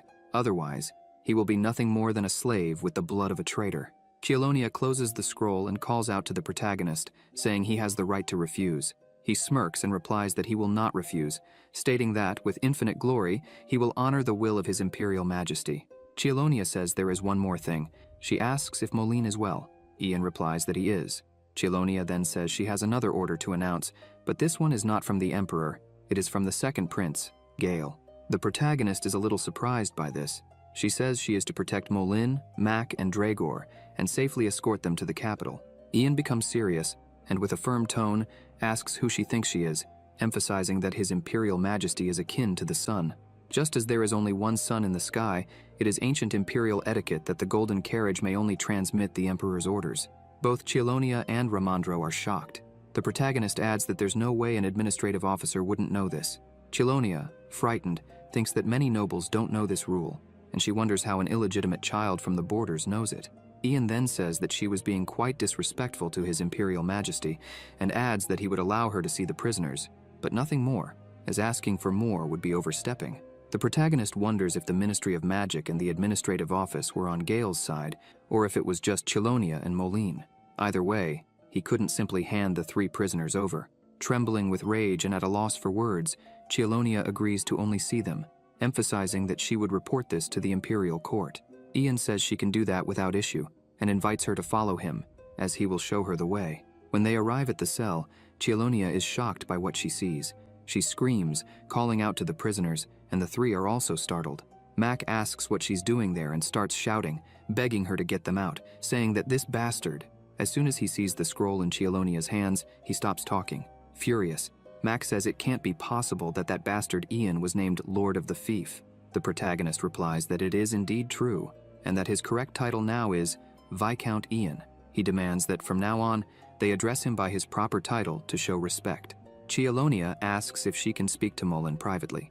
Ian begins walking toward her and says that those 3 are suspected of organizing an attack to kill him.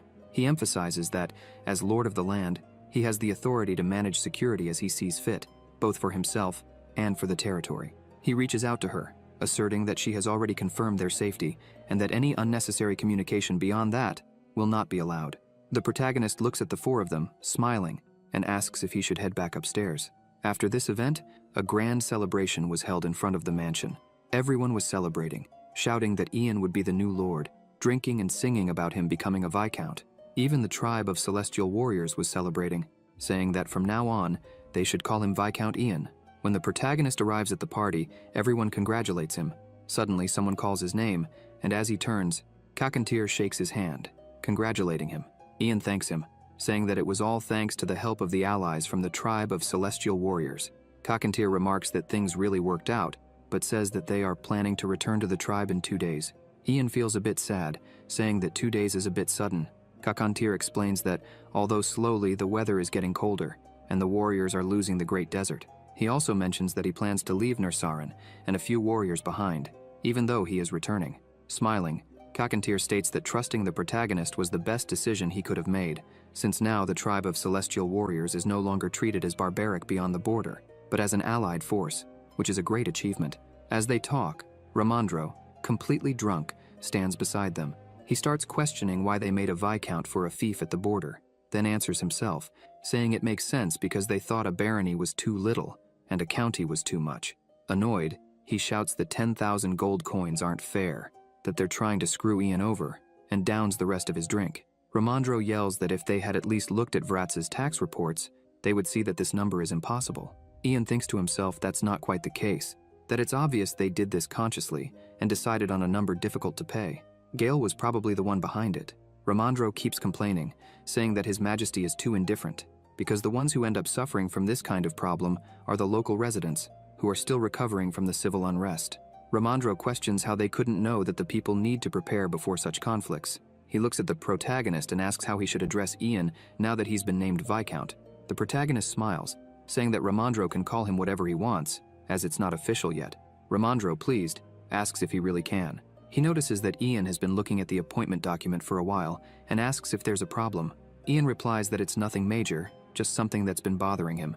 The emperor of that period is Clay Verosian. He thinks that nothing in particular comes to mind since Clay was one of many emperors who lived during an era of chaos. However, the seal on the appointment is different from what he remembers. Ian is certain of this because it was the seal he used every day. There's no way he could be mistaken. He wonders if the seal had changed at some point. The emperor of that time would have known. Ian questions whether the seal, which has existed for over 1,000 years since the founding of the empire, has indeed changed, and if it has, what the reason behind it might be. If you enjoyed this video, subscribe to the channel, hit the bell icon, and like the video. Thank you.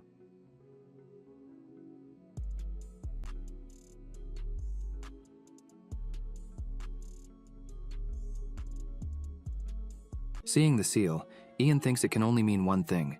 The Emperor's seal was swapped during that event. He's not sure what really happened. However, for something as serious as this, he, as Emperor, had no knowledge of it. Suddenly, he hears someone calling his name. He turns to Ramandro and asks if he was the one calling him. Ramandro says the protagonist would burn the paper if he kept staring at it so intensely. He asks what was on the protagonist's mind. Ian says it's nothing and asks if something is wrong. Ramandro says he didn't see anything wrong, but points out that the protagonist received the Emperor's appointment letter and suggests they should celebrate with the locals. Ian smiles and says yes. The next day, Carlos receives a letter. After reading it, he asks if that bastard was really receiving a title. He throws the letter in anger, saying he never thought a child from a brothel would dare imitate a noble. The butler asks what they should write in the congratulatory letter, emphasizing that they should also respond to all the letters they received during the recent attack. Carlos looks at him with disdain and says it's a waste of paper and ink. Just have one of the servants spread the word. The butler says he understands.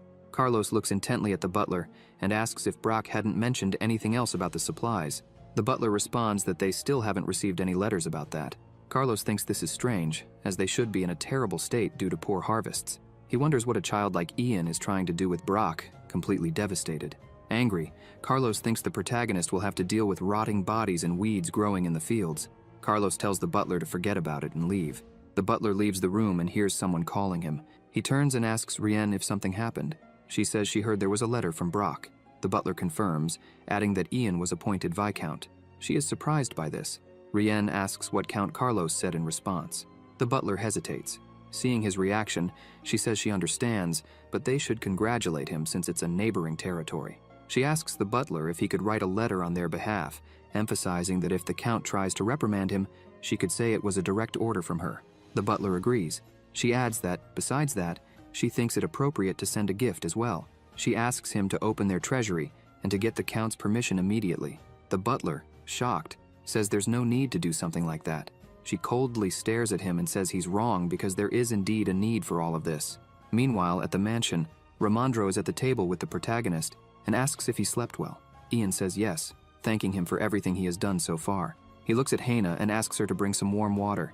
She says she'll fetch it right away. Smiling, Ian starts to think he still can't believe it, because with this title, he's one step closer. He sits at the table, and Ramandro talks about the subsidy they received from the royal palace.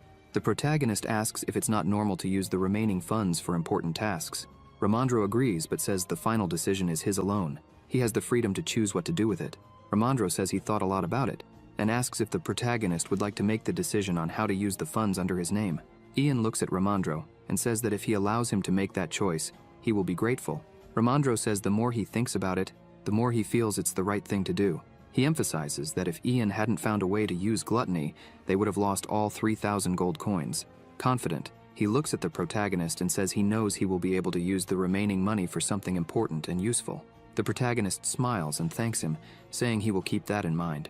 Ramandro smiles and says he's the one who should be grateful for the protagonist allowing him to take a break during the winter. Ian asks if he's talking about the honeymoon. Ramandro starts laughing. Overjoyed, Ramandro begins shouting and smiling, saying he received good news and, apparently, he has a child. Ian smiles and congratulates him on becoming a new father. Suddenly, someone arrives calling the protagonist, saying a message from Mariloff had arrived. They ask if they should tell them to wait until they've finished eating. Ian says no and asks them to come in right away. The messenger enters and greets everyone, saying he brings a message from the Count of Mariloff and his daughter, congratulating Ian on his appointment. The protagonist looks at him and says this is a bit strange, as they sent a complaint earlier. He asks if there's any news about that. The messenger is surprised and doesn't know how to respond. The protagonist says it's fine and takes the letter. With trembling hands, the messenger hands the letter to him and congratulates him once again. As soon as he hands over the letter, the messenger says that, in addition to the letter, there was also a gift from the Countess. Ian is a bit surprised and looks at the box. The messenger opens it and says it's a machine from foreign lands. Ramandro asks what this foreign lands machine is for. The messenger says, actually they haven't figured out what it does yet. He says it's called... Looking down, the protagonist interrupts, saying the name of it is a drip machine. Ramandro is impressed and asks if Ian knew what it was. The messenger says he already knew. He was sure the protagonist would know what it was. Ian asks if the Countess really sent that. The butler replies yes. Smiling, the butler says the Countess mentioned she was certain it would be useful to the protagonist. He adds that she also said, even though it's valuable, Ian shouldn't feel burdened by it.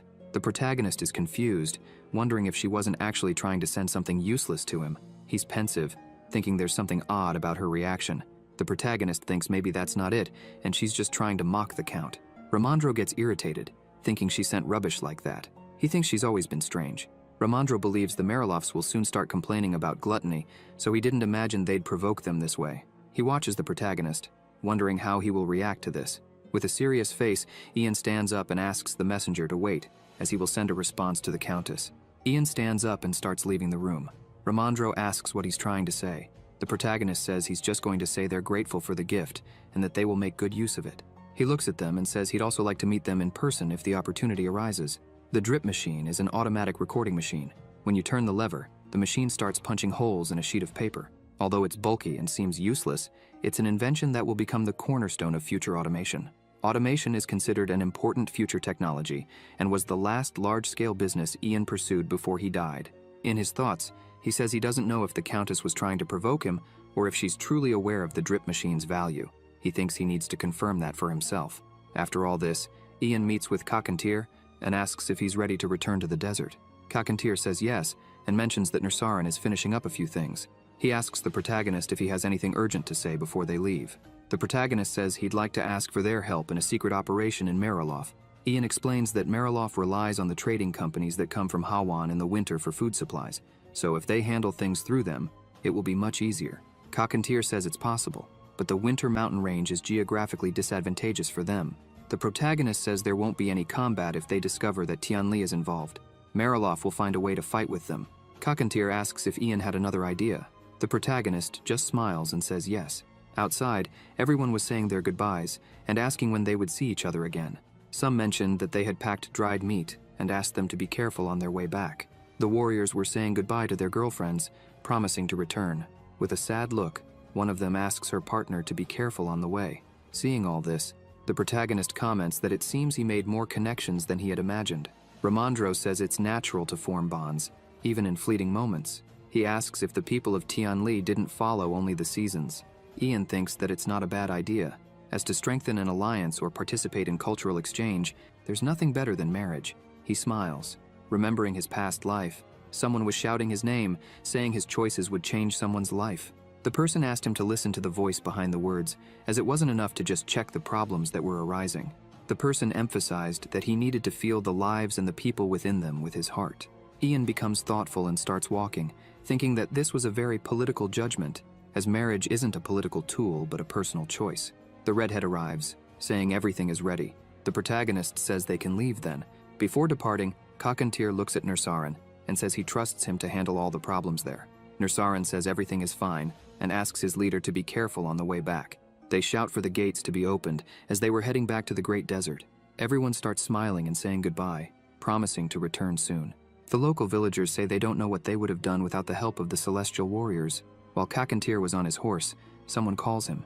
As he looks down, he sees a father holding his son, carrying some beautiful flowers. The little boy thanks him for everything he did. Kakantir smiles, takes the flowers the boy was handing him with a big smile on his face, and says, Demosha. Sometime later in the desert, Kakantir says they will stay together until there, pointing out that the secret operation in Marilof they had mentioned earlier will begin as soon as they return to Tianli. Ian agrees and thanks him once again. With a smile on his face, Kakantir wishes the protagonist success in the central area. He says that the gods don't give problems without solutions and that the protagonist will find new opportunities there. Ian smiles and says he thinks the same, adding that he will do his best. He takes out a chest and a small pouch, saying that inside was their gluttony and payment. He takes the gluttony and shows the flowers, saying that as one can see they were short-staffed. He starts to leave on horseback, saying they would return to Tianli. They leave shouting Demosha. Barrack shouts back to them, saying they would meet again soon. Ian says they also need to return, as they have much to do. The redhead agrees and asks where they should start. The protagonist says their tasks were already defined. It was the work of cultivating gluttony and undermining Marilof. As they walked, the protagonist wonders if the Countess received the response. Meanwhile, the warriors were riding, and one of them says that Kakantir seemed very happy. Kakantir asks if he really seemed happy. The young man replies that yes, he was happy to see his leader like that, but it also made him a little uncomfortable. He says no one would have thought that Kakantir would have a burial worthy of the leader's approval. Kakantir smiles, saying that's because the protagonist is a human unlike the fools of burial. Kakantir says he often wonders if the Empire's superstition about magic users being messengers of the gods is true, because thanks to Ian's wisdom, Tianli has benefited greatly. Information about the traitor, the allied border states. Plus, they also got a map of the Great Desert. Earlier, it was time to return to the Great Desert after the peace ceremony. One of the warriors raises a rod to the sky and asks Kakantir to stop for a moment. He looks back and asks why. The young man says that the direction of the wind has changed, and it looks like a sandstorm will arrive faster than they had anticipated. Kakantir asks from which direction it's coming. The person explains that the compass branch is slightly damaged and losing energy, but judging by the wind, it seems to be coming from the north. Kakantir says that if they continue like this, they'll arrive soon, but they'll need to take a long detour. After thinking for a moment, Kakantir decides they'll skirt around the storm. He shouts for everyone to turn east. The protagonist asks if Kakantir really said east, as it should be south. The warriors question what the protagonist is talking about, asking if he knows their destination is north. Another warrior says to leave him alone, remarking that this is typical of nobles, pointing out that the protagonist is a grand imperial noble. They begin to laugh, saying it's as if the protagonist has stepped on desert sand for the first time, and they accuse him of acting foolishly. The redhead is already starting to get irritated by this. They begin shouting, asking the protagonist to pay attention. They say that the Compass Master has passed down the wisdom about the desert from generation to generation and has protected the clan. They ask who the protagonist thinks he is to interrupt what he says. Kakantir looks at the protagonist and asks if that in his hand is a map. Ian says yes, noting that it was created by a researcher from the Great Desert of the Bariel Empire. He explains that, based on the information, the storm might be coming from the northeast. He says it's large, so if they head east, they might get caught by the storm, and they couldn't go back the way they came. So he believes south is the right choice. Kakantir takes the map from the protagonist's hand and remarks that it's written in the language of burial. He asks Nursaran to translate it for them. As Nursaran examines the map, he says it's very detailed, describing it as a comprehensive summary of precipitation, temperature, and humidity over the past 100 years. Kakantir is intrigued by this. They compare the two maps and think that they must have written it while walking alone, even marking the oasis they had recently discovered. He considers that this is the difference between technology and knowledge. Slightly irritated, Kakantir asks where the protagonist got that map. Ian says he got it from his former tutor. Kakantir says that's not something a tutor would know. The protagonist explains that the tutor was doing that job due to personal circumstances, but he had been studying the Great Desert for a long time. Kakantir ponders Burial's technology that created such a precise map, and how Ian, who analyzed it, is extremely capable. He realizes the protagonist isn't just a simpleton. He needs to observe him more closely. That day, Ian promptly handed over the map and the information. As a result, they managed to reach the village safely, avoiding the sandstorm. Those who were sent east separately encountered a strong sandstorm. So in the end, the protagonist's information and judgment helped them. Kakantir reflects that the protagonist has deep insight, calm judgment, and boldness. Back in the present, Kakantir smiles while thinking that Ian isn't someone who should be tied to the Brox. Looking at the sky, he says he's eager to see what Ian will achieve in the capital. In a room, Gale asks Chelonia if she decided to leave Molin and the others in the underground dungeon. She says yes, emphasizing that she didn't touch them in any way, just left them there without taking any action, for now. Gale looks at her and asks if the protagonist was really well versed in Imperial Palace etiquette. Chelonia replies yes, saying that Ian's expression changed as soon as she said everything the second prince had asked her to. She adds that even Ramondro, who is a counselor, had no idea what she was talking about. Wesley interrupts and says she is sure that Ian has a clear connection with the first prince. Gale asks her not to jump to conclusions. Wesley is indignant about it and says it doesn't make sense unless it's true, because if Ian is really of low status, he should have only learned the basics, yet he was aware of royal palace etiquette. She emphasizes that this became very clear after the first prince appointed the protagonist as lord. She says Gale already knows the large number of people who tried to gain favor with Margrave, and yet he dismissed everyone because of Ian. She points out that even though the protagonist is a magic user, he is still suspicious. Gale ponders this and says he'll think a bit more about it, asking to be left alone. Chelonia thanks him and says she will leave. As soon as she leaves, Gale and Wesley are left alone in the room. She begins to walk over to the prince and sits on his lap, asking why they can't just kill Ian. He asks how she would want to do that. Wesley says that at the New Year Lordship appointment ceremony, the protagonist will join the Ministry of Magic. With that, she would have many chances to do it. He looks at her and pushes her off, getting up. Wesley asks him where he's going. Gale says he's going to see his brother. He stops and looks back, asking Wesley if she knows why he's letting Molin live. She says that Molin is the Imperial Palace consultant, and if he returned to the investigation team, things would get complicated, as it hasn't been long since he met Captain Erica. Gale says he understands and kisses her. Wesley asks what's wrong. The prince says nothing. He just asked because he was curious. Looking into her eyes, he says that she really isn't fit to be the Minister of Magic. She's surprised, looking at him, wondering if he's saying that she's not fit to be the Minister of Magic, but rather to stay by his side. He leaves the room and she stays there alone, wondering if that's really what he meant. Gale opens his office door and starts to leave. While traveling on a train, he thinks that Wesley is perfect as a lover, but she's too hasty and aggressive for national matters. In his thoughts, he imagines that, although the investigation team is partially responsible for Ian letting Molin live, the real reason is Margrave, because if Molin were killed with the Celestial Warrior tribe involved, things would get more serious. Not only would the investigation team get involved, but also the army, and that's why the protagonist left the decision to the first Prince Margrave. Gale thinks that Ian perfectly understands the power relationship between him and his brother, which is why the protagonist left that decision to Margrave. Gale realizes that no one else has control over Molin's life except Margrave. Gale imagines that Molin is one of the few people with whom he has connections in the executive branch. Moreover, experienced people like Molin are rare, so it would be a strategic loss if he ended up losing Molin. He starts rubbing his fingers on his arm, feeling a bit uneasy about all this.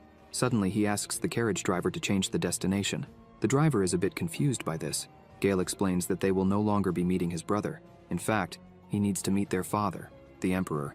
Meanwhile, at the Mariloff estate, a butler knocks on the door asking if his master is awake. Carlos says yes and asks him to come in.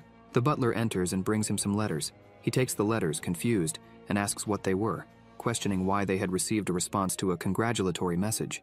Carlos asks the butler when they sent a congratulatory message to Brock. The butler, a bit unsettled, explains that it was an order from the lady to send the message. He says that the Lord already knows how persistent the lady can be. Carlos looks at the letters, He notices that one of them was addressed to Lady Rian in Ian's name. He picks up the letter, remarking that Ian had sent a response to Rian. The butler explains that the lady sent the letter on behalf of both of them, so that letter was addressed to both of them as well. Upon reading the letter, Carlos says that, apparently, Rian had sent a gift to Ian, and he was thanking her. The butler notes that he ensured the gift was something useless, pointing out that it was just a mechanical device in the corner of the room. Carlos ponders this and asks if the two had ever met. The butler says that although they met when they were saying goodbye the last time they were there, they didn't talk much to each other. Suddenly, someone grabs the letter from his hand and asks what he was doing. Rian starts reading the letter and asks why he was reading something addressed to her. Carlos looks at her and says hi. She starts laughing and says that the protagonist really liked the gift and asks if she should be angry or happy about that. Carlos looks at her, completely confused. She turns and asks the butler to prepare a meal for her, specifically requesting venison. He bows and says he will prepare it immediately. Rian remarks that he always says that but never actually does it. He apologizes, emphasizing that he will correct his mistakes. She looks ahead, thinking for a moment, and touches her husband's shoulder. She embraces him and says that in Brock, they've been eating only the gluttony they planted and harvested, and the taste is surprisingly good. Carlos says that Ian has spent so much time with the animals that he's become one, noting that he must be desperate with nothing else to eat but that. She says they might not care, but other people have different thoughts. Rian notes that Lord Ian wants to get to know them better and thank them in person. She asks why she couldn't visit Brock on their behalf. Carlos says there's no need, as they always say the same thing at this time of year. They never have anything to eat. He adds that since the trade group from the Kingdom of Hawan is arriving, they should just wait for their arrival. Rian thinks about this, realizing that thanks to that very trade group, the number of harvests they've made has decreased, with only the entertainment and hospitality industries growing. She looks at him, reflecting on the many problems they face, both internal and external. She gets up and asks when the trade group is supposed to arrive. Carlos says that, from what he's heard, that group will leave Hawan in a month. She starts walking, and says it will take them a month and a week or more to get there, as they'll have to pass through the mountains. She opens the door and says she's hoping they'll arrive soon. As she closes the door, she takes a deep breath and looks to the side. She calls a boy named Clark. He turns and asks what she wanted. She turns and begins to walk away, telling him to make the windows shine with cleanliness, as guests from Hawan will be arriving in the coming months. He bows and says he understands. He begins thinking about what she said, that the people will leave the Kingdom of Hawan in a month. Meanwhile, in the mansion, several letters lay on the table. He looks at them and says they are the words of Lady Mariloff, but he doesn't know where she's from. Ramandro asks if that means he doesn't know Rian's family. Ian says it's not just the family. He emphasizes that he doesn't even know if she's noble or not. He adds that it's been 3 years since she married Carlos. The wedding ceremony was simple at the time. The protagonist notes that many people were unaware of this. Ramandro says there indeed seems to be a significant difference in status, emphasizing that she could really be a commoner. Ian, still deep in thought, says he isn't sure of anything. He thinks it seems that Rian isn't from Mariloff, and if she knows Dripper, then she couldn't be of humble origin. Ian asks a young man nearby if he had found out anything about the caravan leaving the Kingdom of Hawan. He says yes, and begins to explain that the leader of the caravan is named Ilrak. He mentions that they travel every 5 years, and the caravan consists of a total of 100 people, including the leader. He adds that it's not a large caravan because they have a fixed route, and many people trust them. The young man says that with Ilrak as the leader, it's expected that large and small caravans will come at intervals of 15 days. Ramandro says it's important to catch them at the beginning. Nursarin comments that if they could gain their trust, it would be very convenient. He adds that if an emergency occurs, those who trust them would become a burden. Suddenly, someone says they need to act slowly. Everyone is surprised by this, and some noises begin to be heard. Everyone falls silent and looks toward where the noise is coming from. Nursarin says that she is being rude. Sue bursts through the door, running and screaming, asking who she was. She throws herself on the ground and starts rolling from side to side, shouting and asking why it had to be her. Why should she infiltrate the caravan from the Kingdom of Hawan? Nursarin asks her to stop, but she continues shouting, saying she didn't want to because it was cold, and she didn't know the mountain roads, yelling that she hated Nursarin. The redhead starts laughing and asks if she really doesn't know the mountain roads. He says she's lying. Sue yells at him to shut up, saying it should be him because she had recommended him. Ian keeps laughing, saying he wasn't going.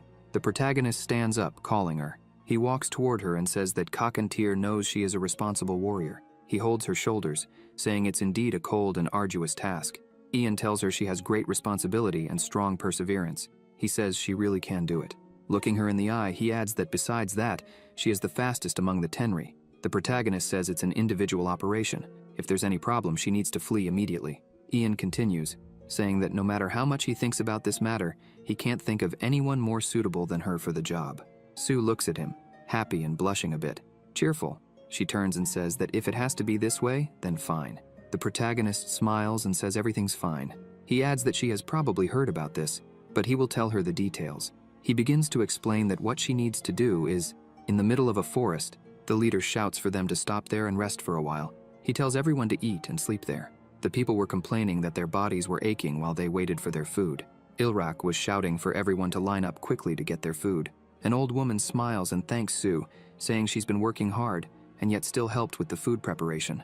Wearing a beautiful dress and with a charming smile, she thanks her for the compliment and says she didn't do anything special. Suddenly a person arrives, shouting at them to give him more food because his head was foggy. Sue looks at him and remembers what Ian had asked. Her orders were to join the caravan heading to Hawan and put a small amount of gullah powder and yellow scorpion venom in the caravan's food. She dumps the pouch's contents into the food. Her task was to keep the caravan stuck in the ravine as long as possible. Meanwhile, in Marilof, things were becoming worrisome. The streets were empty, and children were beginning to go hungry. A little boy told his mother that he was very hungry. His mother, having nothing to offer, asked him to wait a little longer, assuring him they would eat soon. People were starting to feel the effects of the food shortage. A group of people was talking, and a man said they were doomed because it was the first time in his life that he had seen something like this. Another man said it was all the Brock's fault, as the river was polluted with blood because of them. They suggested that maybe they should demand compensation from Brock. Another man asked if they hadn't heard the news, that someone from Marilof had tried to kill the Lord of Brock, and that's why things had become tense between the two territories. They kept discussing the situation and emphasized that it was the first time they had seen such a bad harvest. What they had managed to save from the last harvest was already all gone. They mentioned that maybe they could ask the Count for help, but another man interrupted them, saying it was better not to do that, because if they bothered the Count, taxes could go up. The bearded man said that people from Brock had said gullah was really good. The other two began laughing, telling the bearded man to stop talking nonsense. The bearded man insisted, saying he was serious. He mentioned that even an imperial palace advisor eats gullah frequently. The bearded man said they live on the border, so information arrives more slowly. But in the center of the kingdom, it's said that even the royal family and nobles eat gullah. The two kept laughing, and the fat one asked if he really believed that. The mustached man told them to leave him alone, saying he was already delirious from hunger. He asked when the caravan would arrive. The fat one said he didn't know, but they should have been here by now. Meanwhile, in the forest, people were still at the camp. They were lying on the ground, saying their stomachs hurt a lot. The people in the caravan were sick and bedridden. They were wondering how that could be, as food poisoning was normal, and one or two people falling ill during the caravan's march wasn't uncommon. But this was the first time so many people had been affected. Some were talking, asking when the doctors would arrive. Another man said that Marilof had already sent them, so they should be arriving as soon as possible, and they had to hold on a little longer. Sue was watching them and asked the old woman if Marilof was closer, or the kingdom of Hawan. The old woman was surprised by the question and explained that it hadn't been long since they departed, so Hawan was closer, and the road to Marilof was always difficult, while most of the road to Hawan was flat, so the doctors from Hawan would arrive first. A young man who was sick began asking for water, wanting warm water. Sue smiled and said she would boil some and bring it to him shortly. The old woman looked at Sue as she left, saying that she was so beautiful and helpful, and she didn't even know how to properly thank her. Sue left, smiling, thinking that she just wanted everyone out of her way, because if she ever returned, she would never leave the desert again. While fetching water, she thought that, in any case, when the doctors arrived, she would stir things up and make them return from where they came. She sprinkled some powder into the water, but then she heard someone speaking to her, asking her to wait a moment. The man grabbed her hand and said he wanted to take a good look at her hand. Sue screams, asking what that pervert was doing. The man says her hands looked odd. He notes that her hand bones and the lower parts have calluses, typical of people who use wrist-breaking techniques. He looks at her and asks what kind of person she is, demanding she remove what she put in her pocket while he was still being nice. Sue smiles and asks if he didn't have anything better to do than watch her. The guy is confused. Sue notices his guard is down and lands a quick punch on his chest. The man falls to the ground, groaning in pain. Suddenly, other men hear the noise and rush over, asking what all the commotion was about as there were screaming sounds. Sue is shocked to see everyone there. She gets nervous, thinking she couldn't handle all those people alone. Suddenly, noises are heard in the bushes, and Erica appears, annoyed, asking where she was now. She is shocked to see those people there, asking what was going on again. Sue immediately screams in fear, pointing at them, saying there were thieves. The two men there get scared and yell for everyone to grab their weapons, as there were thieves. Erica is confused and yells at them to wait, trying to explain that she is an Imperial investigator. However, the caravan folk had already grabbed their torches and weapons. The fight between them begins, and Sue climbs a tree, watching the screams and the battle between the two groups. She thinks everything is too dark, which makes everyone fight indiscriminately. They can't distinguish friends from foes. Half are dead, and the other half are trying to escape. She thinks that before a doctor from Hawan or Morelloff arrives, everything will be clarified. Sue is very happy about this, thinking she can finally go back. After that, a small group was approaching. Carlos gets angry and says that all that arrived was an empty cart with just 3 people. The butler says that it seems thieves have appeared. Carlos slams the table, yelling and asking what kind of nonsense this is. The butler explains that according to the guide, most of them were injured or fainted. During the commotion, the guild leader was also seriously injured, so they returned to the kingdom of Hawan. Only those who sought refuge returned. Carlos is completely infuriated by this. He starts to scream and throw everything to the ground. He curses a lot and continues yelling while throwing papers away. A while later, he calms down a bit and asks the butler how much the price was on the Cheyron side. The butler says that from what he heard, just a sack of flour cost 6 silver coins. The count says there was no choice. He would send someone. He tells the butler to take registrations from those who need supplies. Then, he should select a group to form a trade caravan. The butler is a bit apprehensive about this and asks the count to wait a bit and asks why they don't ask Brock for help. The count looks at him angrily and asks why. The butler says that the Cheyron mountain range is colder than here, and so the snow arrives there earlier. For that reason, he says it would be difficult to transport supplies. Stewart points out that on the other hand, Brock was eating gullah for now. They could get some for a temporary solution. Carlos slams the table angrily, saying that this is absurd. He asks why they would buy weeds, if even pigs and dogs don't eat them. How could they eat those things? The butler bends down and says he apologizes for what was said. Carlos tells him to go out and find out the price on the Cheyron side right now. Stewart bows and says he would do that immediately. However, he still feels uncomfortable with this idea. He starts writing a letter, thinking he had no choice. Meanwhile, at Ian's mansion, he had received a letter. The redhead asks if it was from the Count. However, the protagonist says there was no seal. The letter read, "Greetings, Count Ian. The reason I am writing this letter is to ask if you would be willing to open up the trade of gula. This is a personal suggestion, not related to the Count. But if you allow it, I will strive to lead us to a mutually satisfying transaction." Ian says that the fact that the regent and not the Count sent this meant that the Count seems to be looking to secure food supplies elsewhere. Ramondro says it's probably Cheyron. He says snow arrives early there. Besides, it takes 10 days just to get there. The protagonist starts to think a little about this and gets up saying they would go to the dungeon. Ian looks at the redhead and asks for one of his snacks. However, Barrack is not very happy about it. With that, they go to the dungeon. The two arrive at the cell and call for Colin, who was scared in the corner of the cell.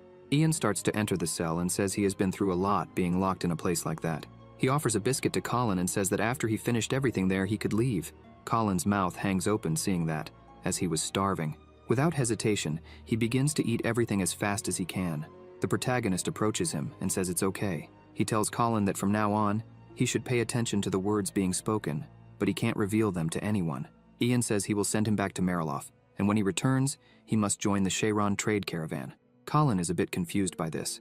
In a serious tone, the protagonist tells him that no matter what happens, he must interrupt the trade, emphasizing that it doesn't matter how he does it.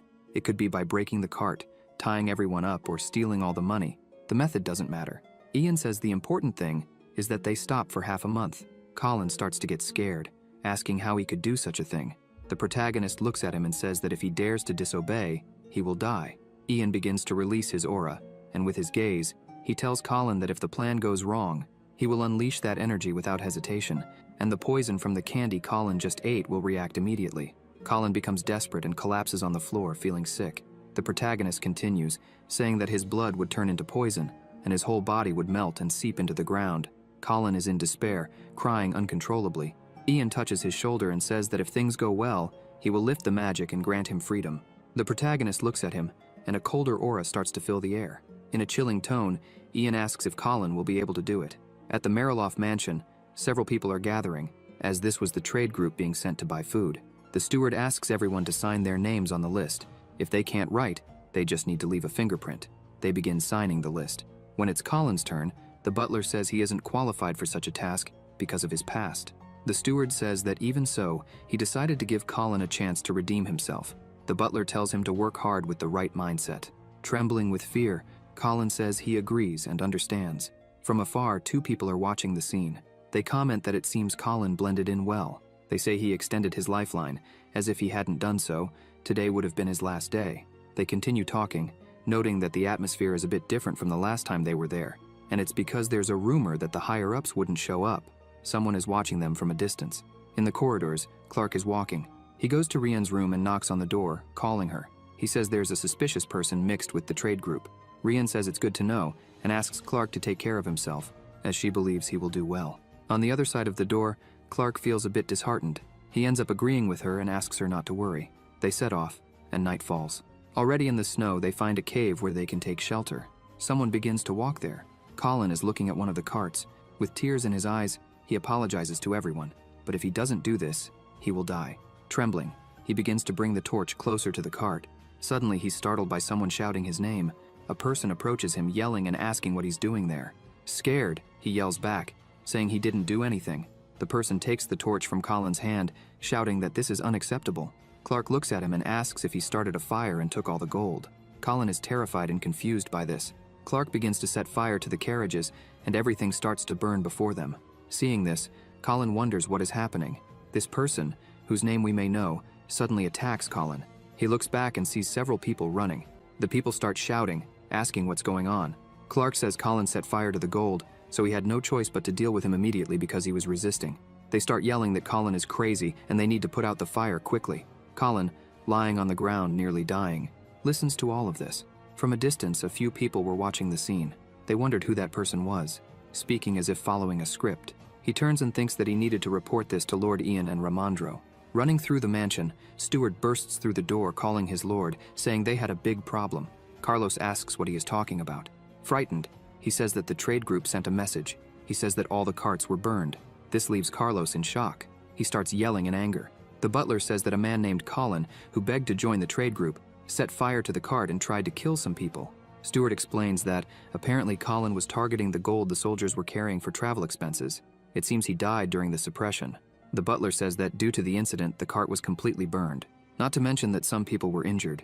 They said they would head to Shea Theory first, so it wasn't clear how long it would take. Carlos becomes furious. Trembling with rage, he thinks this winter has been the worst so far. The mansion's food storage is almost empty. He thinks that if they don't get food from Shea Theory or Hawan now, it's over. He slams the head of a young man standing next to him onto the table. The young man's blood splatters, and the Count asks why this was happening. The young man pleads for help. Carlos starts shouting, ordering Stewart to kill the arsonist and his entire family. The maids approach the butler. He tells them to step back, as they might get burned. They are frightened, and he asks if they really wanted to get involved in that. Rian arrives and orders the butler to open the door. The maids try to stop her. However, she is serious and tells them it's okay, ordering them to open the door. With tears in their eyes, they open the door, and Carlos is beating one of the employees. She calls out to him and tells him to let the boy go so they can have a little fun. She asks him not to be so angry. The butler helps the young man leave. She asks if it isn't a good idea yet to ask Brock for help. She smiles and says that if he's worried about appearances, she could talk to them.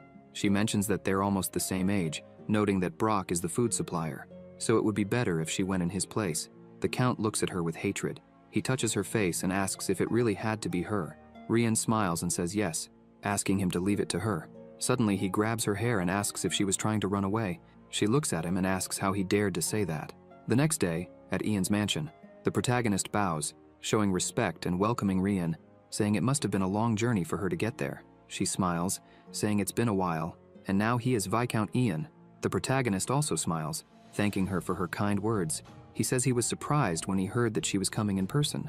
Rian says that when they heard he had been appointed to the title of Viscount, both she and the Count were saddened that they couldn't celebrate the wonderful occasion. Ian tells her not to worry, as he is sure they were busy with work. He adds that besides, she even sent a gift. The protagonist says that the item is precious and asks if she is sure it's okay for him to keep it. She says she thought it was a bit much, but the Count insisted they send it to him, saying it could be useful to the protagonist. She asks what she should do when the Count is inappropriate about such matters. Ian looks at her, thinking that she says this is the reason, but he knows it was a way to mock him. In his thoughts, he says he doesn't know where she is from, but he knows she is from a noble family by the way she speaks. They begin to enter the mansion. She says that the reason she is there is because she wanted to see the Countess's room. This surprises the protagonist, making him question why she wasn't there to buy gula. She smiles, saying that she had mentioned before that she lent some clothes to the Countess, which she still hadn't gotten back. The protagonist tells her she can do as she pleases since he hasn't touched anything there, and if she took good care of the clothes, they should still be there. Ian asks her to follow him so he can show her where the room is. Rianne replies that she could search on her own if he just told her where the room was. He says it wouldn't be polite of him to leave her alone. She looks at him without saying anything. As soon as they enter the room, he asks what she's looking for. The protagonist suggests she tell him, and he'll have the servant search for it. She starts walking into the room and says it's fine, as this is something she needs to find on her own. Rianne asks if Ian could give her some privacy since it's a ladies' room. She says she'll let him know as soon as she finds what she's looking for. He turns and says he understands. As he leaves, he asks one of the servants to keep an eye on her. Rian begins pulling sheets off things. The young servant asks if there's anything he can help with. She asks if he didn't hear what she asked Ian. She orders him to open all the drawers, and then he could leave. Looking angrily into the mirror, she says she will search by herself. Things start getting thrown to the floor. Ramandro enters the room and says he heard that Lady Mariloff was there, and asks where she is. The protagonist says she's in the old Countess's room. He adds that apparently, she's looking for something she gave to the Countess in the past. Ramandro also seems confused, asking if she didn't come on behalf of the Count to negotiate gula. Ian says he's not sure, but it's already past lunchtime and she hasn't come back yet. Ramandro says that either way, he's certain she'll talk about gula. Ian agrees, saying there's no reason for her to visit just to retrieve some old items. Ramandro turns to the protagonist excited and says he imagines Ian has already decided how the negotiations will go. He asks for how much he intends to sell the gula. Ian says he will sell it at a price higher than the market, for each sack at least. Suddenly Rian appears, apologizing for taking so long. He stands up and asks if she found what she was looking for. She says no, emphasizing that it seems everything disappeared due to recent events. The protagonist says that's unfortunate, but they've prepared some tea and asks her to sit down. She thanks him for that. Ramandro greets her while Ian goes to speak with the young servant who was with the Countess. He asks the servant to bring tea, and also to go to the redhead and have him clean the Countess's room. After a few minutes, the tea is served. Rianne says that in fact, she wasn't there just to look for the items she had lent. She mentions that she heard about some contributions Ian needs to pay. Ian asks how she found out about that. While sipping her tea, she says she always keeps her ears open. She mentions that the amount is quite large and asks if he needs any help. The protagonist is surprised and asks if the help is really from Mariloff. She smiles and says yes, emphasizing that their offer is to lend him 5,000 gold coins without interest, and in return she wants some gullah seeds. She asks what he thinks. Ian smiles and says he will decline. This almost gives Ramandro a heart attack. The protagonist says he is extremely grateful for their generosity, but he plans to raise the funds on his own. He emphasizes that he has enough resources to do so, and also thinks it makes more sense. She is surprised by this, and asks if he really has enough resources, and if he's being serious. Ian responds that he is, and adds that the price of gullah is much higher than the interest he would owe on the 5,000 gold coins. Ian says that the gullah seeds are perfect for solving hunger problems during the winter. Rian remarks that gullah is still worthless. The protagonist says that was in the past. He looks at her and says that while she could make more gold in the future, she could never bring the dead back. She stares at him for a moment. Ian says he's willing to sell gullah to her if she wants. She asks how much he plans to sell them for. The protagonist smiles and says he wants 50 gold coins per sack of gullah. Ramandro spits out the tea he was drinking. He begins to think that he expected the protagonist to sell at a higher price, but he imagined it would be something around 10 gold coins. But instead, Ian is charging 50 gold coins per sack. Meanwhile, in the Madame's room, Haina walks in and opens the doors. She's surprised and asks Barrick what he's doing there. The redhead says he has orders from Ian, as the Madame was looking for something there recently, so he's checking the entire place. Haina asks what she was looking for. He says he doesn't know because she didn't say anything. He mentions that Ian is sure there's something in that room, but he hasn't been able to find it. Haina stands there thinking for a bit. She points upward, asking if he's tried looking at the ceiling. He picks her up and climbs onto a stool. She manages to find an opening in the ceiling. Barrick is surprised, as she's able to pick locks, is good with her hands, and is skilled at finding things. Haina says that people from her area can do this. He starts to say something, but suddenly, Haina shouts, interrupting him. She says she found something, mentioning that there's something there. The redhead is surprised and asks if she's serious. She says it's a makeup case. Barrick asks why it was up there. She says she doesn't know, but it seems normal. The redhead opens it and takes a look. Suddenly, he starts to feel sick and dizzy, saying that the smell is strange. He begins to collapse, and Haina is startled. The case falls to the floor, and something begins to leak out. Haina starts shouting for him to wake up. Meanwhile, in the welcome room, Rian is impressed by the 50 gold coins. She says she knows the amount is not low, but considers the fertility of the gluttony to be very good and therefore worth even more. Ian informs her that a 2-month supply will be more than enough to feed everyone in Miraloff. He says she is probably aware of the importance of preserving the population of her territory, which she confirms. As the conversation unfolds, the protagonist realizes that all her attention is focused on that borrowed item, and that she doesn't care at all about purchasing the gluttony. The young lord explains that he set the price of the gluttony based on how he was treated during the last transaction and asks Ramandro to inform the price of the grains they were going to buy in Miraloff. He explains that not only were there no flour or corn on the list, but the other grains also cost twice the market price. Furthermore, a single box of potatoes cost half a gold coin. Milade thinks for a moment and says that since the final decision is in her husband's hands, she believes her opinion is irrelevant to the conversation. However, she believes that 50 gold coins is a small price to pay to feed her people. Then, suddenly, Hannah arrives screaming, saying it's an emergency. Ian asks what the problem is, and she starts yelling that Barrick found the item in the room and it was a mirror with white powder. She says the redhead inhaled the powder and passed out. Rian and the protagonist are shocked upon hearing this. Quickly, the woman starts running and Ian runs after her, asking her to wait. He grabs her arm, asking her to calm down, but she ends up falling to the ground. He is shocked to see some things, as her leg has several bruises. In the room where Barrick was, he was still asleep. As for Rian, she was tied up, and the protagonist says they have a lot to talk about and asks her to explain everything from the beginning. She says those are just drugs, and there's no need for all of this to be happening. Hannah asserts that the drug is not an ordinary one, as most of them are yellowish or much thicker. Also, she has never heard of something that could make someone pass out with a single breath. Mileda asks who the girl is, and the protagonist says she is a sage, a member of the family. The woman looks at the protagonist with cold eyes, and the boy does the same, saying nothing. Then he asks Hannah to bring a damp cloth. She begins to leave and calls Ramandro to go with her. Now, with only the two of them in the room, the protagonist grabs a chair and tells Rian to start talking, as many suspicious things have happened recently. He says, first of all, she seemed to know about the dripper and probably also knew its value. Then he asks if she is from the Raza Mountains.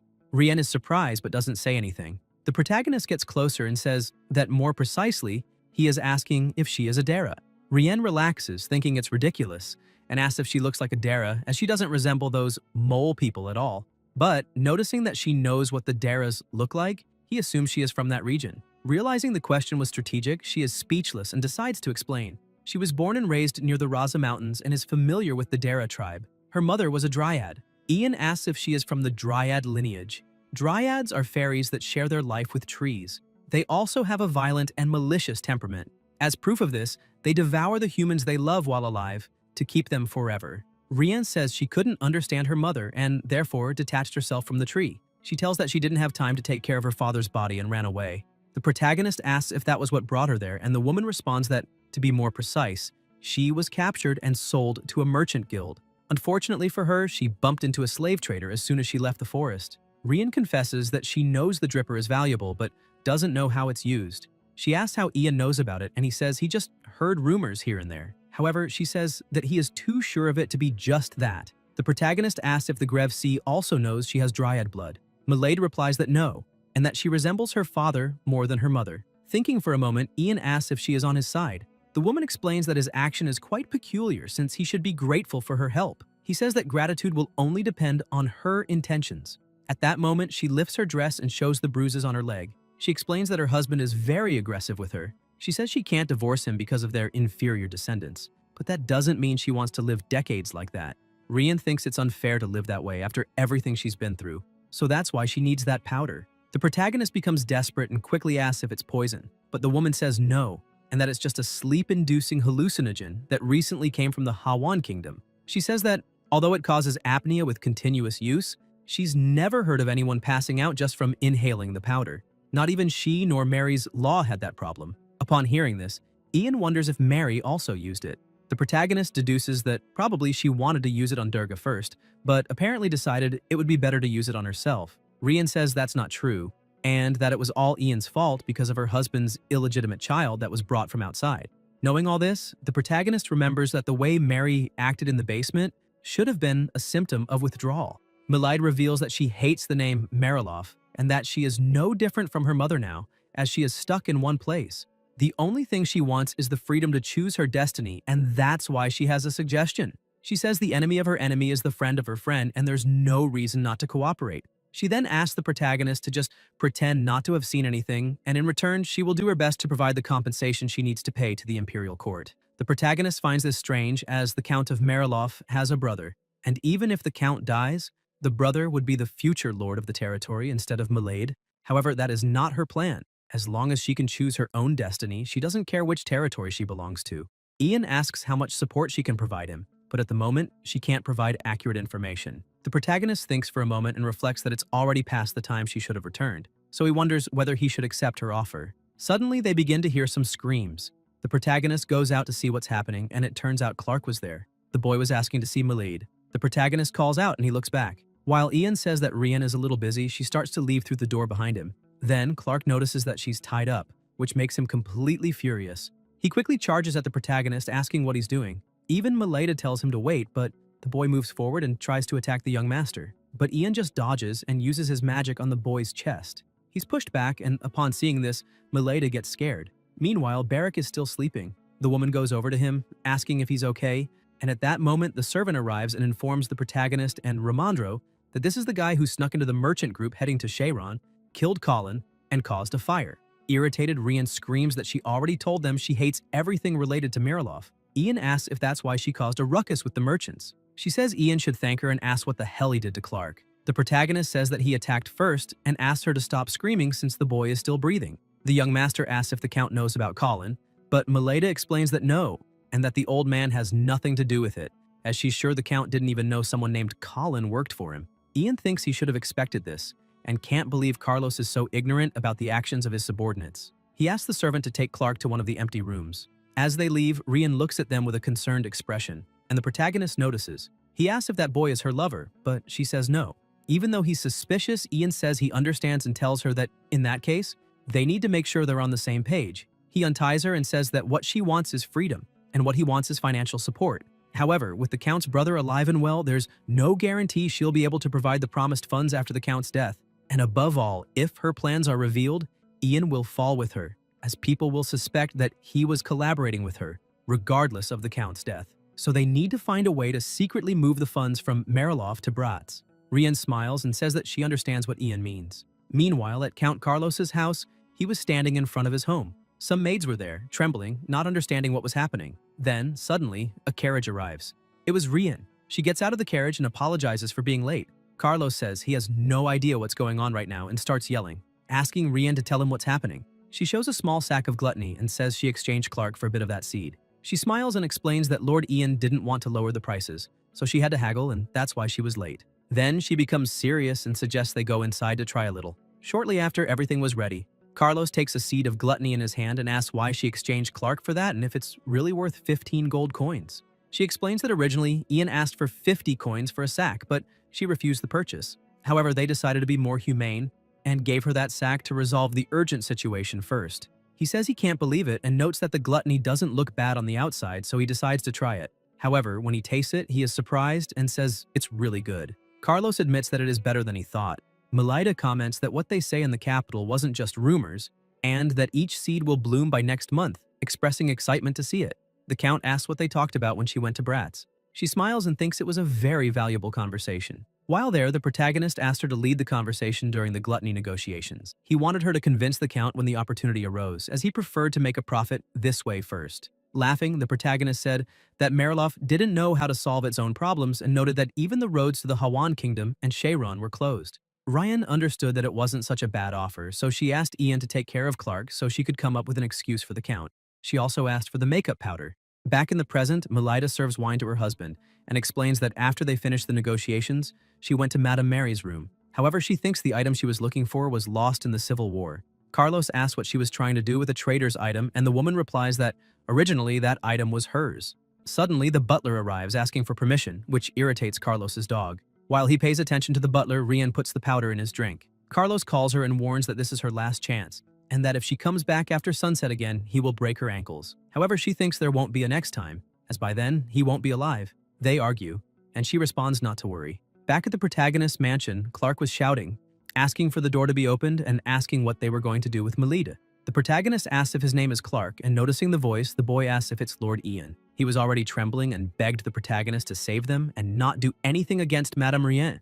Clark explains that she's been struggling to cover for their mistakes, and thanks to her, many were able to survive the Count's wrath. Ian asks if she really did that and informs that she has already returned to the property. He explains that the boy is only there to ensure the negotiations go smoothly and asks Clark to wait quietly until then. The boy looks down and says nothing. The protagonist outside begins to remember when Melita was leaving. He asked her to return safely. While she was getting in the carriage, the protagonist again noticed the bruises on her leg. When he was about to say something, she interrupted him, saying it was fine, as she had waited so long for a chance like that and could endure a few more days. With that, the carriage left. The protagonist was thoughtful but soon began walking through the corridors. Shortly after, a doctor was analyzing Barrick's condition. He explained that the redhead seemed to be just sleeping and that it was likely he hadn't woken up yet because of exhaustion. He said there was nothing dangerous and asked them not to worry, but pointed out that Barrick might still have some hallucinations, so they should keep an eye on him. The doctor explained that talking in sleep, inconsistencies in sleep habits, and even sleepwalking could occur due to this type of drug. After hearing this, Ramondro quickly hid behind the door and asked if they shouldn't tie Barrick up. Suddenly, the redhead woke up and asked why he was lying there. The protagonist explained that after he inhaled Madame Rienne's makeup, he passed out and asked if he was injured anywhere. Barrick replied that he wasn't, but that he was seeing some strange things. Ian said that it must be the hallucinations caused by the drug, as it was hard to tell the difference between hallucination and reality. However, the redhead replied that he could differentiate, but he hated the feeling, as it felt like his family members were around him. He sat up a little and noticed Ramondro behind the door. Ramondro asked if he knew who he was, but suddenly, Barrick started laughing, which scared the assistant. Quickly, he ran up to the assistant, asking where he was going. Seeing this, the doctor realized that the redhead hadn't been physically affected by the drug. A week later, Ian received a letter from the Count of Mariloff, along with the news that he was interested in purchasing gluttony. The protagonist then decided to respond to the letter. In the letter, he wrote, "Dear Count of Mariloff, I would like to thank you for responding positively to our offer of exchange for gluttony. Our assistant considered the size and condition of your territory and reported that 100 sacks of gluttony would be more than sufficient. However, we will not sell for less than 50 gold coins per sack. In return, we ensure the delivery of the best quality gluttony to you. If you wish to negotiate the terms, feel free to contact us at any time." After reading the letter, Carlos became angry. Sometime later, the Count and Countess of Mariloff arrived in the Brat's territory. The protagonist noticed that they seemed to be in a hurry. Ramondro sighed and commented that it seemed like this would end today. Before they went to greet them, the assistant said that Ian had a request to make. Shortly after, they gathered in a room to discuss the deal. Carlos started the conversation by apologizing to the protagonist in case he was busy. Ian smiled and said he wasn't busy, assuming the reason for the visit was the gluttony exchange. Count Carlos emphasized that the protagonist had accurately calculated how much they needed and explained that, to solve their problems with the plantations and hunger, they needed 100 sacks. He emphasized that he was asking for a large quantity of gluttony and therefore would like to know personally why the price was so high. Ian began to explain that the reason he couldn't lower the price, even on a large-scale purchase, was because gluttony could be stored for a long time without the worry of rotting, and there was no rush to sell it. The gluttony he was offering wasn't wild, but rather cultivated by his people. Therefore, he needed to receive the appropriate value for their work. Moreover, even though gluttony can grow anywhere, it dies instantly when it touches snow. This deal would be the first and last of its kind, as after this, Mariloff would be able to produce and survive on its own. For this reason, Ian had to raise the price. He continued saying that surely the Count had heard that the weather had been strange recently, and the amount that could be cultivated was limited. Therefore, he had to build a greenhouse to compensate for this limitation, having no choice but to raise the prices. Thus, the prices could not be lower than 50 gold coins per sack. Ian concluded by explaining that he and his people had accepted the Empire's orders to rebuild the territory. Shortly after Ian left the room, Carlos commented that it was crazy for mere herbs to be worth 5,000 gold coins. Rienne explained to her husband that this year was a special case and they needed to save their people. She asked him to take advantage of Ian and the assistant's absence to decide what to do before they returned. The woman asked her husband how much he was willing to pay per sack. After thinking for a moment, he replied that he wouldn't want to pay any gold coins, but 35 coins was his limit. Ryan analyzed and said that perhaps Ian could agree to that.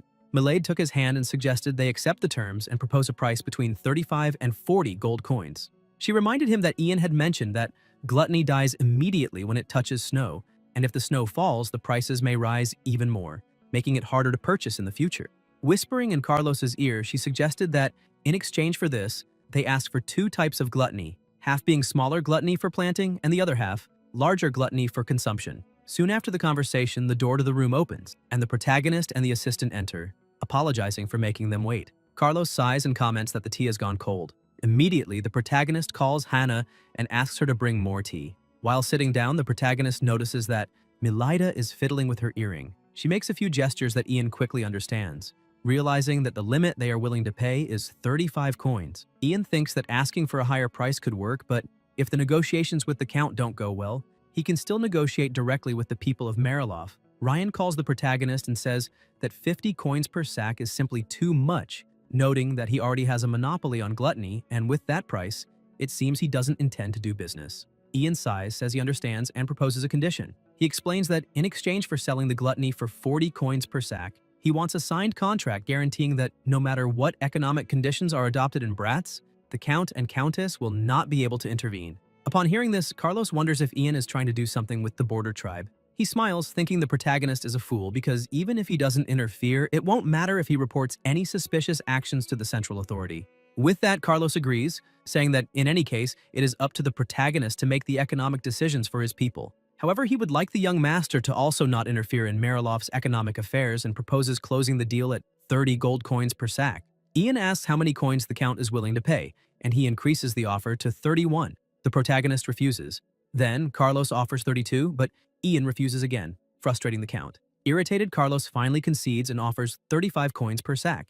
Ian accepts the offer and states that the final price will be 3,500 gold coins. The assistant takes the contract and starts modifying some points, such as replacing the term fresh with received the previous week, and adding the condition for the Count to report any changes in the planning if something happens. The Count agrees and also suggests specifying the size of the gluttony in the contract. Shortly after, the protagonist asks Rian if she's tired. He warns that it will still take a while and asks if she would like to rest in one of the vacant rooms. She asks Carlos if it's okay for her to go, and he simply responds that she can do whatever she wants, as it won't bother him. Ian stands up and offers to guide her, saying he also needs some fresh air. Upon hearing this, the Count becomes alert, suspecting that the protagonist is trying to seduce his wife. At that moment, Ramondro draws Carlos's attention and asks if he's hearing him. He suggests they change Section 3 of Article 3 and Section 1 of Article 5. While they talk, the protagonist and Melita leave the room. After they exit, Ian thanks her, but Melita asks where Clark is. Ian responds that he is being treated as well as possible, eating and resting in one of the rooms. A bit thoughtful, Ian calls her and asks if she has seen the Count's younger brother. She replies that she has, but only met him twice. It seems he is living in an old mansion on the eastern side of Mariloff's territory and, like Carlos, has a disgusting attitude. The young master comments that if the Count dies, the only person who would raise suspicion is the brother, as without heirs, there would be nothing for Millet to worry about. He continues, saying that if the Count died, probably no one would suspect her. However, she interrupts and says she is cursed. Rian remembers that her mother always said that dryads and other nature spirits exist between a promise and its fulfillment, and that if they make a promise, they must keep it. Otherwise, they must pay the price, especially if they kill the protector of the forest. She confesses that she betrayed the laws of nature and believes that's why she always lives with problems.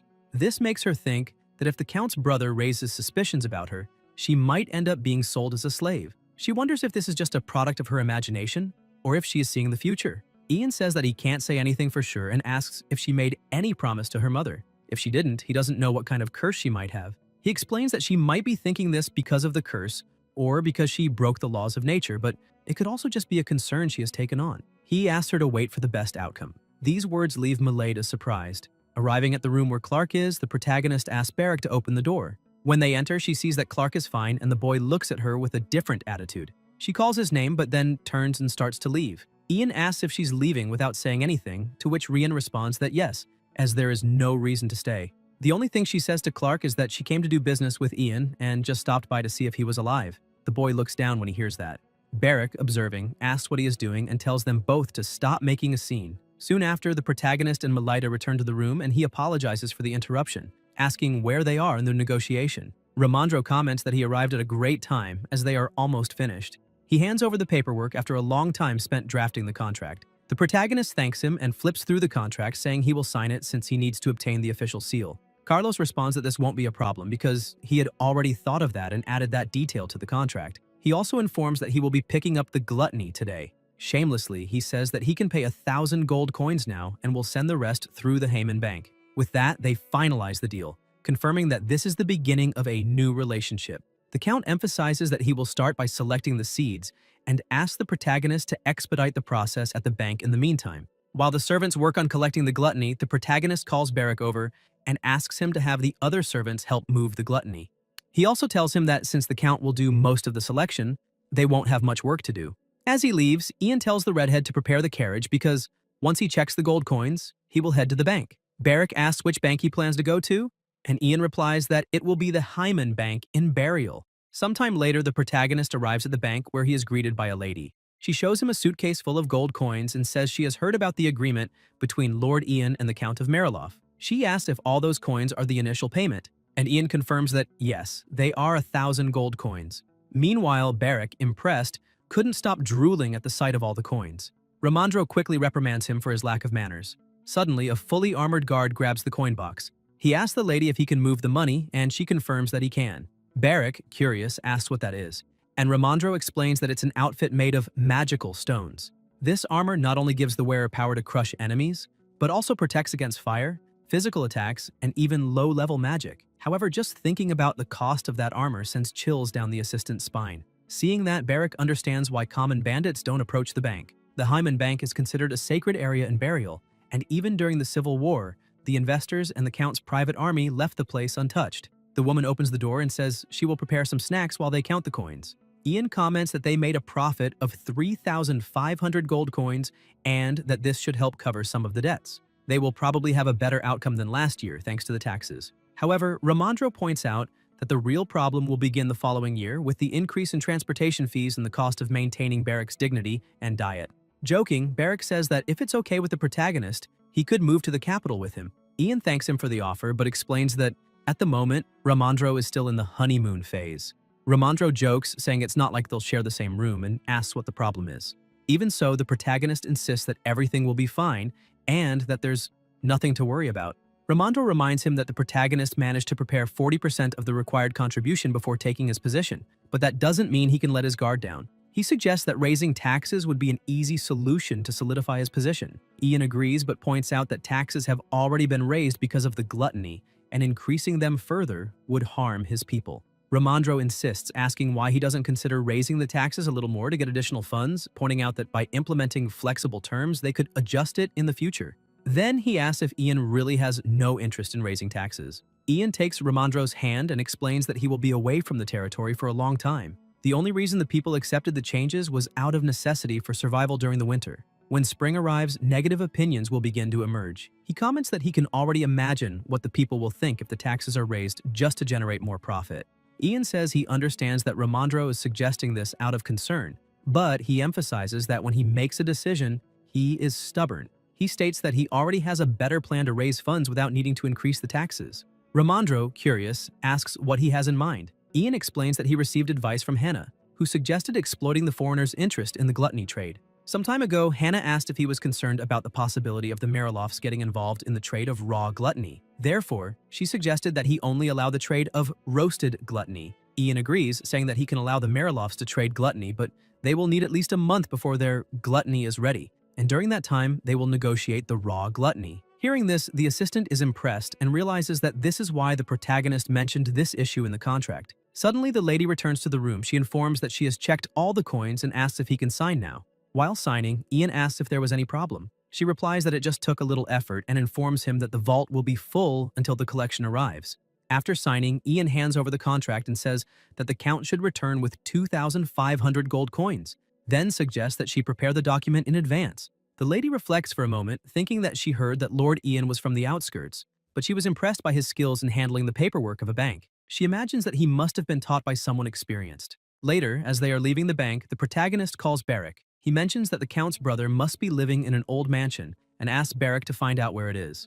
Ramandro comments that he needs to stop somewhere to buy gifts for his wife and daughter. But before he leaves, the protagonist calls him and asks if there have been any updates on what happened with Moline. The assistant reflects for a moment and responds that he went after information, but all he got was a response telling him to wait, which makes him think that they are worried about something else. He asks why the protagonist is so concerned with Moline, since he's locked in the catacombs and almost everyone has already forgotten about his existence. Ian thinks about Ramandro's comment about them being busy, but wonders if, in fact, something went wrong. In Marav's office, there were he and his brother Gale. A few weeks later at the Imperial Palace, Marav asks his brother what that is all about, saying it's not like he's lost or anything. Gale gives a faint smile and asks why he's reacting that way since he just came to greet a good friend. The first prince, however, isn't in the mood for small talk and tells his brother to get to the point as he's busy. Gale then asks if he's already decided how to deal with Lord Moline. Margrave replies that it's an interesting topic but questions what that has to do with him. His brother insists he shouldn't pretend to be ignorant since everyone knows he's backing the idiot at the border.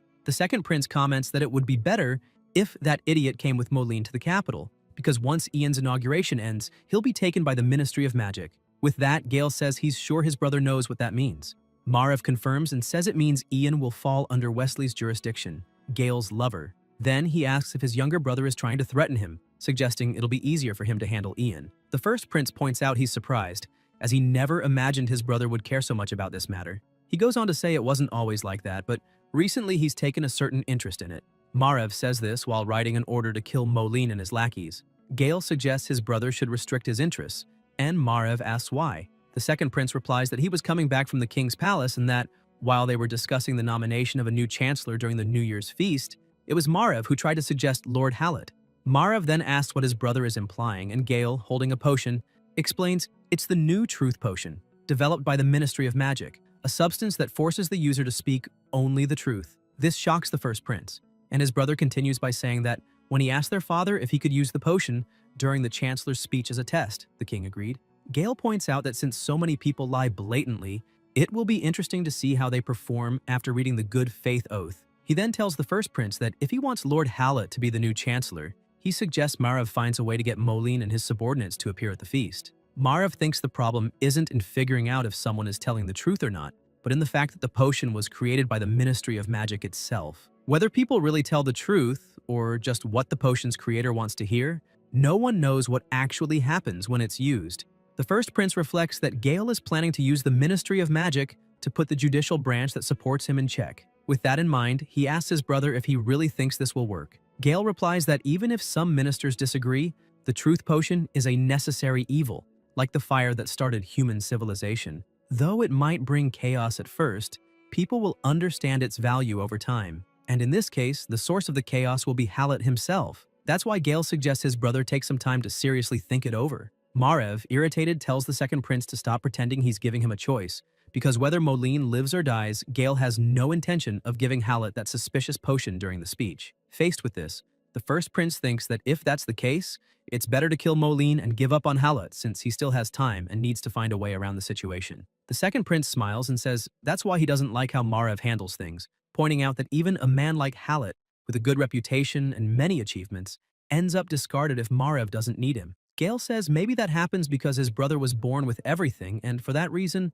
doesn't understand the value of anything, whether people or objects. This completely enrages the first prince. He punches the table and yells at his brother to shut up, saying he knows nothing about his life. The second prince simply nods and says he's leaving, hoping his brother makes the right decision. Margrave is left completely frustrated until someone approaches, a bit concerned, and asks if he's all right.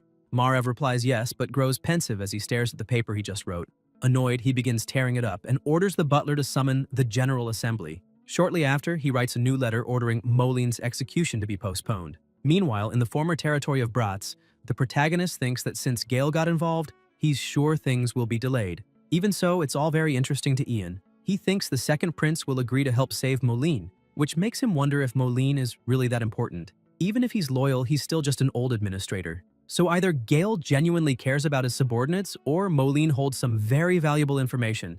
That makes the protagonist question if there's something in Bratz and why, out of all territories, it had to be Bratz. After finishing his thoughts, the protagonist steps out and asks the Count if he's done with everything he needed. Carlos replies that not yet, since he's still in the process of moving things. While the Count is talking, the protagonist notices that Rienne's face is bruised and thinks the Count probably hit her again. Then Carlos asks the protagonist to take a look at something. He hands over a paper and says it's a notice from the Hyman Bank in Mariloff. The paper read, "Notice to the banks of the Eastern Territory of the Variel Empire. We have received reports of bandits on the loose in Karina, Rogan, and Zylkuf, causing delivery delays.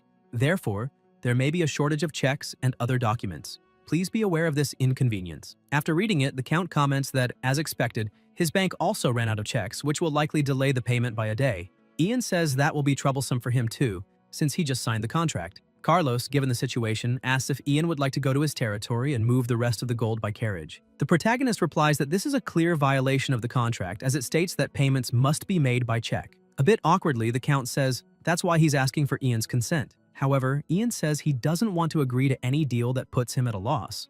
With no other option, Carlos asks his wife to hand over her jewelry as collateral, believing the earrings and the ring will be enough. She agrees and starts taking them off. But as she removes the ring, the protagonist is surprised. He recognizes that piece and remembers a red flower. Noticing his expression, Rian asks if something's wrong, but the protagonist only asks if she knows anything about the ring's jewel. She replies no, that it was just a gift from the Count. The Count thinks for a moment and says he doesn't really remember either, only that it was a gift he received from a group of merchants on the way to the capital. He notes that he's sure it was around the first spring after he married his wife, and that in any case, he recalls getting it from a merchant group that included an alchemist. The protagonist wonders if there really was an alchemist in a merchant group, since that's odd. Alchemists study the truth of nature instead of magic, but most are crazy frauds or heretics pretending to be mages. It's not uncommon outside the Empire. The Count comments that when genuine, alchemists are basically traveling jewel producers, and there are many cases of them helping merchant groups in exchange for joint work. Still, Carlos admits he's never seen a truly skilled alchemist before. Looking at the ring, he says he always found it interesting that some people can turn stones into precious gems. He adds that he heard they're quite popular overseas, and that's why he decided to keep that piece. Since it seems that jewel was made by an alchemist, the protagonist concludes it really was crafted by one, but wonders why it was hidden inside one of Ian's plants. At that moment, Rian hands over the jewelry and asks if it's enough as collateral. The protagonist takes them and says yes. As long as a check is sent by tomorrow, he'll return all belongings. Suddenly, someone arrives to inform them that all the gulas have been moved, which the Count finds great, asking everyone to prepare for the return trip. As they're about to leave, the madam says goodbye to the protagonist, telling him to keep his eyes open during the next month as she's sure he'll witness something exciting. The Count hears that and asks what will happen next month, but his wife dodges the question, saying of course she was referring to the gula. Still, the Count seems suspicious. He turns away, gets into the carriage, and they depart. Barrack asks the protagonist if that jewel is real and what he'll do if the Count doesn't send the check by the next day. Ian tells him not to worry so much. If the Count fails to send it, he'd actually be doing Ian a favor by breaching the contract, since all Ian would need to do is report it to the Imperial Palace. As most Margraves hate dealing with the Imperial Palace, the protagonist is sure Carlos will do everything he can to make the payment.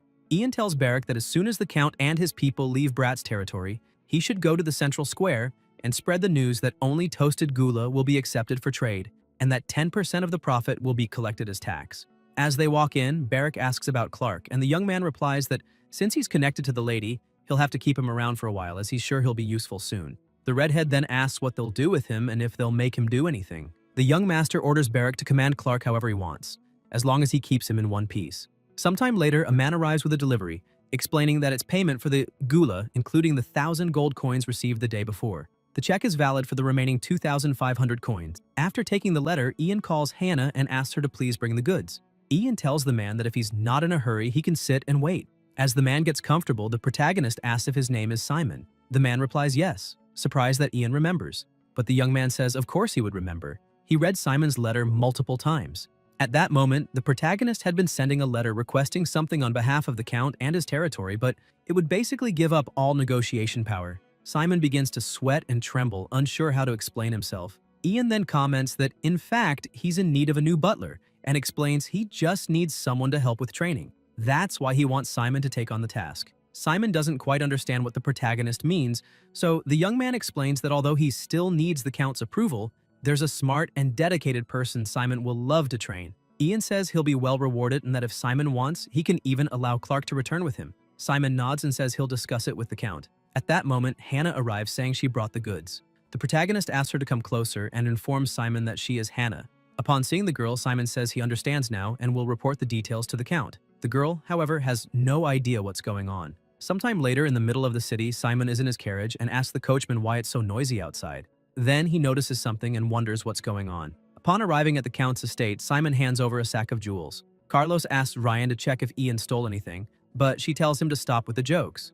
The Count becomes thoughtful and wonders if something is going on between his wife and Ian. At that moment, Simon reports that the people of Bratz are selling gula to them. He says he confirmed that Lord Ian allowed gula trading among his people, and the Count understands that means the young man is restricting exchange within his own territory. That's when he realizes something. The people of Bratz are selling gula to the people of Mariloff. Carlos becomes furious, and his wife tries to calm him down, saying the people were only trading toasted gula, which is only good for consumption and can't be planted, so it shouldn't affect the Count's trades. Simon continues, saying that even if it's unfortunate, it's happening without the Count's consent. He begins to say he doesn't believe this is, but the Count interrupts him, asking if he's joking. He questions Simon on what he thinks would happen if brats started selling their gula at a lower price after putting in so much effort to grow their own. Simon, voice trembling, admits he should have researched brats' economic activities better. Rian approaches the Count and asks him to take a break, saying they still have room to maneuver and that they don't know Lord Ian's true intentions. At that moment, Simon reports that he received a proposal to train one of the protagonist's maids. He says he'll be rewarded for it and notes that Ian didn't agree to send Clark back to Miraloff, so he'd like to discuss it with the Count before deciding. The madam grows thoughtful, suspecting this might be an indirect message to her. She wonders if Ian is saying that if she wants Clark back, she needs to send the butler. However, she doesn't fully understand.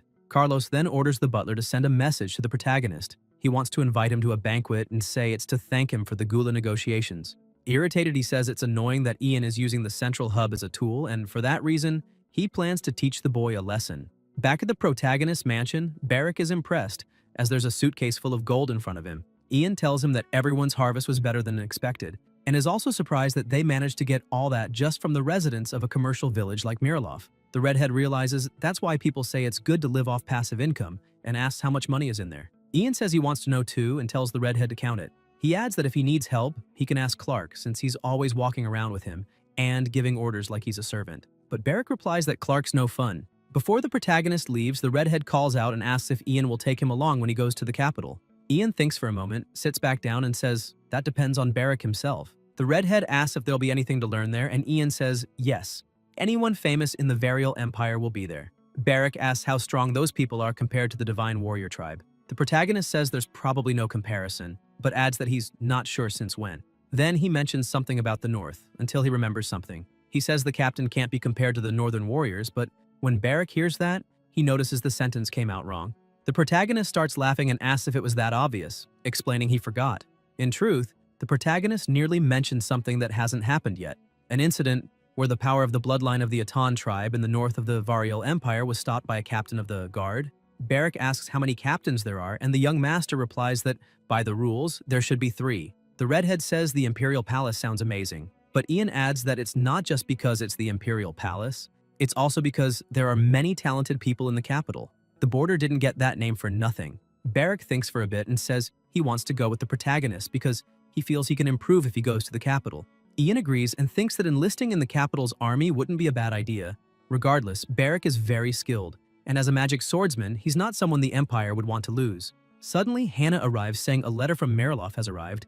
Ian is surprised, commenting that the old man sure has a lot of free time. He assumes the letter is about him allowing gula to be sold, but finds it unexpected to receive a letter, thinking the Count would come complain in person. After reading the letter, they see it's a dinner invitation. Ian even says he'll bring Barrack with him. The redhead is thrilled at the idea. He'll get to eat a lot. Ian hands him some more money and says they'll go after Barrack finishes counting everything. Hannah says she'll prepare an outfit for Ian, but calls out to him first and asks if he's going to wear that necklace to the banquet. He asks if there's a problem, and she says she'll prepare something to hide the necklace, pointing out that he said the Margrave of Miraloff has insane jealousy. Since the jewels are identical, the Count might do something if he sees the protagonist wearing matching jewelry with Lady Rian. She says mentally unstable people always react unpredictably. After hearing that, the protagonist agrees and says he'll do as she suggests. He thinks for a bit and calls Hannah, saying he needs to bring Clark with him, so asks her to get him ready too. Ian reflects that Clark must be the only company Lady Rian has at the mansion, so he should return him to ensure her safety. Suddenly, the redhead starts yelling that he's finished counting, which makes the protagonist think he should take Barrack along and let him eat until he explodes. 11 hours before the Margrave of Miraloff's death, the 4 of them are seated at the dinner table. The Count calls out to the protagonist and asks why he brought the redhead.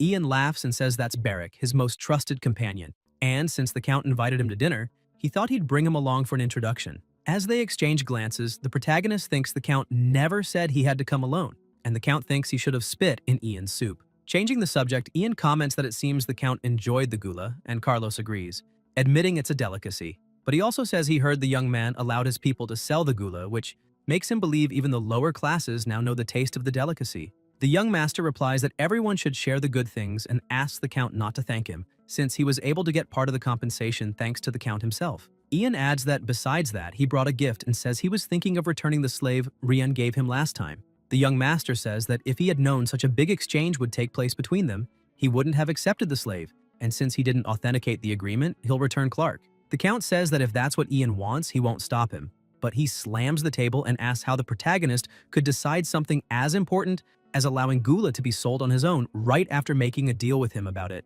He states that whether they like each other or not, they're still neighbors, and if the young man acts that way, things will be difficult for both of them. Ian says he doesn't understand, since he wasn't the one who asked for business in Mirloff, and asks how he could stop them if they bought it on their own. He thought the agreement had finally put them on good terms again. That starts to frustrate the Count, but he says he agrees, though he points out that Ian allowing it right after the deal leaves room for misunderstanding. Ian replies that that's also why he accepted tonight's invitation, because even if the Count encourages his people to consume gula, Carlos should restrict the trade of raw gula. The young master says he'll do the same. However, since he doesn't have many people, he explains that supply and demand are closely linked, so both sides need to be careful. Carlos grabs another glass of wine and starts drinking, and his wife comments that he's drinking too much. He slams the glass on the table and says he'll make it clear. Gula is forbidden from being traded in his territory, and he expects Ian to manage his own properly. With that, the Count gets up, ending the dinner, and asks his wife to entertain Lord Ian since he's now busy. After he leaves, only the three remain at the table. The protagonist asks if the lady is all right, and she says yes. So Ian takes the chance to ask if she's been making good use of the makeup she took last time. She says yes, that she even wore it that day. Rian returns to the topic and says she remembers him mentioning that he brought Clark back. The young master confirms, saying he's outside and that he's more valuable than gold. She thanks him, but says that even so, getting Clark back for free feels inappropriate. Rian remembers that Ian was interested in her ring, and if it's okay, she'd like to give it to him. She asks why he's so interested in a jewel that's a byproduct of an alchemist's failure, until he shows his necklace, saying he has something similar. The lady asks if she can take a closer look, and the protagonist allows it. She comes closer, and he continues saying he's had it since he was young, so there are many things about the necklace that make him curious. She comments that it really does seem like it was made by the same alchemist. Meanwhile, someone was behind the door spying. 4 hours before the Margrave of Merloff's death, after dinner ends, the butlers begin clearing the table. The same young man who was eavesdropping looks distracted. Simon walks over and asks why he's acting that way. The boy says the madam and Lord Ian seemed very close. Simon asks if something happened, and the boy says that actually a while ago he saw the madam touch Lord Ian's neck. This surprises the butler so much that he drops a plate. The others there tell the boy to shut up and ask if he's crazy, reminding him of the last time the madam saved him. If it weren't for her, he probably would have lost an arm or a leg and been kicked out of the mansion. One of the maids says the only reason he's still working there is because of her, and asks how he could say something like that. Simon, however, doesn't tell them to stop. He thinks for a moment and asks everyone to stay quiet for now, because if they're careless, everyone, including the madam, could be in danger. That's why no one should let this reach the Count's ears. However, the Count was behind them and asks what it is that he can't hear. Everyone is terrified. Carlos steps forward, demanding Simon tell him what they're trying to hide. Now, only 2 hours remain before the Margrave of Merloff's death. It's already night, and the madam is walking through the mansion's hallway when Simon appears with a bruised face, saying the master asked for her upstairs. Ryan asks what for, and the butler, a bit downcast, replies that the master is suspicious about her relationship with Ian. This surprises her, and she starts to show fear. Seeing her expression, the butler becomes confused and asks if it's true, pointing out that she knows the Lord's personality and questions how she could have made such a mistake. She starts screaming, saying that's not it, and wonders what she should do, asking herself if she'll be tied to that cursed mansion forever. That's why she starts running. She finds another butler and asks for a carriage until Simon catches up, saying she can't do this. But she begs him to let go of her. If she stays, she'll die. Suddenly, someone appears in front of her. It's Paolo, the Knight of Merloff. He tells her to stop making a scene. The madam begins to tremble, begging him to let her go. As he approaches, Paolo yells that everyone is dismissed and orders that no one is to leave until given permission. The madam is completely terrified, and her screams can be heard from outside the mansion. Clark, who is outside, realizes it's the madam who's screaming. Inside the room, everything is shattered. Meanwhile, Clark heads toward the room. When he arrives, he sees Simon and Paolo standing guard at the door. Simon tells Clark to go to the servants' quarters, but at that moment they hear a scream. Clark tries to enter the room until the Count opens the door and he sees the madam all bruised. When she sees him, the madam calls out his name. The Count, holding Orion by the hair, asks how many men she's already been with, saying it's already Ian and now Clark. She responds that she's already told him many times she hasn't been with anyone, but the Count yanks her and asks why, then she's calling Clark by name.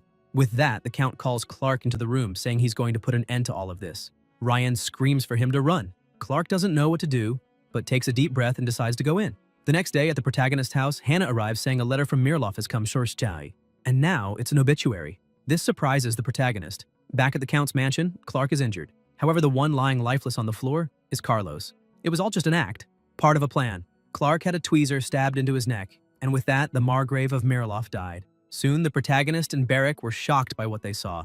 Ryan, completely worn out, looks and notices that the young master has arrived. Ian enters the room and asks what happened. She averts her gaze a bit and begins to explain that, as he can see, that was the result. He asks if the Count is really dead, and Ryan replies that yes, and that the doctor is examining him in the main room. She also explains that while she was being beaten, she used her hairpin and struck the Count's neck. Ian thinks this is unbelievable, as they use medicines to avoid any legal repercussions, but still, it ended up like this. Suddenly, Paolo approaches the protagonist and introduces himself as the representative knight of Mariloff. Ian asks if he was the one who sent the message, and the knight confirms, saying he wanted to check something. The young master asks what he wants to check, and Paolo changes his tone, explaining that each person there swore loyalty to the Count, and their duty and responsibility is to reveal the truth behind the Lord's death and kill everyone involved in the Count's death. This is the final mission in his name. Ian asks what this has to do with him, and then Paolo asks what kind of relationship the young master has with Madame Rien. The protagonist doesn't quite understand that question. At that moment, the Madame explains to the young man that they suspect she was committing adultery with him. Barrick starts laughing in the back. Ian doesn't like this topic much and asks where Clark is, requesting him to be brought there. Paolo replies that he can't, as he's locked up in the underground prison. This irritates the Madame, who demands he bring Clark now. Paolo answers that, until they know the truth behind all the events leading to the Lord's death, he can't follow her orders either. The young master stands there, observing the situation, and asks what else they need to know, explaining that his master only died because he was hot-headed. And still, they are talking too much for people who couldn't do anything about the safety of their own master. He asks if, even in this situation, they dare to be rude to the concerned neighbor. Ian turns to the Madame and tells her to fire those idiots when she has the chance. This surprises Paolo, and he starts shouting, but before he can go any further, Barrick places his sword at his neck, telling him to shut up and step back. Ian simply watches and thinks that if they expel the lady and try to usurp the state with the Count's brother, things will get complicated. Ian calls Barrick over and tells him they'll have to take care of things there. Barrick asks if he wants him to take care of all of them, but the young master tells him not to be stupid and orders him to bring Romandro. Rian asks everyone to leave and clear the suffocating place. She calls the butler and asks him to bring some tea, as they should show their manners to the guests. With that, everyone leaves the room, leaving only the Madame, the protagonist, and the redhead. Rian says she can't believe any of this. Ian advises her to believe and asks if those knights have control over Mariloff's army, emphasizing that she must protect her rights to the territory before they try anything. The protagonist asks if she has sent news about the Count's death to his brother. She replies that she hasn't. Understanding the situation, the young master asks her to get the family seal from the office before Romandro arrives, as the seal bearer represents the state owner. With that, they will handle things one step at a time, and he warns her that if the knights betray her, he will send his troops. Rian becomes a bit curious and asks what he wants. The young master thinks for a moment and says that right now he doesn't want anything too much, but maybe money will help. Rian stands up and says she can help with that. As she passes him, she jumps and prefers that he take something more than just money. She opens a drawer, saying she doesn't have much to offer now, but takes a ring and says there's something only she can give. Showing the ring, she asks if he's curious, because her ring and his necklace may have been made on the same day and hour. At this moment, Barrick asks the protagonist if he's not going to accept, and Ian is surprised he's still there. The redhead goes to Rian, takes the ring, and says it will be in good hands with him, but then he puts the ring on his finger, and the ring gets stuck. The protagonist is outraged and asks the Madame if she has any knife to lend him, as he thinks he will have to cut the redhead's finger off to take the ring. Barrick, in shock, says he's going ahead to get Romandro. The protagonist says that anyway, they need to hurry, and the most important thing now is to move before the knights. Rian becomes a little uncomfortable and wonders what will happen to Clark. Ian replies that he is sure Clark will be executed, as he killed a nobleman and, moreover, it was his own master. It's certain that they won't even give Clark a chance to explain himself. Amanda asks if there are any exceptions, and the young man responds that at least he's never heard of one. But in his thoughts, the protagonist remembers that during this time, there was a king born among slaves, and he also said that the first person he killed was his former master. At that moment, Rian asks the young man if he can help her, but he responds that he will have to go to the capital soon and can no longer get involved in this. She's a bit frustrated as she thought he might help. Ian asks how he could help a slave who killed his own master, who was a noble. The Madame points out that he already did, as he started as an ordinary man and, even so, managed to survive and become the head of the family. But at that moment, she has an idea and decides to become the Lord of Mariloff. The protagonist looks at her but says nothing, making her question whether she can do this. He explains that she is not from Marilov's bloodline and that if she had a child, perhaps she could be. But now that the Margrave is dead, she is just an outsider, and the Count's brother is the only one with decision-making power. Ian says that if she wants to become the lord of that territory, she will have to change Marilov's family laws. She thinks for a moment and says she should become the logic of the territory since she probably won't be able to leave that place. The protagonist, seeing this situation, thinks that it's not like he doesn't understand her concerns, but if she becomes the lord instead of the brother, it would be beneficial for him, as whether it's the knights or the brother who become the Margrave, he can't be sure what will happen while he is in the capital. And, for sure, it would be easier for him if the Madame became the lord since she has a desire to expand her territory. Still thinking, he reflects that the key to succession lies with the Count's younger brother. If they hurry, it will only end in a complicated situation, so he plans to think carefully about this matter. The protagonist wonders if he should just take Marilov, as doing so would give a new reason for Gale to interfere there. However, it might increase his value in Marev's eyes. It would be better for him to find the Count's brother first. Then, he stands up and informs the Madame that he will notify the Count's younger brother Dave, who apparently deals with indecent things. Sometime later, already at the mansion where Dave lives, Simon and the protagonist enter the mansion. Another butler arrives asking what he is doing there and who the person beside him is.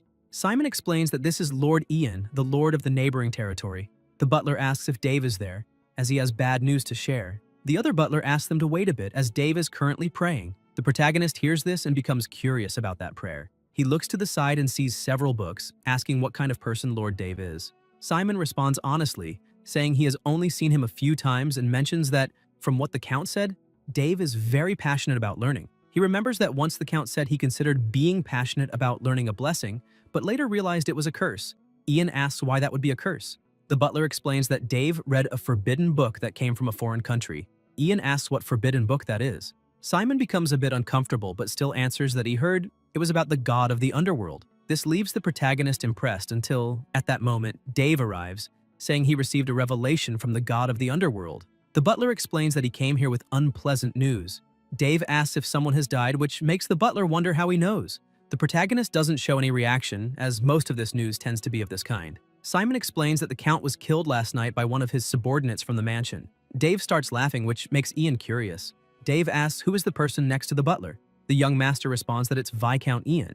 He says that he hasn't been graced with a surname yet and asks Dave to feel free to call him by his first name. Upon hearing this, Dave realizes it's Bratz and informs that the Imperial Assessor is with him, which is why the Margravina asked for help, and that's why he visited him. Dave asks what kind of help she asked for. Ian responds that it was to inform him, as he is doing now, about some errands around the mansion.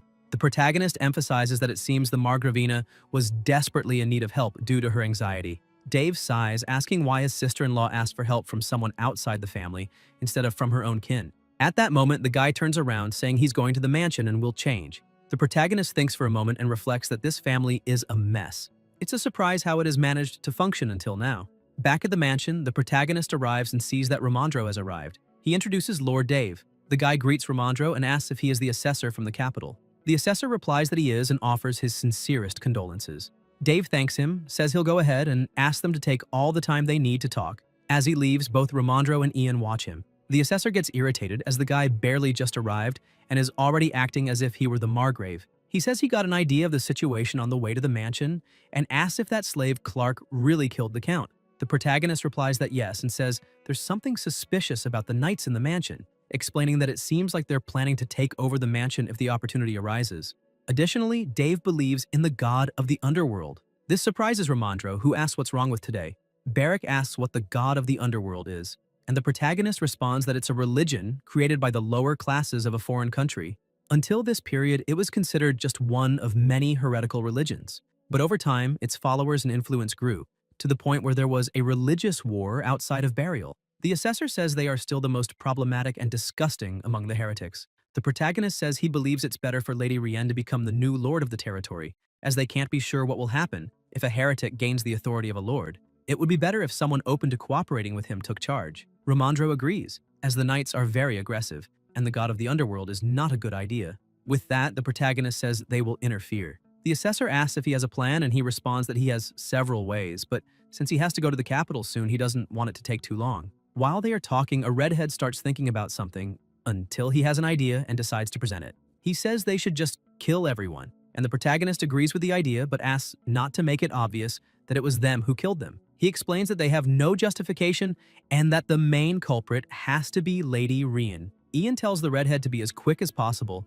but asks him to be cautious. Meanwhile, in the madam's room, Ramondro goes in. She notices that he arrived and asks where Lord Ian is. The assessor responds that something came up on the way and that he'll be there soon. He goes close to her and asks if Dave is inside, to which she confirms.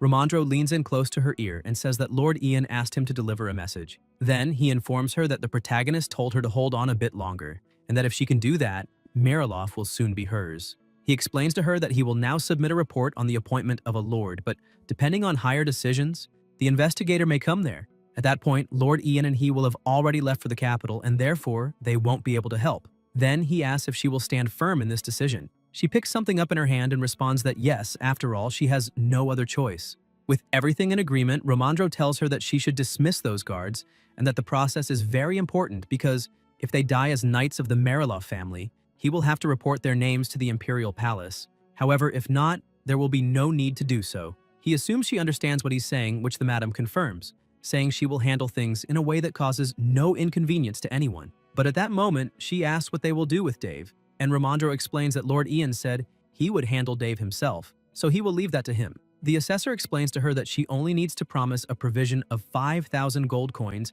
and reduce the number of soldiers to half of the current number. He emphasizes that she has the right to refuse, but warns that Lord Ian authorized a preferential property in this deal, and that if she agrees, once everything is done, they will draft a formal contract. Rian says she has no other way out, so anything is fine with her. At this point, Ramondro starts talking about Clark. The madame clenches her fists and asks if there's no way to resolve this.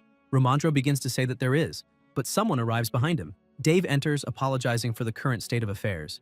Ryan looks at him, irritated, saying that he had been ignoring her before, but now it seems he can see her. She asks if he's only acting this way because the Imperial family's assessor is here. The guy responds that not entirely, as his brother's death was very traumatic, and that's why he ran to his room. Ramondro tells him to calm down, as there is a lot to be done. Dave nods and says he's a little saddened, but there's still work to be done. He emphasizes that the slave who killed his brother is still breathing in the underground prison. He asks the assessor to prepare a report to send to the Imperial Palace containing a summary of the details of the case, as well as the decision of the Pariato.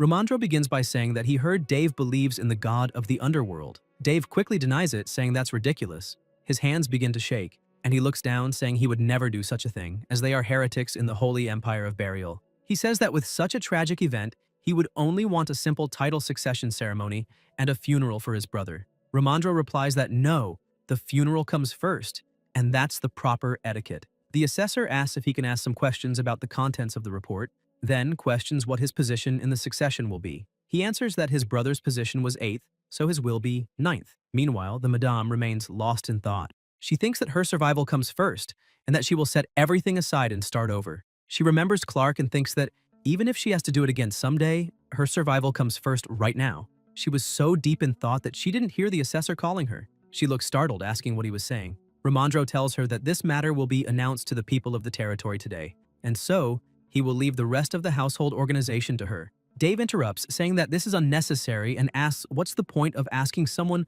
who will be leaving this house soon to organize it. Therefore, he declares that he will be in charge of the house from now on. Rian says it's been quite a while since he was removed from the house and points out that if he started managing it now, he wouldn't have the slightest idea where to begin. Dave begins to play the victim, asking if she's not being a bit too harsh, but she continues saying that she doesn't care. She says that the Count's funeral is still to take place and that his desperate attempt to take advantage of the Pariato makes him look ridiculous. She continues, saying that she understands he was persecuted for believing in a cult, but there is an order to be followed for things to be done. This completely irritates Dave. He stands up, wanting to fight with her. Ramondro steps in front, saying that he can't do that. Rian says that even though he was kicked out, he still remains brave, as it only takes a nudge for him to raise his hand. Dave shouts at her, calling her an inferior woman and telling her to know her place. The madame stands up and asks what his brother, who took an inferior woman as his wife, would do, and wonders if he would be a lunatic of the same blood.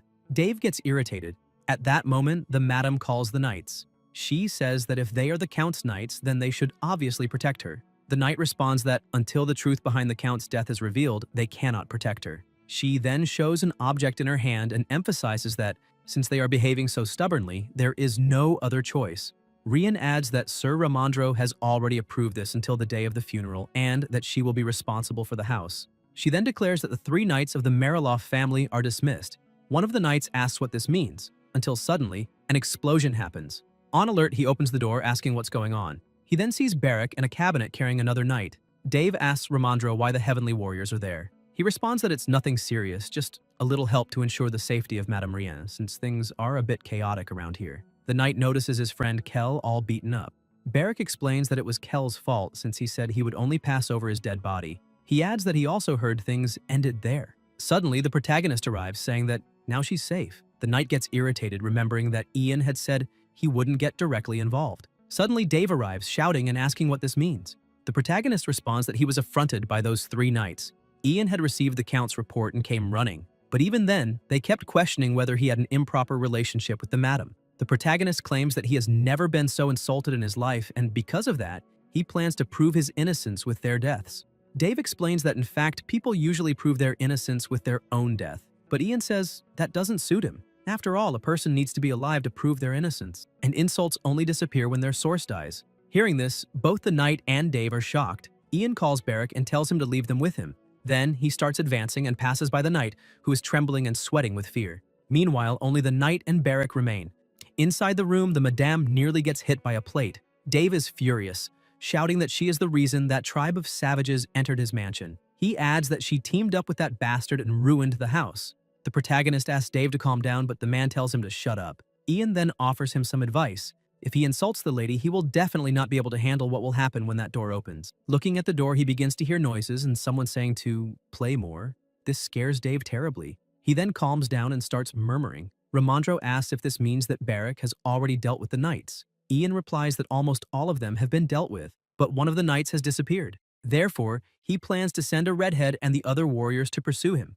The protagonist calls Lord Dave, saying he has a suggestion and invites him to talk. First, he begins by apologizing for the commotion, but he emphasizes that, as he said before, those people no longer have any connection with Mariloff. Dave asks if Ian thinks this is really the right thing to do. The young man sighs and asks the Lord to listen carefully to his advice, hoping that he will make a wise decision. He emphasizes that the same goes for Rien. He notices that neither of them intends to live with the other, which they both confirm. With that, the protagonist says that due to their interests, one of them should leave Mariloff, and to be more precise, someone should leave Burial. He turns to the Lord, explaining that the best choice would be for him to leave. Quickly, Dave stands up, shouting and asking what the protagonist is plotting. He even asks if there is no one outside. Then the protagonist whistles, and the door, which had been closed and silent, opens. That human wardrobe pokes its head in, asking if Lord Ian called him. The protagonist replies that no, and that he can continue waiting at the door. Seeing that brute, the Lord sits down, as even the pressure has subsided. Ian calls Rien and says it would be better if everyone with the name Mariloff disappeared. However, if that happens, it would be difficult for the madam to handle. He says that the Imperial investigation team will arrive and review the whole situation. Therefore, they need the Emperor to grant a new title, just like he did for Ian himself. However, this takes time, and the process is quite complicated. He adds that it would be good if the Lord left the territory for a while. Ian asks Dave if the kingdom of Tulun is the place of origin of the god of the underworld. Then he questions what he thinks about going on a pilgrimage there. He warns that if he leaves in a carriage, he should arrive there in about 3 months. Ryan asks if Dave will return after the protagonist goes to the capital, or if he will spill the beans to the imperial court.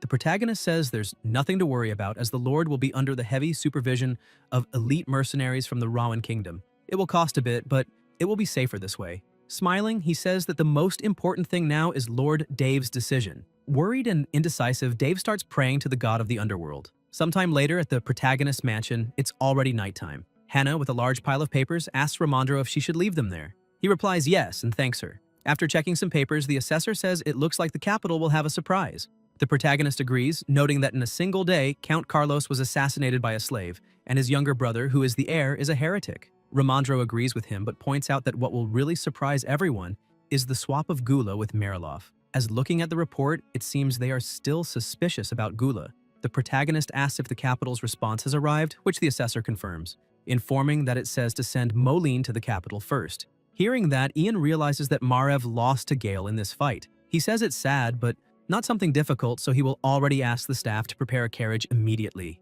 Ramondro questions if everything will be alright, as the protagonist might meet him again in the capital. Ian replies that there's nothing to be done and it doesn't matter to him either way. The assessor says that Rien mentioned wanting to share the Gula harvest in Mariloff with the people of the territory. With this, Ian says they should completely open up Gula trade and that he will allow everyone to sell raw Gula along with toast. Ramondro says things are going well, and if they continue like this, the protagonist will be able to pay the compensation by summer, and he will truly become a noble. He will be pleased to formally speak with him. The protagonist says that is already good enough, and just the fact that Ramondro is helping him with the work is a great help. Ramondro emphasizes that once things on Marilov's side are settled, they should return, and it will probably take around 2 weeks. Ian agrees and says he doesn't have much baggage, and that the only family member going with him will be Beric. The assessor takes advantage of the family talk and asks what the protagonist plans to do about his mother. He explains that he told her to go to the village, but she said living in the forest is more comfortable. Ian remembers that she said she would go when it got colder, so he's thinking of asking the woodcutters from the village to check on her. Ramondro points out that still he won't be able to see his mother for a long time when he goes to the capital. The protagonist says that even if he took her with him, he wouldn't be able to see her often. The assessor sighs, agreeing with him, as there's a saying that wizards leave before dawn and return after dusk, and that, for sure, he wouldn't be able to see her. And Wesley would be so angry that she wouldn't leave him alone. So the current situation is the best. At this moment, Ian calls Hannah and explains to her that starting tomorrow, she will need to go back and forth from Marilov and learn about the duties of a governess there. She is surprised that she will be a governess. A little apprehensive, she asks if Ian means that she will be the next one to undertake this role, which the protagonist confirms. She runs off, saying that she is illiterate and doesn't know anything, and asks how she could be in such an important position. Ian explains that this is why she has to learn, because the ruler of Marilov is a single person, and therefore she has a lot to learn. The girl becomes very excited and asks if she can run through the hallways. Seeing her excitement, the protagonist agrees. She then says goodbye and runs off, shouting. The assessor laughs at the situation but asks why Beric is taking so long. Ian replies that he went with the warriors, so if something happened, a hawk would have been sent. However, even considering that, the redhead is taking too long. Elsewhere, in some kind of mind, Beric was very tired and sweaty, and what he was seeing was making him nervous. Back at the mansion, Hannah was happily running through the hallways. Ramondro says that the girl is quite lively and hopes she does well. The protagonist says he believes in her, as even though she doesn't have experience, there are many people who can help her. He emphasizes that there's Nersaren, and asks if he didn't say that 2 of his assistants would stay. Ramondro says he was thinking of leaving one behind, but since Marilov ended up in that situation, and there will definitely be several orders from the palace, he told them to return to the capital after taking care of it. The protagonist laughs, saying he heard that only the unmarried are left behind. The assessor confirms, saying that this is their fate and that it's their fault for not having a wife. Suddenly, an eagle appears at the window and the protagonist notices it. He quickly deduces that something has happened. Ramondro asks if that is the eagle from the warriors and what it's saying. Ian reads the note and realizes that the warrior who accompanied them isn't very good with the burial language. It says, Beric, Knight, Moni, pursue always. The protagonist wonders if it's referring to the Mon coal mine. Elsewhere, the eagle flies straight to a young man, and the protagonist arrives there with 2 other men. The young man greets the Lord. The protagonist quickly asks where Beric is. The boy explains that he is diligently hitting something inside. Ian asks if he's hitting something or a knight, to which the young man responds that he's not sure how to explain it, but that he will understand when he sees it. They begin to enter the mine. As they get closer to the deeper part, Ian hears someone telling Beric to stop, as he will try. When they get there, Ian sees Beric hitting something. The protagonist quickly realizes and wonders why that energy is there. There was a body inside a crystal. Beric notices Ian and asks what that is. The protagonist asks if the redhead really thinks he knows everything. Beric questions if he doesn't know. Ian replies that he has an idea of what it might be, and, with a confused look, says it resembles a certain type of mana stone. This surprises the redhead, but the protagonist continues and asks if he remembers the stone they used to spy on Moline's group. He emphasizes that it's similar to that and that there are minerals that respond to mana and have special abilities. To seal Ian, the Emperor, to record voices, locate and track, act as a storage space, responding to the mana wavelength, among others. Similar to the vast possibilities of magic, there is no end to the different uses of mana stones. The protagonist asks the redhead if he can't feel anything, saying he felt the mana from the moment he entered that place. Beric replies that he feels nothing. This makes the protagonist speculate that even though he's a sword mage, he is still a warrior, and furthermore, he is still inexperienced in some areas. So, that could be the reason for this. Ian asks what happened to that night. Beric answers that they were following him until they reached that place. If you enjoyed this video, subscribe to the channel, hit the bell icon, and like the video. Thank you.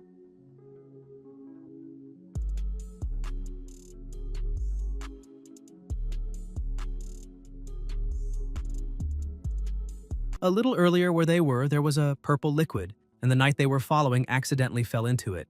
Beric approached, asking the knight to stay calm, but the moment Paolo tried to run, his legs were petrified. He was so surprised that he couldn't move. Barrick didn't understand how that happened, but he explained to the protagonist that the knight died as soon as he was trapped in that viscous liquid, which suddenly hardened, and he presumed it might have been triggered by something. Ian readied himself and punched the redhead in the head. He screamed, asking why he'd been hit. The young master told him not to look for trouble and asked him to imagine what would happen if he got stuck like that man. Ian asked if the liquid would simply melt and cover Barrick. He turned to the other two and called them idiots, saying they weren't afraid of anything, and warned that he would report this to Nurseren. The two explained that they had tried to return, but Barrick had become fixed in place and refused to move. The redhead, knowing that this was a monostone, wondered if it wasn't valuable and pointed out that if there were more, this place was a gold mine. The protagonist agreed that it was priceless, but still intended to investigate more thoroughly. He thought for a moment until he remembered something and said he understood everything. Then he turned, saying they would return to the mansion now, and ordered the mine closed and no one allowed in until further notice. Barrick asked what they would do with the body. Ian answered that there was nothing they could do, and so they would return to the mansion first. The three were left puzzled by the young master's attitude. To gather information such as where monostones are located, help from the Ministry of Magic is essential. Only the Ministry of Magic can determine where monostones can be found and to what extent. Furthermore, one of the key individuals is on Gale's side, namely Wesley, the Minister of Magic. On the way back, he thought he already knew the reason and had even wondered why they were so fixated on that place among so many border territories. And with that, he was certain that Gale knew, and that even if he hadn't been sure, they were so fixated on brats because they believed there was a high chance of finding monostones there. Troops trained to confront the barbarians on the frontier required intervention from the Imperial Palace due to threats to peace, the Lord's tax evasion scandal, and the monostones buried nearby. Things could not have been more perfect for them. At the entrance, the protagonist ordered the site closed immediately and commanded some to stay behind to inform the nearby miners. Now Ian had to confirm this quickly after returning to the mansion, and he wondered if all this was just coincidence, or if they were targeting brats for a reason. In the prison, the protagonist went there to see Moline. Upon seeing the young man, Mac asked what was happening. Ian explained that he had received a message from the Imperial Palace and that it contained instructions on how to deal with them. Moline asked what it said. The young master said he would soon go to the capital and had been told to tie up loose ends. This left Moline intrigued, thinking that it wasn't possible. He reflected on the rare magical stones buried there, the location, and the number of troops. It was practically perfect, and that was why he had put so much effort into that place. But he wondered why they were giving up so easily. He looked at the protagonist but could not say anything based on Ian's expression. The protagonist knew that both Moline and Gale were aware of everything. Elsewhere, Margrave was reflecting as he watched the snowfall. He remembered when he was a child and someone told him to listen to the sound of snow falling. It left him thoughtful, but suddenly someone arrived asking if this was the first snowfall of the year. Margrave said a banquet should be held soon. The man agreed and said that the main hall of the Imperial Palace would be occupied because it seemed the designated official was still arguing with Madame Delena since she had been ordered to organize this year's banquet. Margrave said he couldn't understand that and asked why they were so obsessed with that damned banquet. Then the man explained that it was because the banquet is originally under the Emperor's jurisdiction, and he emphasized that the fact that Madame Delena was responsible for it instead of the ailing Emperor must be a great honor for her. The prince smiled, asking if it was all just because of a few words from his father. He thought he shouldn't be happy about Madame being there because if it weren't for her, he would be in charge of the banquet. The butler agreed since he already had a lot of work. The prince says this makes no sense because if he and Gale are there, that woman could never become empress. There have been countless rumors saying that she, or someone else, should be appointed as the new empress. However, this is never discussed due to the prince's stance on the idea. Until one of their mothers returns, no one will be able to take the position of empress. Unless it's one of the mothers, no one will be allowed to call them children. Both Margrave and Gale agreed with this idea. Margrave asks if Ramondro and Ian have arrived yet. The butler replies that he hasn't heard anything about them yet, but they will probably arrive just in time for the banquet. The prince asks about Moline, and the man says he will arrive before Sir Ian. He said that although it's uncertain, it's more likely the administrator will force him to leave, so they must make sure someone keeps an eye on him. Margrave imagines luck is on his side, then thinks for a moment and calls the butler FAL, asking if there's anything they can do. This makes FAL break out in a cold sweat. Margrave, looking at the papers, says that if it weren't for that truth potion from Sildam, things wouldn't have gotten so complicated.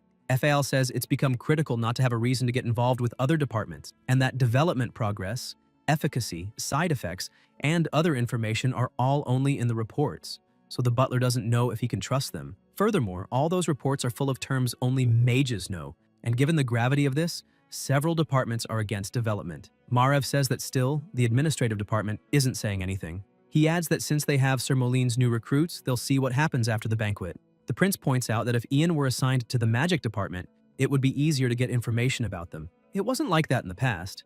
Only a few years ago, the magic department was considered the successor to the sacred powers while remaining the strongest core of the imperial palace. However, after Wesley became minister of the magic department, that balance was broken. The prince asks where the reports comparing the perfect homogeneous potions are, and FAL hands them over. There, he sees something interesting, a stone called Lulan. The Lulan stone is a rare, high-level mana stone, and research is difficult due to its rarity. Margrave asks if they managed to do experiments on humans and inquires about efficiency. FAL replies that they had no supply problems since only a small amount was needed. And with that, the Ministry of Magic has gathered 15 kilograms to date. The prince says that's not enough since he has hundreds of kilograms of other mana stones in his stock. The butler says that's why it's considered rare, and the Lulan stone was announced to the public only a few years ago. So the prince understands they must be very hard to find. He says he's not sure where they naturally form, even though most of their supply was found near mines. It's still not certain they should start searching all mines. But one thing he knows, even though it normally exists in liquid form, it begins to solidify when exposed to an external mana source. Therefore, he said it's dangerous for someone to come into contact with it. FAL says that large enough sources still need to be found to endanger people, but he emphasizes he will inform those seeking the stone. It was discovered that the more air pockets the stones have when they solidify, the more reactive to mana they are. However, it's still unclear what that means for mages. Besides being hard to find, they're also hard to extract by conventional methods. Margrave asks if it's possible to manufacture anything with them. FAL replies that they seem very fragile in contact with mages' mana, so more concentrated mana should make them easier to handle. Understanding how it works, the prince realizes they can serve as a means to determine how strong a mage is. Returning to the protagonist, he shows the stone to Ramandro, who is impressed by that mana stone. The aide even said the protagonist must have been an influential emperor in his past life. The redhead, seeing that, asks him to hang in there. A bearded man who was with the protagonist said he had no idea a stone like that would be there. He knows miners pass through there 5 times a day but said nothing, assuming no one must have noticed it. Ian says it hasn't been there long and insists he's not blaming the bearded man for not noticing it. The guy asks if the protagonist knows what that is, and the young master replies that he knows more or less. He knows it's something incredible. Ramandro asks if Ian knows what kind of mana stone that is. The protagonist explains that he can't say exactly what it is, but it's very strange, because he's only seen it in its refined form and has never seen it raw before, so he can't be sure. The aide asks if there's a problem and says he'll contact the Ministry of Magic. But before that, he thinks of something. Ian, grappling with what Ramandro imagined, says yes, and that he thinks Prince Gale wanted this place because of this stone, and that he probably wasn't sure either, but had guessed. Ramandro says that if the ministry finds out about this too, things will get more complicated. The young master turns around saying that the good thing is that no one besides him knows about it. The bearded man says he won't speak of it, no matter what happens. The protagonist and the aide stare at the stone, thinking. Then the bearded man asks if he can look. He grabs a hammer and begins to strike the stone. Barrack approaches, saying that won't do anything to the stone, since he struck it with his sword and didn't even scratch it. The bearded man explains that he's trying to wear away the rock to which the mana stone is attached. After breaking away the trapped rock, a liquid starts to drip. Barrack quickly comes forward, saying that this was the same liquid as before, but when he got close, the liquid solidified again. The protagonist asks what happened, and the bearded man replies that beneath there was a liquid the same color as the stone, but when the redhead approached, it hardened. Ramandro and Ian stare at Barrack, who begins to explain that he didn't do anything out of the ordinary. The protagonist calls him over, but he swears on all the snacks he's ever stolen that he did nothing. Ian is surprised that he's stealing snacks, but in any case tells him to stay close. Ian pinches the redhead's cheek and asks the bearded man if the stone changes if Barrack moves away. The guy replies no, since it's still solid. The aide asks if Ian has any idea. He says that mana stones, above all, react to and detect mana.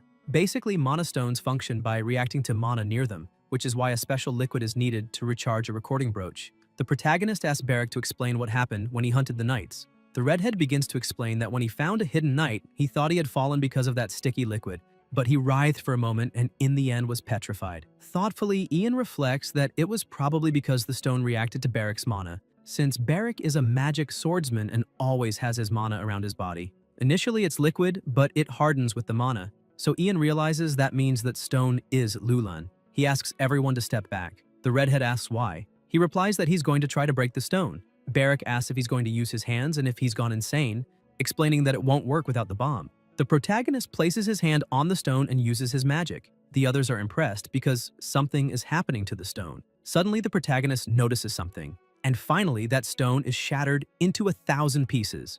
After that explosion, Barrack runs to his grandson and asks if he's okay. The protagonist replies that he is, which leaves the redhead confused because he was very close. Ian explains that he must have cast a protection spell instinctively. Barrack, frightened, says that his master scared him and asks that next time he say something. The bearded man, shaken, says he almost had a heart attack, and meanwhile the aide was crying. Ian thinks that's strange because he only put a little mana in to sense the stone, but it reacted very violently. He can't tell if the reaction to his mana grew stronger. Barrack notes that the stone seemed indestructible but ended up cracking, saying that magic is incredible. He calls the aide and asks what he's doing, warning that if he's going to gather the stones, he should take the largest ones.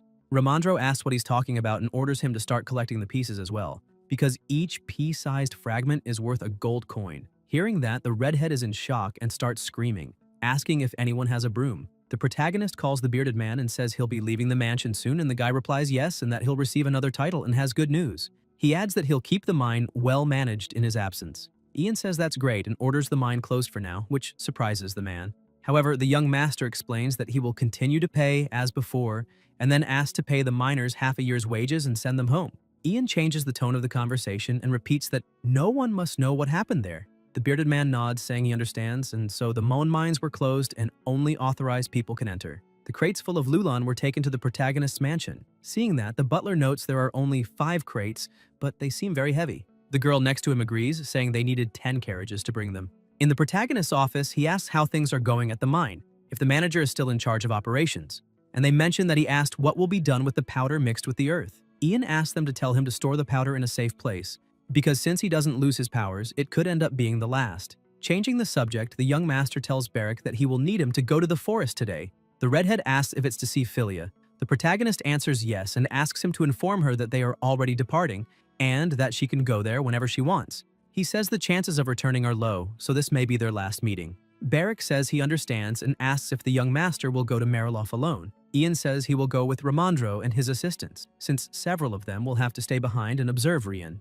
He mentions that it would be better to get to know them, but ends up dropping some sheets of paper. This irritates him, but he picks them up, thinking that for the territory to function well in his absence, all those documents must be reviewed and the necessary ones approved. Barrack just admires him, but at that moment someone arrives telling Ian that the carriages are ready. He replies that he's coming. Hannah opens the door for him and he asks where Ramandro is. She answers that he's waiting downstairs. At that moment, the redhead touches Hannah and asks if she's also going to Mariloff. She responds that yes, she'll go tonight when her training ends and asks if there's a problem. Barrack replies that there isn't. He asks her if she doesn't think Ian seems tired. Analyzing for a moment, Hannah answers yes and says he hasn't been eating well lately either. She begins to reflect and becomes frightened when she remembers that ensuring her master's safety and health is a butler's basic duty. However, she had completely forgotten this. Hannah runs off saying she needs to prepare an amazing meal for tonight's dinner and that she will do her best to be the best butler she can be. The redhead stands there confused, saying that everyone is going crazy.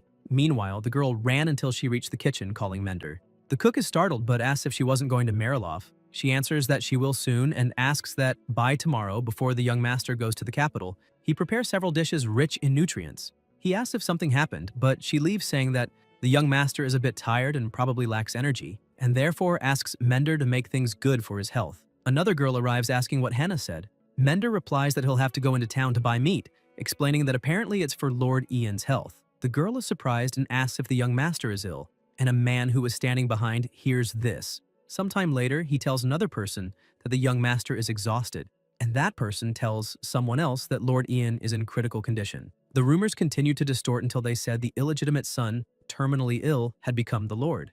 As for the protagonist, he feels his ear burning. Ramandro notices this and asks if there's a problem. The young master replies it's nothing, but thinks that Barrack must be spreading rumors about him. Suddenly, the aide shows a paper, saying he discussed the rest by letters, but that they still need to decide how they will proceed with Carlos's funeral. The protagonist says he's sure she would prefer a private ceremony, just like when she married, without drawing anyone's attention. He thinks that was probably why she waited for winter to arrive. In Mariloff, some people were talking about the incident where a noble was killed after being stabbed by one of his servants. A boy explains he heard the count tried to hit his wife, and because of that, the servant intervened and ended up that way. They are surprised and say that's why they say no one knows what happens behind closed doors. Another person asks if the slave was killed, and they reply he was probably executed, since the person he killed was not only a noble but his master. and a boy continues explaining that from what he heard, the lady and the servant had a secret relationship. The other two start laughing at him, saying that's impossible. The boy insists he's serious, because a friend of a friend worked at the mansion, but they still don't believe him. At the mansion, the madame was lying down until Simon arrived, asking if he should bring her a meal. She refuses, but he insists, pointing out she didn't eat last night either. Rian sits up, asking if she's not feeling well. The butler observes that she seems unhappy rather than unwell, which she confirms, saying that's the strange part, her husband, who abused her daily, has died. Yet she doesn't feel happy. It's just like when she fled her mother after leaving the family estate. She asks if there's any news about the group that will take Dave to Toulon. Simon replies it will be the Shale Merchant Guild and they'll depart for Toulon soon. Since they're ready, they've requested to take Dave along and it will cost 200 gold coins including the deposit. The madam stands, saying that's not expensive, and tells Simon to handle it quickly because Ian will arrive soon. She adds they'll send one more person. In a locked room, Dave prays to the god of the underworld. Outside, servants whisper until the madame passes, leaving them startled. They bow respectfully. She goes straight to the prison where Clark is held. He notices her presence, and they stare at each other. Rian explains that in a few days he'll join Dave and the Shale Guild, traveling through the Hawan Kingdom to Toulon, which gives Clark pause. She then asks if he knows how distant Toulon is. He admits it's quite far, which saddens her. Rian says that if the Imperial Palace investigates, she'll need Dave as a witness to prove Clark arrived safely, so she asks him to ensure Dave's safe passage, and then to return. The boy, surprised, understands and nods, promising he will. Later, the madame, fully dressed, welcomes the protagonist. Ian greets her, noting it's been a while and inquiring after her well-being. She thanks him and invites them to sit, asking if Ramondro is well, which he affirms. She then presents a contract for 5,000 gold coins, explaining she's already halved her troop numbers and the contract stipulates maintaining that force. The protagonist asks to see her projected profits. She smiles and points to the last page. After reviewing it, he asks if Ramondro's assistants have any comments. Rian laughs, asking if he fears they'll whisper about her selling territory, and assures him the land is better managed this way. Ian closes the contract, clarifying he meant no ill will, only curiosity since it's a fair deal. Ramondro then hands her a notebook, the Imperial Palace report, and asks her to review it.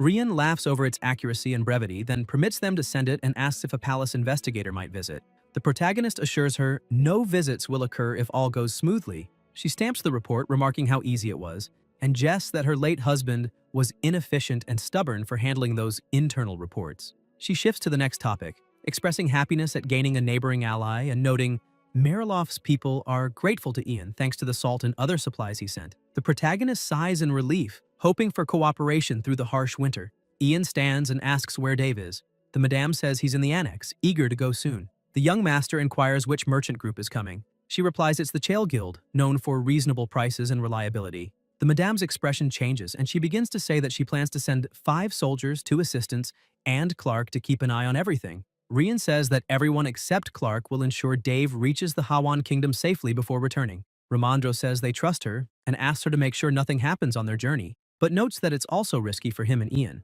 Rian tells him not to worry since everyone going is very skilled, but takes the chance to make something clear. She says that, as the protagonist requested, Dave will be strictly and securely escorted to his destination.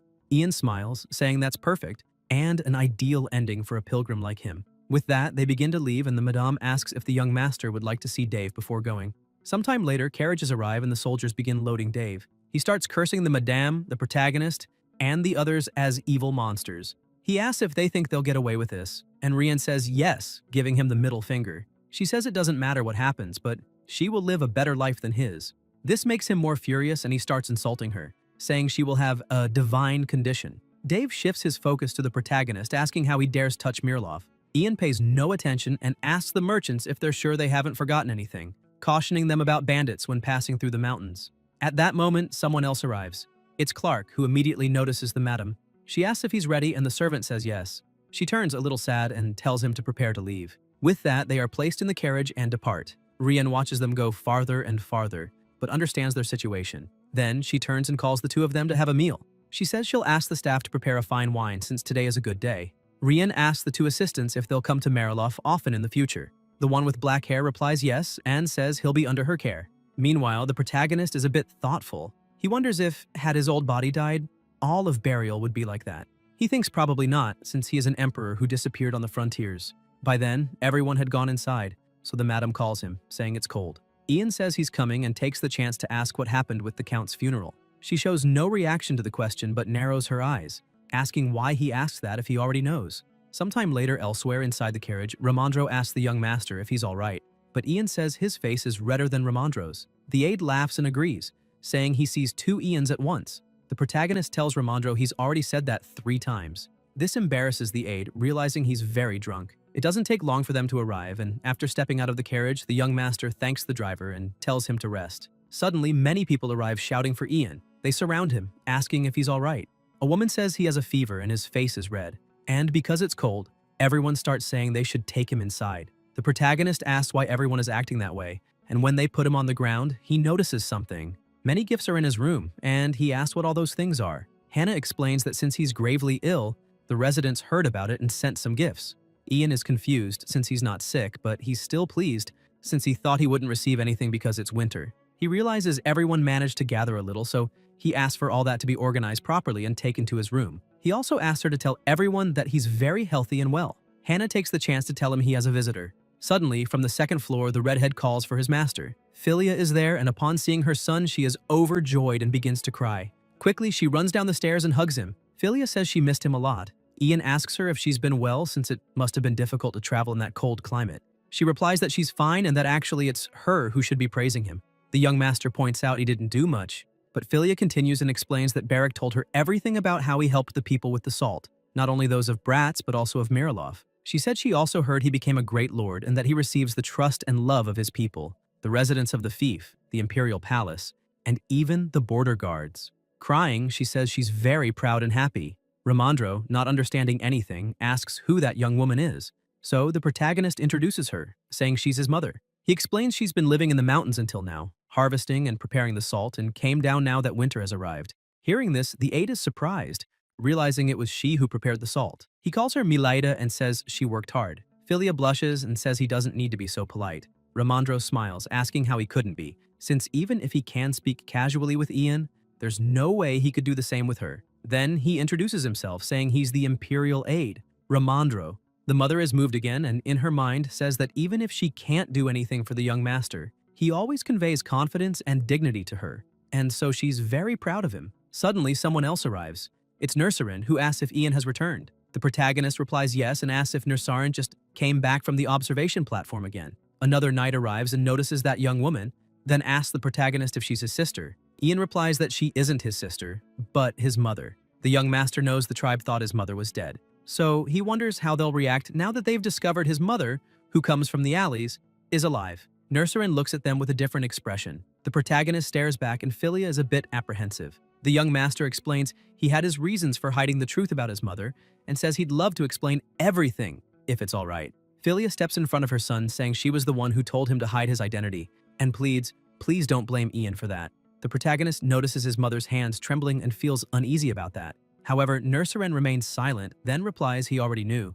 Ian asks how he knew, and the warrior explains it's because he practically lives there and speaks with everyone and the servants. And there were rumors about the illegitimate son who returned from the Great Desert with the Chunryeo tribe, and even about the fact his mother disappeared after his adoption. Nursarin says that since Ian had everything planned before going to the Great Desert, he realized that was part of his plan too. The young master asks if Kakantir also knows. The warrior replies yes, since there was no way he wouldn't know. He says he expected they'd meet at least once, since the protagonist will soon go to the capital, but notes he simply didn't expect to meet her like this. Philia approaches and thanks the warrior for helping her son. She apologizes and asks him to continue helping her son, and because she said that so sweetly and cutely, Nursarin blushes when he sees it, then turns his face away embarrassed, saying there's no reason for her to speak so politely to him. The protagonist then invites them to come in and rest a bit, noting he'd planned to bring his mother up to speed on things there. Nursarin asks him to wait a moment and asks if he could offer a small warning. He warns that the movement of the stars has been strange lately, especially today. 2 bands of stars fell one after the other. Unlike comets that pass in an instant, these moved slowly as if following a path. So he asks the protagonist, once he reaches the capital, to be very careful, noting that traditionally stars refer to those who bring light to the world, just like Ian.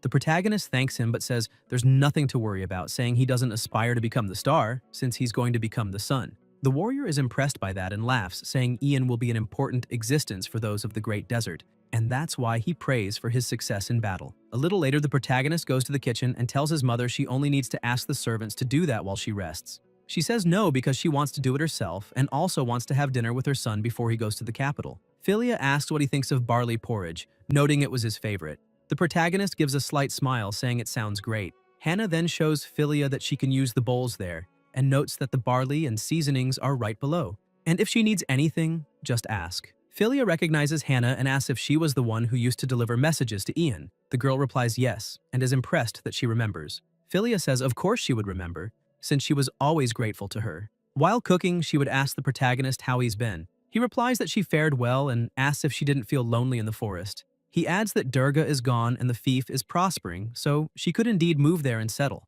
Ian says she can stay in that mansion, or if she wants, they can build another.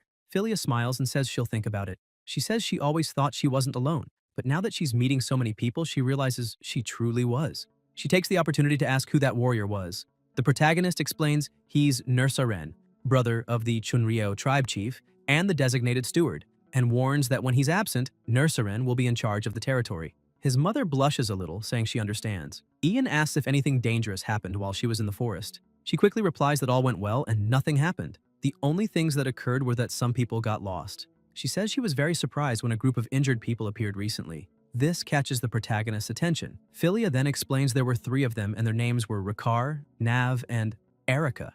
With that, the protagonist's curiosity ebbs. He asks how injured they were. Philia answers not too badly, but they seem to have lost many allies and were complaining about how hard it was to make their way home. The protagonist asks if they said where they were headed next. She replies she doesn't know the details, but they said they were going to Hawan. At that moment, Philia calls the protagonist and asks if it would be alright if she wrote to him, because when she can't sleep worrying about him, she wants some comfort. Ian replies, of course, and warns she may not get a response if he's busy and asks her to understand. Philia hugs him, saying it's fine and that she'll always be waiting for him. Thus, she wishes him a good journey. The next day, people complained about the cold, while others reported it would get warmer as they neared the capital. Henna calls Lord Ian and delivers a mana stone he asked to be made into a brooch. The young master thanks her and tells everyone to take care of his territory, saying that with housekeeper Hannah in charge, they'll get through the winter comfortably. Crying, Hannah begs her master not to worry, promising to care for the mansion very well and to burn her body and soul as fuel to fulfill the mission she's been given. The protagonist laughs and thanks her, but asks her not to overexert herself. Ramandro asks the young master to take one last look to ensure nothing's left behind and warns they'll depart after the final inspection. Ian says all's well on his end and asks Barrack how he's doing. The redhead replies he's fine too. The protagonist informs Nursaren that they're about to leave. They clasp hands and say, Demosha. Inside the carriage, he looks out and, in his mind, asks his mother to live freely, wherever that place may be and however she wishes. Thus they depart, and as they pass through the town, everyone salutes the young master and asks him to bring a new name to these lands. His family also watches happily as he leaves. Barrack sticks his head out the window and asks everyone to stay well, but he grows irritated because no one's shouting his name. As they were departing, Barrack commented that he was bored and was going to lose his mind. Ramandro said that if he was bored, he should switch places with the coachman. That way he wouldn't be bored. Annoyed, he asked how far they still had to go since they'd been traveling for a while and could only see trees. The aide explained that as they were now on the 4th day, it should still take about 10 more days. Ian mentioned that today they would be staying in a town. The redhead quickly got excited and asked if the town was big. The protagonist explained that it was big. However, he shouldn't expect much, as there wouldn't be multi-story taverns, luxury accommodations, or large coliseums. This left Barrack disappointed. Ramandro commented that they were almost arriving in Karena. The redhead said he'd never heard of that place, so the aide began to explain that it's a small place, there isn't much there, and it's not surprising they hadn't heard of it, but he emphasized that it's real. It's in the Western Plains region, centered around Karena. Ian asked if he was talking about the 3 cities Karena, Longan, and Zalkuf. Ramandro replied yes and said that the Count of Mariloff had mentioned them, and a warning had been sent saying that bandits were appearing in that area. That warning stated that bandits had been seen around Karena, Longan, and Zalkuf, so it's difficult for supply wagons to pass. It's important to be aware that because of that, there's limited paper for checks and inconveniences may occur. Barrack said he thought the Count was bluffing. Ian pointed out that it's not easy to forge official documents. At that moment, the redhead realized what it meant. He got excited because if there really were bandits there, it would be the first time he'd see one. Barrack asked if those regions were close, because if they were, they'd run into them on the way to Karena. The protagonist, seeing this, wanted to disagree, but thought that the redhead was probably right.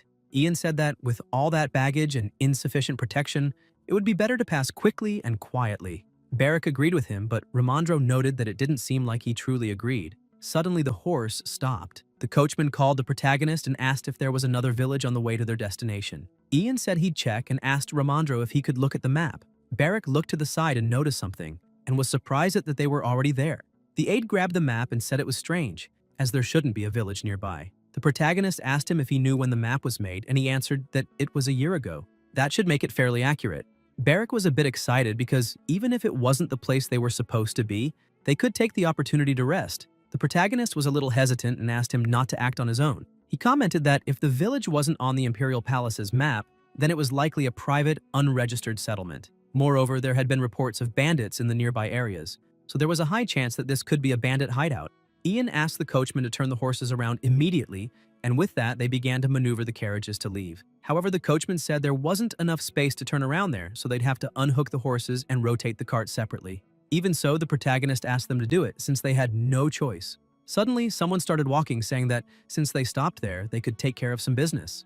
Of course, it was the redhead, who was walking off while the protagonist was talking to the other two. He kept walking farther and farther until at some point, he noticed something and gripped his sword tightly. Then he asked whoever was hiding to show themselves now. However, the person who was hiding, or the creature that was there, didn't show up. But soon, something came out of the bush, and quickly Barrack prepared for battle. However, what came out of the bush was a small puppy. The redhead was surprised that a dog came out, a fluffy and tiny dog. Barrack approached and began petting the dog, asking if it was someone's pet from the village. However, the dog said hello to him. That left the redhead very surprised, but he brushed it off, thinking he was hearing things. Suddenly, the dog started saying that it was talking to him, the rude man who petted its head out of nowhere. Again, this left the redhead shocked, completely stunned to see a dog talk. Meanwhile, in the village, the coachman said they were almost ready to leave and commented that the snowy road was slippery, asking if he should inspect the wheels before departing. Ian replied yes and said they wouldn't have to travel much farther anyway. But on second thought, he figures it's better to let the horses and people rest a bit. Then he realizes the redhead isn't there and starts shouting for him, but Barrack shows up, asking the protagonist to look at the dog. He shows the dog, saying it can talk. The protagonist is unsure what to do, and Ramandro asks to let the redhead rest, as he seems tired from the long wagon trip. Ian tells him to stop, but Barrack insists that with magic and everything else existing, a talking dog wouldn't be such a big surprise. The redhead nearly shoves the dog into the protagonist's face, saying he's telling the truth, explaining that the dog called him a rude man for petting its head. Ian stares at the dog and asks it to speak, but nothing happens. The aide behind them starts to hold back laughter, making the protagonist feel embarrassed. Ian tells Barrack to stop wasting energy on nonsense and let the dog go. Frustrated, the redhead says he's telling the truth, and even asks, shouldn't you bite the dog to make it speak? Upon hearing that, the dog bites his hand and runs off. But before leaving, the dog turns back with tears in its eyes, calling them insolent idiots. It says they treated it badly, thinking they were decent people. The three are shocked, and Ramandro takes back what he said. Then the dog jumps into the bushes again. Barrack insists he was telling the truth. Ian and Ramandro don't even understand what just happened. Suddenly, the coachman calls them to go. The protagonist asks what just happened. The redhead says he doesn't know either, and the only thing he's sure of is that his hand hurts. Ian starts thinking and wonders if that was a demi-human, a divine beast, or maybe some magical creature, but reflects that it seemed way too insignificant to be any of those. However, he thinks of something. Noticing his master's expression, the redhead asks if something is wrong. Ian asks him if he didn't feel anything, commenting that it seemed like someone else was nearby. Barrack quickly starts searching for that person, but the protagonist tells him to forget it and get into the carriage. Ian reflects that it's strange, that something feels very off there. Sometime later in another town, they arrive and start unloading the luggage. Ramandro goes to Barrack and asks if he's okay. The swordsman says it's nothing serious. Ian says that's why you shouldn't just grab random dogs off the street. Outraged, the redhead asks if that really looked like a random dog. He imagines the dog might have been enchanted or even cursed. The protagonist starts to say the chances of a sorcerer being there are, but the redhead is a spellblade from a remote city, and he himself is a mage from a remote city. Suddenly, a woman arrives, welcoming them. She introduces the pigs in. Ian asks if she's the owner. He quickly informs her that there are many wagons and lots of luggage and asks if she can accommodate them all at once. The woman replies that fortunately there are no other guests at the moment, so it's not a problem. As they go inside, Barrack notes that there aren't many guests in winter. The woman confirms and adds that even in normal times, business isn't great, since it's a small town and most of her guests are just travelers passing through. However, because of the bandits, even those people stopped coming. She asks if they're staying just one night, and the young master answers yes. She starts calculating, saying that with 20 horses, 10 wagons, over a dozen people, lots of luggage, and including baths and meals, 1 gold coin should cover everything.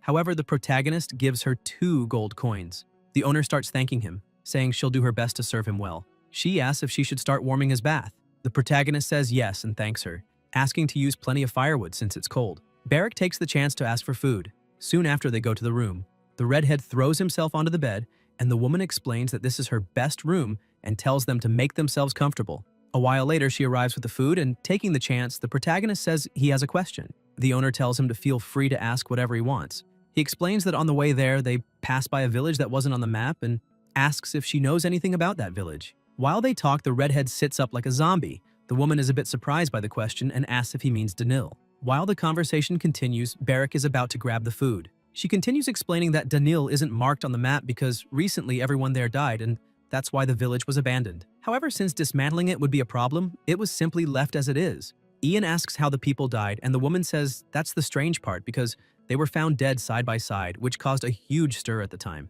She says investigators from the Imperial Palace arrived and said it was food poisoning. The redhead interrupts, saying that doesn't make sense. But even so, she adds that if that's what the palace said, then it must be believed. The woman also points out that it was the Ministry of Magic that came to investigate. Ian asks if it was really the Ministry of Magic, and she confirms, saying that since everyone in the village died, a mage came to investigate personally. Suddenly, she changes the tone of the conversation, saying that mages are amazing since they can summon thunder and lightning. Barrack starts mocking, saying that mages really are incredible. The woman finishes by saying that the investigation was very thorough, and since then, she pays extra attention to hygiene. The protagonist reflects and wonders if they really sent a mage from the Ministry of Magic to investigate a remote village. That was strange because mages are supposed to cast spells, not handle clerical investigations. Usually, special investigations are handled by the administrative department. Before leaving, the owner says to let her know if he needs anything and that she'll notify him when his meal is ready. Then, she leaves the room. Barrack asks if that dog lives alone there, and the protagonist replies that if that's the only nearby settlement, probably yes. The redhead remembers that the woman said all the villagers died and asks who's feeding the dog. The protagonist, hearing that, is left speechless. Barrack looks at the bread and asks if it was the protagonist's. Ian says it's fine, he can eat. The young master notices he's surprisingly concerned about the dog. The swordsman says it's not concern, it's just information gathering. Annoyed, he starts saying that damn dog bit his hand and that next time they meet, he'll kill it. Ian, seeing that, wonders when the next time would be. Suddenly, the aide shows up at the door asking if he can come in, and the young master says yes. Ramandro says there's only beer there, so he's going out for a drink, but first asks if they need anything. The protagonist says he doesn't need anything. Ian hands him a pouch with money, asking the aide to tell the others they're free to drink if they want. However, the coachman must not drink too much. Before leaving, the young master also asks Ramandro not to overdo it since they're leaving early tomorrow. After finishing his meal, Barrack throws himself onto the bed, telling the protagonist that this place is great because with a warm bed and a full belly, there's no need to even go to the capital. It doesn't take long for the redhead to fall asleep. Ian gets frustrated because with the swordsman lying like that, there's nowhere for him to lie down. So he lies down beside him. While he's sleeping, several noises start and he wonders why it's so noisy and if the noise is coming from downstairs. Then, suddenly, someone screams. The protagonist quickly opens his eyes and gets up. He tries to wake Barrack, who also hears the noise, gets up and grabs his sword. Quickly, he gets into position behind the wall next to the door. Both he and the protagonist are focused on what's about to appear. Then, the door opens and someone starts to enter. Barrack immediately begins his attack. That strike went straight for the person and stopped beside their neck. The redhead doesn't understand what it is, but as the protagonist looks, he can't believe it and wonders why there's an undead in that place. The zombie starts making noises, and Ian recognizes that voice, thinking he's heard it somewhere before. Then, the dog appears again, saying he judged him as evil. That surprises the protagonist. Suddenly, another person arrives, asking if they're the owners of the horses and carriages downstairs. The man notices they're wearing nice clothes and asks where they came from and where they're headed. The redhead asks what kind of situation this is. The bandit swings his sword and says that, judging by the 10 carriages outside, their coin purse must be quite fat. But when he tries to move forward, the zombie blocks him. The bandit doesn't understand what's happening. He asks what's wrong with this guy and tries to push him aside. Annoyed, he pulls out his knife and starts attacking the zombie. The monster falls and Ian looks at his face, seeing his own reflection in the zombie's eye. The last thing that creature saw was the young master. And, crying, it starts to release a smoke. Right after, the bandit begins preparing again but doesn't even have time to react. The redhead rushes in and attacks, throwing the guy far away. With the bandit on the ground, Barrack thrusts his sword into his shoulder, saying that's how a stab should be. Frustrated, he asks if the bandit is finally going to tell them what's going on. The protagonist takes the chance and turns toward the window. From there, he can see that the bandits are attacking and can even hear people screaming for help. Then he calls the swordsman, explaining there are bandits downstairs. He realizes the presence he sensed earlier today really was from bandits, and that it seems they were led there on purpose. He assumes they must have seen their carriages heading that way and waited for nightfall. Beric stretches out his hand, noticing the opportunity, and asks if they're going to kill them all. The protagonist looks at him and shakes his hand but asks to leave some alive because he wants to interrogate them. Downstairs, chaos is unfolding as the bandits abuse people begging for their lives, saying they have nothing left. One of the bandits calls out to the guy who went to the second floor, asking why he's taking so long. Suddenly, a sword flies and hits the calling bandit in the leg. He falls to the ground, not knowing what's happening, until suddenly Beric jumps down, stepping on the bandit's face. That stuns the other bandits, wondering what's going on upstairs. The bandits try to stay calm and act together, but the redhead grabs the sword stuck in the bandit's leg and, with blood in his eyes, orders them all to come at him. Meanwhile, the protagonist examines the zombie's body. This is the second time he's seen an undead in person. Necromancy is mainly practiced in the eastern regions. That's where war is more frequent, so it's rare to see them in burial. Ian is curious how the bandits knew there was an undead among them, which makes him wonder if they never actually knew that guy before. Also, there's the voice the undead used, which was definitely the same voice as the dog earlier. So the young master tries to find some connection between them, but determined to figure it out properly, he starts moving. Then he heads to the second floor where he sees Beric defeating all the bandits there. He wonders if the redhead forgot he was supposed to leave some alive. Suddenly, another person enters and is shocked by what he sees. The protagonist is relieved the guy is safe, and the man asks what's going on. The man starts shouting, saying that's not the real problem now. He says their carriages and supplies are gone. The city was in chaos, even on fire, and the young master quickly runs to where their belongings were. But when he gets there, he's surprised. There's nothing left. Beric is frustrated because everything they had was there. And it wasn't just their belongings. They also had documents, mana stones, and gold coins. There was a lot of important stuff there. Ian tells the guy to go look for Ramandro because they need to gather everyone. The redhead asks what he's going to do. Then the protagonist begins to answer but is interrupted because he hears the bandits shouting that the guards are there and they're retreating. Ian tells Beric to go after everyone who's fleeing. The swordsman asks if he can kill them, and the young master confirms, saying that would be even better. That excites the redhead, and without hesitation he charges forward. A bandit tries to strike him, but Beric easily dodges, grips his sword, and counterattacks, eliminating him with ease. Another bandit arrives cursing, but Beric grabs him by the collar and throws him against the wall. Ian was right there beside him. Suddenly the man shouts, calling the young master and telling him to look. Right ahead of them were more zombies. Seeing that deformed and decayed face, the man becomes frightened. Ian then explains that it's an undead. Suddenly the zombie starts running. The young master prepares and begins to use his ability. Once again, he notices that this zombie is also crying. Ian eliminates the undead without much difficulty. The man asks if his master is okay, and he replies yes, asking again for him to go find Ramandro. As he's leaving, the man says he'll return quickly. Ian realizes no one seemed to know that thing was an undead, but he understands. Since necromancy is rare, even among mages, so it's not surprising. Besides, it's especially hard to notice anything unusual amid that chaos. The young master begins to look for some clue. He notices the man who is thrown and approaches, spotting a pouch with hair sticking out. After opening it, he's surprised by what he sees. The protagonist grabs the hair in his hand and looks at the body of the zombie lying there, thinking that maybe that strand of hair belonged to the undead. Sometime later, after things calmed down, the protagonist and the redhead were preparing some horses. Meanwhile, people tended to the wounded. Beric was irritated about being completely looted, complaining that those bastards had no decency. Ian calls the swordsman to hurry since neither Ramandro nor the subordinate he sent had returned. Beric questions whether the aide might be dead. The protagonist sighs and tells the redhead to say that to his face. Suddenly, someone calls out to them. The man asks if they're outsiders. Ian responds yes, realizing that man must be the captain of the guard. The guard gets irritated, thinking the protagonist is being too casual and disrespectful, and considers that if it weren't for the strong-looking soldier beside him, he would have taught him a lesson. The guard introduces himself as Ulan, captain of the guard of Karena. He thanks them for their help but says he must follow protocol and check their identities. The protagonist promptly introduces himself and Beric, stating they're headed to the capital for the New Year's gathering. He mentions he's looking for Ramandro, counselor of the Imperial Palace. Upon seeing his credentials, the man is stunned. Ulan quickly bows, apologizing for his rudeness. Ian asks why the guards didn't take action during the bandit attack. Once again, the guard apologizes and explains that the three cities had formed an alliance there. However, problems erupted in other areas at the same time. The protagonist pressures the man, stating that the inn's authorization implies a guarantee of safety for travelers.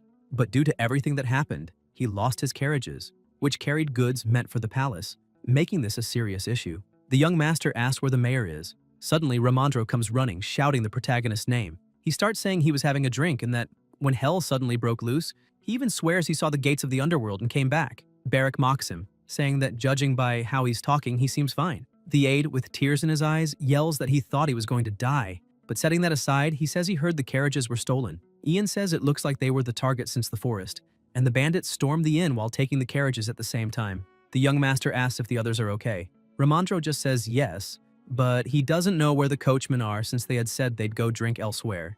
Ian calls Ulan and asks him to clear out the bandits and corpses from the inn, and then request an audience with the mayor. The protagonist mounts his horse and says he's making a quick stop at Danil. The aide asks what that means. He explains it's an abandoned village they passed earlier and adds that it doesn't seem to be a bandit hideout. Ramandro then asks what he plans to do there if it's not a hideout. The young master answers that he's going to look for that dog. And as he leaves, he says he's leaving the rest to the aide. With tears in his eyes, Ramandro yells to Ian that he needs to find the carriages. That night, Barrick is freezing and irritated says that if they catch those bandits, they'll really die, and emphasizes that if they had the carriage, he wouldn't be freezing like this. Ian says they wouldn't even be out there if the carriages hadn't been stolen. He turns and asks why the swordsman is just standing there, then tells him to stay close and not fall behind. Barrick was impressed by what the protagonist was doing. The young master explains that ability is the most basic one. It only requires focusing and stabilizing mana. As he walks through the area, the protagonist recalls that, according to the Ministry of Magic, the villagers' cause of death was food poisoning. Maybe that's why there are no signs of a struggle or invasion in the village. However, even so, for an abandoned village, the place is very well preserved. Suddenly, Ian notices something and calls the swordsman. He asks the redhead to enter that house. Barrick asks if the young master really wants him to go in there. Ian wonders if he should go himself, so the redhead says he'll go if his master orders it, but he still asks why that specific house. Ian explains that it's because that door has a pet entrance. Barrick starts getting ready to open the door and the protagonist tells him to enter carefully since it seems suspicious. Still, he walks up, kicks the door open, and stares inside. They begin laughing, saying there's nothing in there. So the protagonist decides to take a look himself. They start investigating the place and the redhead notices something, calling his master to see. Looking at a photo, he comments that someone lived there with the dog. Upon seeing that photo, the protagonist realizes that the blue hair and pointed ears clearly belonged to that earlier zombie. Suddenly, someone starts yelling, calling them bastards. It was the dog, asking how they dared to enter someone else's house. Barrick nearly dies of a heart attack from the dog shouting. Ian asks if he's the divine beast of that place and apologizes for entering without permission. The swordsman doesn't understand why they have to apologize since he's the one who got bitten. Ian says he has something to ask and adds that this seems like a meaningful meeting for the two of them. But before that, he wants to check something and asks the dog what his relationship is with the Ministry of Magic. The protagonist explains that he's a magic user, but not affiliated with the ministry. In fact, it's more accurate to say he walks a different path from theirs. The dog keeps acting aggressive until the protagonist asks if the boy in the photo is from his people, since he looks like he's from Astana. Hearing that, the dog's expression suddenly changes. The dog gets very excited and asks if the protagonist has been to Astana before. Ian replies yes, saying he could tell from the clothes and blue hair, and that they live in a canyon called the End of the World. Those people are more carefree than clouds and freer than the wind. The dog agrees, asking if he knows something. Then the protagonist holds back, saying necromancy is passed down as a tradition among them. He sets the dog on the ground and asks if they can talk about it in more detail, introducing himself as Ian and the man beside him as Barrick. The dog introduces himself as Hashrang Tokuntai, but says he prefers to be called Hasha. Ian says it's a pleasure to meet him and first would like to ask a few questions. He says the boy he saw in the photo turned into an undead and was with the bandits who attacked the village, then asks if Hasha is with the bandits. The dog is offended by that and says no. Ian asks if that boy wasn't his owner, to which Hasha responds no, explaining that the boy in the photo is him. Barrick leans in and pokes the dog's face, asking if that's serious. Then he asks why he talks that way. Judging by the photo, he looks about 10 years old. Hasha gets irritated and tells him to take his hand off. The protagonist then explains that the people of Astana live longer than them, and even if he looks young, he's probably around 30. Once again, the dog bites his finger, calling the redhead a brat.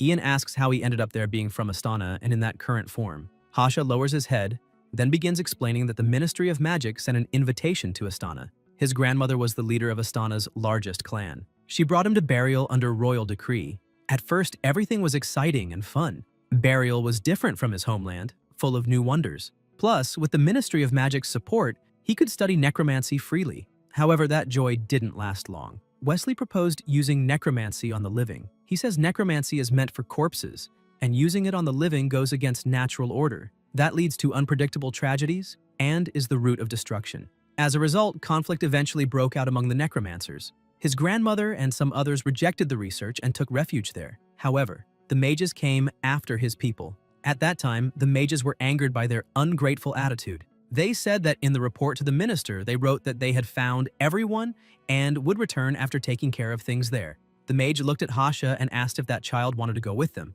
and with a smile said there were no children in their test periods. While they debated whether to cast necromancy on the boy, the dog was there in the back trembling with fear. Then he begged for them to call the necromancers who had come there. Hasha says that's how his grandmother paid the price for her betrayal, and how he himself paid the price for the truth. Hasha says that the only living being that night was Rookie, but the necromancy went wrong, and this was the result. He explains that the necromancers had no idea he ended up in Rookie's body and probably assumed he had died, so they placed something unknown inside the body before disappearing. The protagonist thinks that after killing everyone in the village, they must have come under the pretense of investigating to cover up the incident. So he imagines the situation is worse than he thought. Hasha remembers and explains that his body was affected by the necromancy and became undead.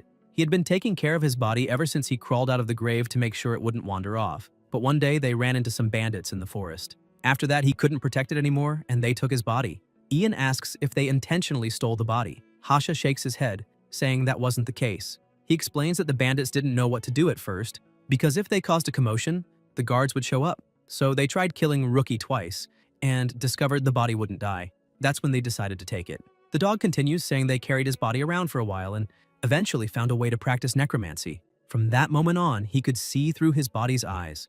Every time they create a new undead, he's able to see his surroundings more clearly, and he suspects it's because he's also a necromancer. As a result, he saw everything that happened at the inn. Hasha lowers his head a bit and asks them for help, saying he needs someone to take care of his body. The protagonist glances off to the side. Then Barrick says it's a shame and starts pulling a piece of bread from his pocket. He shoves it into the dog's mouth and tells him to eat it, saying it'll cheer him up. The dog bites him, asking how he dares to compare him to a dog.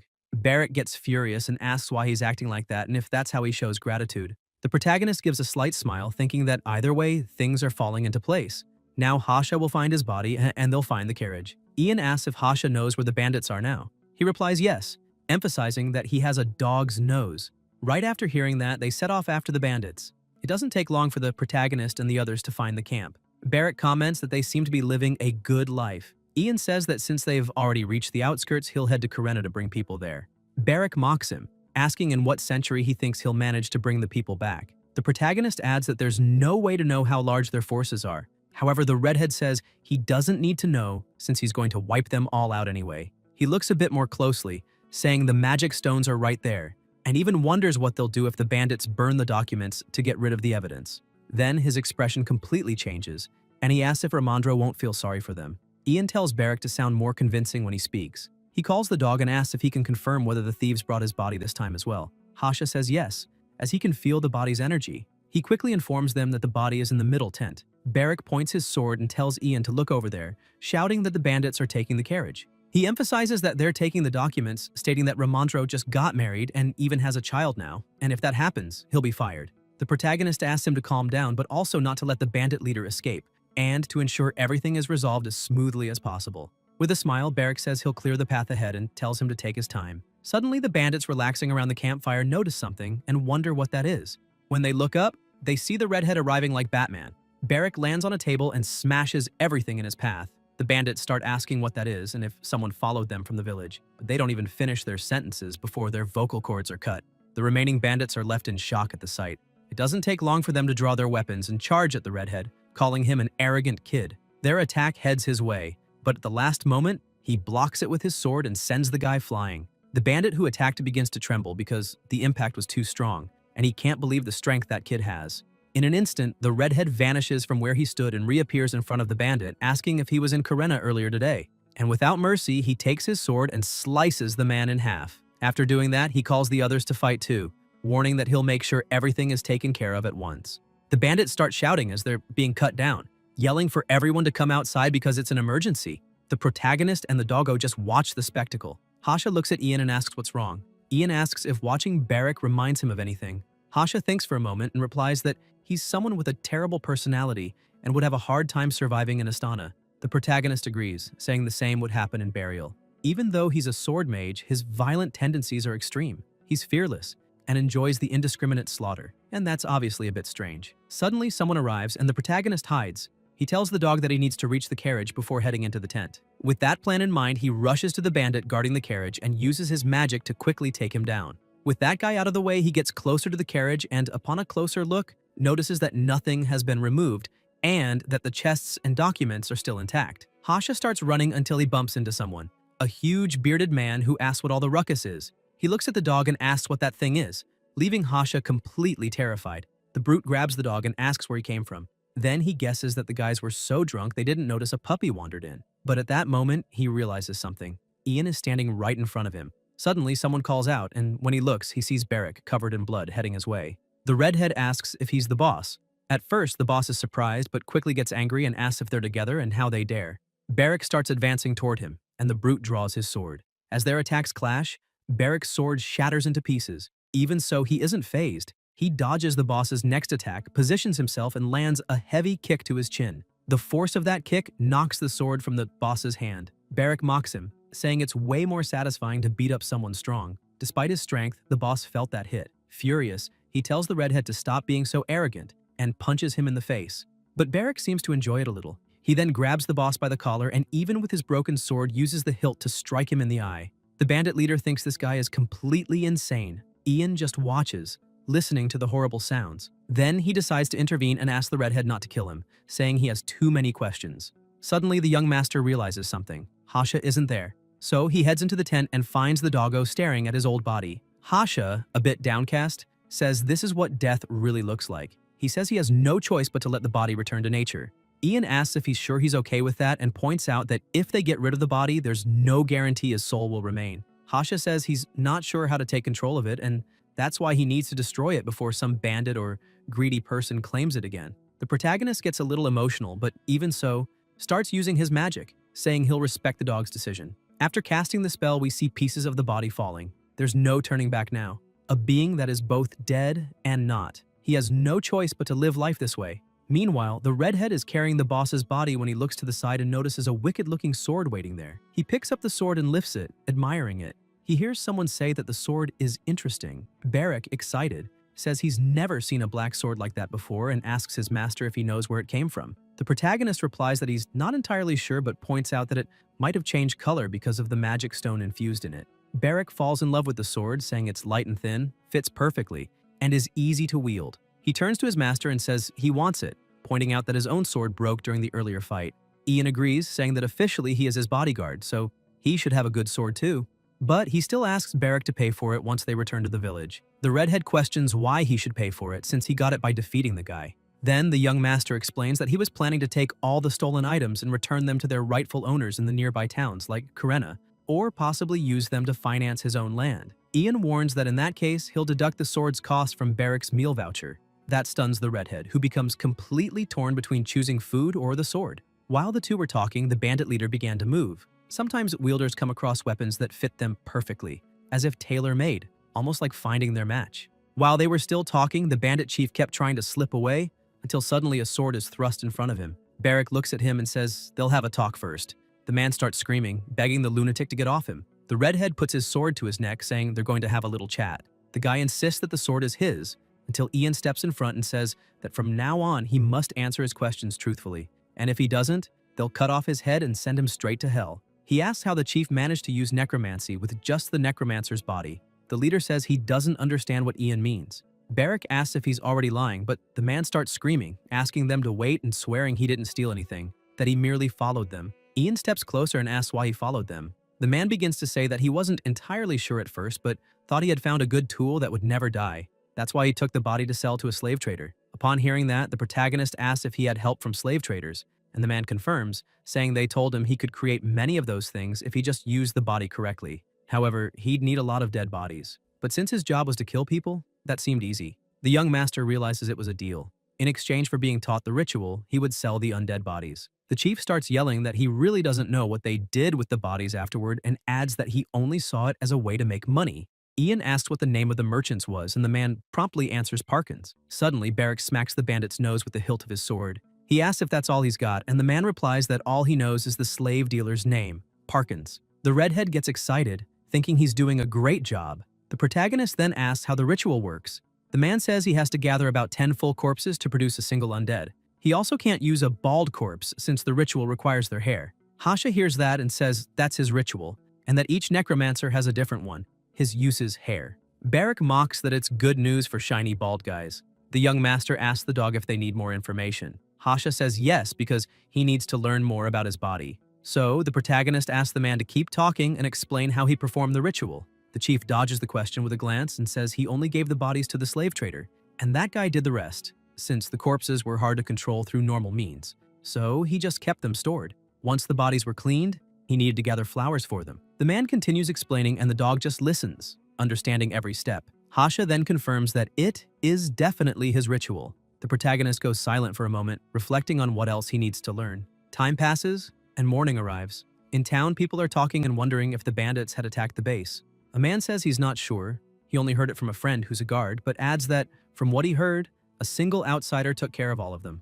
However, what surprises them most is that such a capable outsider is in Karena. People notice the protagonist and the redhead walking by. They stop them and ask if they were the ones who defeated the bandits. Ian replies that there's no need to thank them. Then they approach Barrack and start thanking him. The redhead gets excited and says he did much more than his master. Upon hearing that the blonde youth is the master, they go to him again, thanking him for saving them. Barrack gets irritated and can't believe it. Sometime later, already at the inn, Ramandro is extremely pleased and starts kissing Barrack's face, saying he's proud of them. Ulan also thanks them for taking care of the bandits. Ian tells him to skip the formalities and asks what he needs. Ulan replies that he brought the mayor and asks if Ian has time to see him. Upon hearing this, the protagonist goes silent for a moment but soon turns and tells him to wait a bit as he needs to rest and get everything in order. A while later, the mayor arrives and introduces himself as Onyx, the mayor of Karena. Ian asks if introductions are necessary, but the mayor replies no, saying he's already heard everything about him and knows he's a noble on his way to the New Year's event.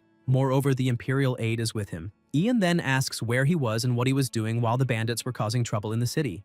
Onyx apologizes and says there were other problems in town. The protagonist tells him to come closer. He does so, and as he approaches, he looks at the protagonist and wonders what the hell this is, since they said he was a noble with a title, but he's just a kid. The young master says he smells like alcohol. Onyx thinks to himself that he drank before coming here, but says he had an important meeting and just had a drink. Ian tells him to shut his mouth, saying he can smell the alcohol from far away. He also asks how the captured bandits will be punished. The mayor says that according to Karena's city laws, bandits are to be executed, and that those who commit robbery, murder, or organized crime are to be burned alive. Ian stands up and says that's perfect. He also says he needs to speak with the bandit leader, and that as soon as they're done here, he'll head to their cells. Onyx asks if he means the holding cells. The protagonist asks if there's a problem, and the mayor replies that there isn't, and that he'll prepare a horse and a coachman. Ian reflects that even if these bandits don't know much about the ritual, there's no way they could be so obvious about how the undead began to follow them, so he has to ask for himself. As they leave the room, they all breathe a sigh of relief. Ulan says he's glad they're occupied with the New Year's celebration. The mayor adds that even though they're so young, they still have such strong personalities. Ulan says they must have served in some kind of war, especially that red-haired man. Onyx says it's possible since they use magic like those who were investigating Daniil. He lets it go, thinking they could be put in a tough spot if this situation is reported, so he'll just play along. He remembers that the blonde young man wants to see the bandit leader, so he asks Ulan if the reason is what they think. He says there's no way a vain noble who lost his horse and can't rest well would just sit around doing nothing. Sometime later, the mayor takes the protagonist there. Onyx laughs and says he taught the guy a lesson and knocked him out, but adds that if Ian wants, he can hit him some more. The young master gets irritated and asks how he's supposed to interrogate a guy who's unconscious. With that, the mayor realizes he just wanted to interrogate, not beat him up. Ian then asks for a piece of paper. While the mayor goes to get it, he thinks about how he has a long trip ahead, and that it's probably better to leave the interrogation to someone used to torture. Once the mayor returns, Ian takes the paper and starts writing, telling him to interrogate the bandit and send the answer in a letter to that address. The deadline is 2 weeks, and all he needs to know is how the blue-haired child ended up with the bandit. After saying that, he grabs the mayor's shoulder and says that if he doesn't receive the letter within 2 weeks, he'll report the mayor's negligence to the palace, and if he can't keep quiet about it, he'll return in person. Onyx starts trembling and says he understands. Sometime later, back at the inn, the protagonist asks the dog what he's going to do now. Hasha says his grandmother isn't there, and that they've already taken care of his body, so he thinks it's best to return to Astana since he no longer knows what to do. Ian remembers that he had said his grandmother was the clan leader, so she probably has as many allies as enemies, and there must be another reason she hasn't returned to Astana. Hasha starts to approach and asks if he could accompany him to the capital, since he needs to pass through there to reach Astana. The protagonist asks what he's going to do there while in dog form. Hearing that, the little dog lowers his head, but the young master says he'll take him there and help him get to Astana. Barrack asks if he's serious, since the carriage is already small enough. but Ian says it wouldn't be if he sat instead of lying down. Ian calls the dog and tells him to never forget his name and to never forget who was with him the day the Sanctuary of Death was created, along with his name. Hasha starts wagging his tail and shouts Ian's name. Right after that, the protagonist tells everyone to get ready because they'll leave early tomorrow. The next day, they were already preparing to depart. While packing the carriage, someone asks if they've got everything, food and water, and someone replies that they've got plenty. Another person comments that the farther north they go, the more snow there will be, so they'll need to travel without rest. As they were getting into the carriage, the redhead says Hasha isn't there, but just as the protagonist was about to step out, he sees the little dog running from afar. As they get closer, they see the dog holding his photo in his mouth. Ian tells the coachman that everyone is now present and that they can depart. With that, they set off in the carriages. People also begin waving goodbye to them, telling them to take care. The protagonist, as he passes by the mayor, gives him a sharp look and closes the curtain of the window. He asks Ramandro if, by any chance, he's afraid of animals. He replies no, but it doesn't seem that way. Hasha smiles, says it's a pleasure to meet him, and introduces himself as Hasharang Tokuntai. The aide is impressed. He then apologizes and says he thought he was hearing things because Hasha was using mana. With that, the two greet each other and the aide says it's a pleasure to meet him as well. Ramandro asks what happened. The protagonist explains everything, and the aide is impressed that it involves necromancy. He recalls that the Minister of Magic has been pushing necromancy for a few years now. Ian asks if that was an official decision. He replies that as far as he knows, yes, and that the Assembly approved the decision as there was no strong reason to reject it. He adds that there's a moral conflict involved, but the truth is that an army of undead is very useful in war, and there are also other political reasons. However, Wesley is more of a mage than a politician. She should understand the dangers of using forbidden magic better than anyone. Ian wonders why she's doing this. Meanwhile, Wesley calls her aide Barreto and asks him to get that report away from her. He points out that she waited a long time for this, and that those are the results on necromancy. She begins reviewing the documents, and Barreto comments that the sorcerers are quite something, since they couldn't wait to kill each other once on land, yet still found time to continue their research. Wesley explains that it's because of the Great Burial Empire. Everyone knows it would be a problem if they caused a scene there. Also, these people risk their lives for the sake of research, and that's why she's sure they're getting along just fine. Barreto comments that necromancy is still in the heavy experimentation phase, and that as long as they cooperate, they should be able to create an even stronger ritual. He adds that it also seems like it'll take time, so he asks if they should take the lead and send an official report during the general meeting. Wesley signs and says she's sure those old men are starting to get angry. At that moment, the aide mentions that, aside from that, there's also research being done on living people. At first, she's surprised, starts analyzing the report, and is speechless with what she sees. Wesley throws the papers away, furious that there's been no progress in recent years. Barreto explains that since the differences between the living and the dead are so significant, the rituals don't seem to work. But, irritated, she adds that this is exactly why they're spending so much money, so that they'll solve that problem. The aide calls her and asks whether, instead of necromancy, they should be diving deeper into mind control magic. Not even Prince Gale is guaranteed to receive all the blessings of the Imperial Palace, being the son of a concubine rather than an official wife. Wesley becomes furious and slams her fist on the table, asking if he knows what he's saying. He quickly apologizes. This blessing of the Imperial Palace is the mysterious power that was the beginning of the Burial Empire. They're not only recorded in the history of the Empire's founding, the blessings are confirmed phenomena with real witnesses. Those who maintain the bloodline in the name of the Imperial Palace's honor cannot be affected by mind control magic. Wesley says that although it's open to interpretation, in general, people understand it as anyone who is part of the palace. Not just Gale or Margrave, even the old emperor wouldn't be affected by mind control magic. Furthermore, she asks if the aide has any idea how cautious the second prince is. He doesn't remove that mana sealing stone from his body, not even while sleeping. And because of that, she's sure he would find another way to ensure that mind control magic wouldn't work on him. That's why she's looking for other methods and decided to begin researching necromancy. Wesley is aware that her love for Gale is entirely one-sided, since he will never return the affection she has shown him. One question that haunts her is, once he reaches the throne, will she become his wife? Who will become the empress? After saying that, she calms down and asks Barreto to pressure the sorcerers, especially now, since such an important event is approaching. Another thing she asks is about the boy Ian and whether he's arriving. The aide responds that, as announced, he's sure he is. Wesley comments that if he's coming from the branch office, it means he'll pass through the Karena region, the land where Astana's fugitives are hiding. They've always been troublesome to deal with, especially since their proposal to conduct forbidden experiments was rejected. She adds that she's glad it was all resolved without any rumors spreading. Wesley sighs, saying the king of Astana was a fool because he believed everything people told him. Barreto says he's sure the king wasn't in the right state of mind, especially after the great earthquake his people had to endure. She even adds that they should be careful with the second prince because he's smart, and the moment he hears any rumor about human experimentation, he'll start getting suspicious of both of them. Wesley asks if there's any department that wants that child.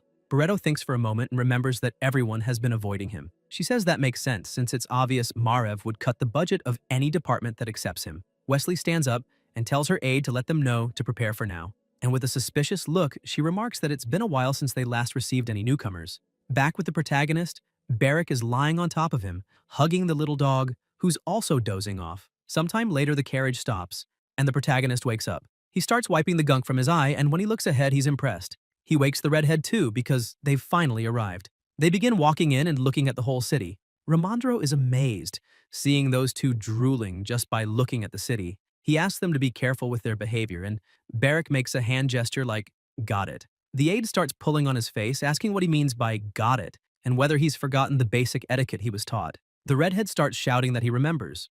Ramandro asks him not to grab bread with his hands while eating, and to make polite eye contact when passing people. Barrick, thinking he understands, asks if, when he needs help, he should ask who's in charge. The aide starts yelling, saying he's supposed to say good morning and excuse me, and that's how a conversation should begin. The protagonist asks if they'll stop by his house before heading to the palace.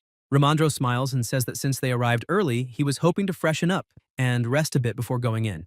Ian says that sounds great, but what really matters is that Ramandro seems eager to see his wife. Ramandro replies that it's not exactly that he's not in that much of a hurry, yet his legs were shaking so much it almost flipped the carriage. Shortly after they arrive at his house, inside a maid wonders who arrived but quickly realizes it's the aide. She rushes to her lady and announces that Lord Ramandro has returned. Vivian is thrilled to see her husband, and so is he. She asks if he's okay and if he has any idea how much she missed him. He says the same and tells her it was so hard to wait to see her again. The two embrace, and there's so much passion that all their love starts pouring out onto the protagonist, Barrick, and Hasha. Sometime later, Ramandro introduces his wife to the others. She says she's heard a lot about them from his letters and adds that her husband owes them a great deal. Ian says it was nothing and that he's the one who owes a lot to Lord Ramandro. He also introduces the little dog who joined them along the way. Hasha says hello to her. She finds the talking dog adorable. The protagonist asks if she's not surprised. Vivian replies that she saw all sorts of things during dispatches, commissions, and reconstructions before getting married. She invites them in, saying she prepared a room for them to stay for a while. Vivian asks if they came straight there without stopping by the imperial palace. Ramandro explains that normally stopping by the palace first would be proper etiquette, but it would be more disrespectful to show up there looking like that. The lady calls Minnie and asks her to prepare a bath. The aide gathers the others and tells them they've done a good job so far so they can leave the paperwork there and go rest at home. Ramandro thinks he'll take a bath now and has from noon until sunset, but he feels like he's forgetting something. Still, he figures it's just his imagination. A while later, Ramandro and the redhead are sitting on the sofa saying hot water is the best.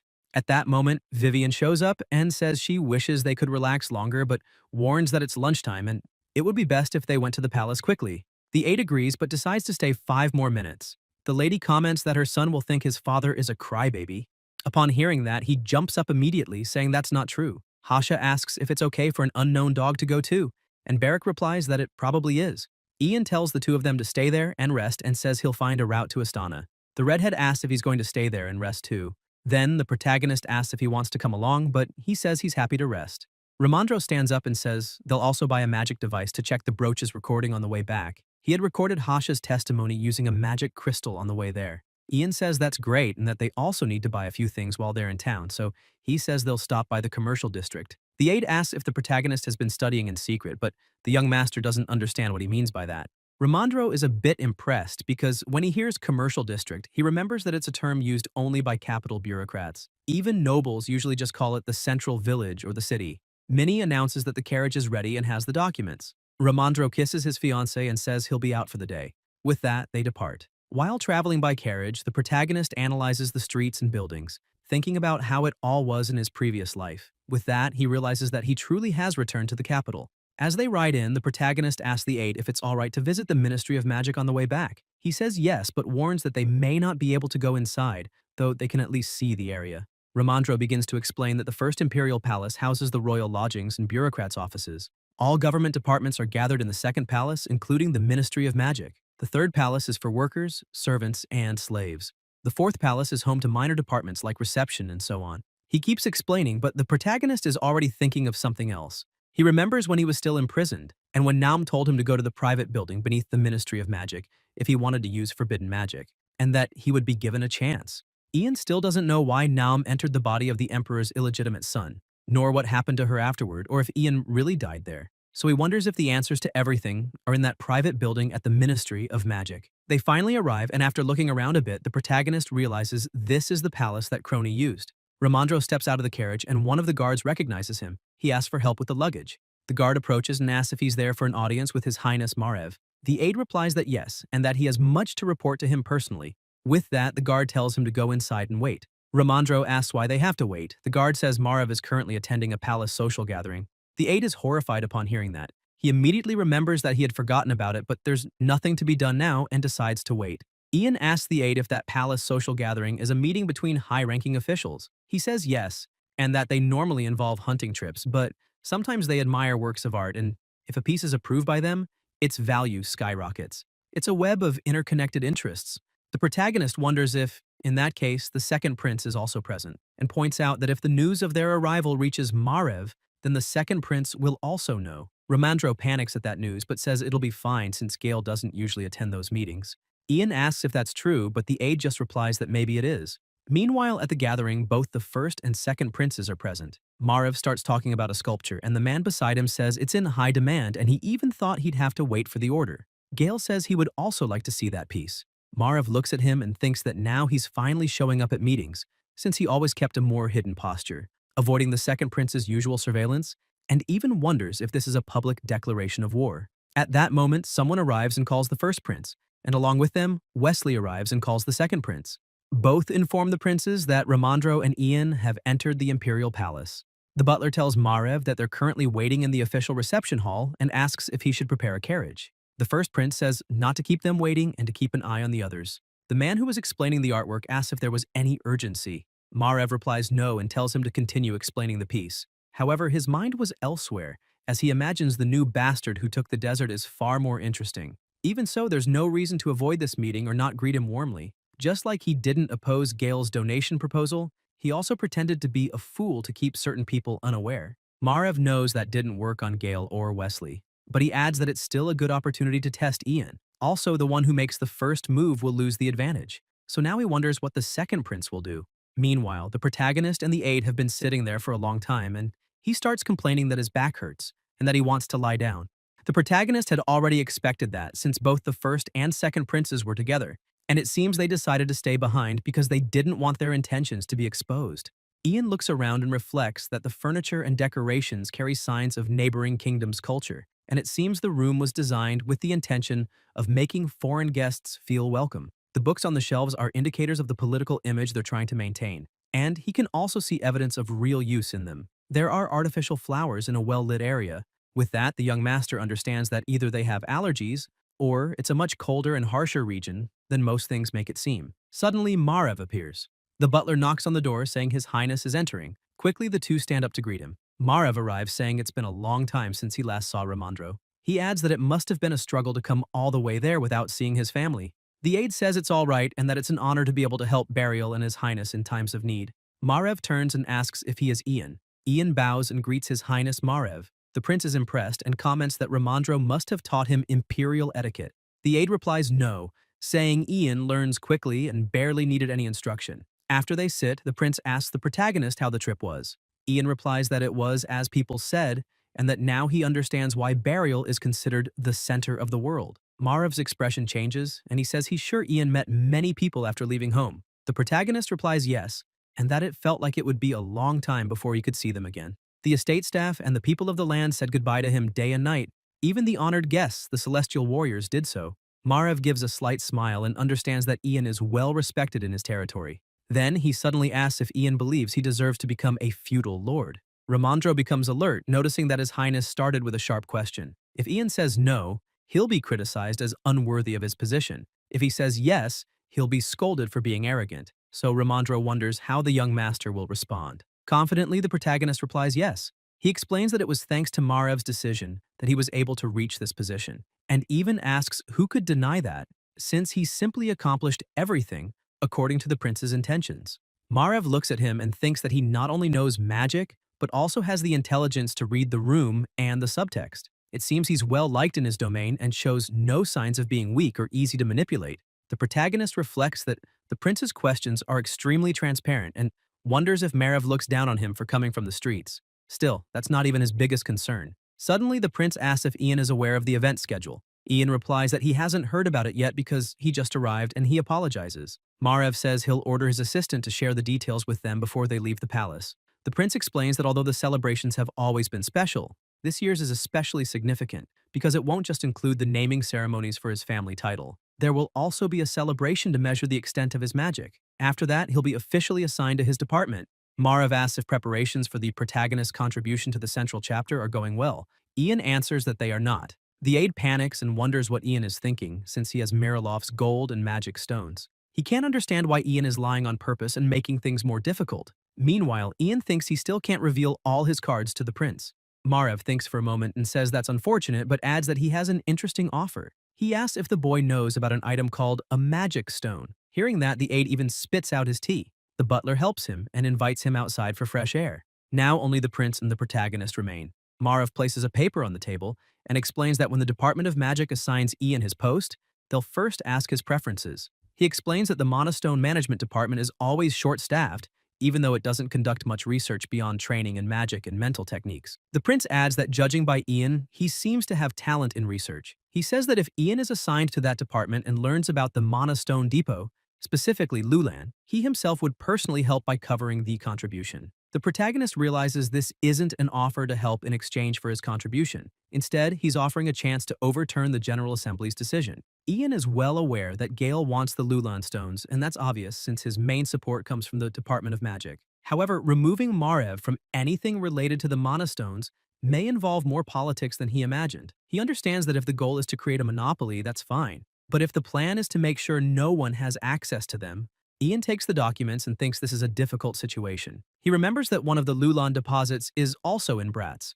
Not only the mines, but even the Lulan in his possession could be taken from him. The protagonist thanks Margrave and says he'll do his best to meet his expectations. Margrave then says they'll end the meeting for now. He asks them to tell Ramandro that he can leave the palace without making a formal visit and that he should keep his aides informed of any updates. Before leaving, the protagonist says it was an honor to meet him, and the prince responds the same.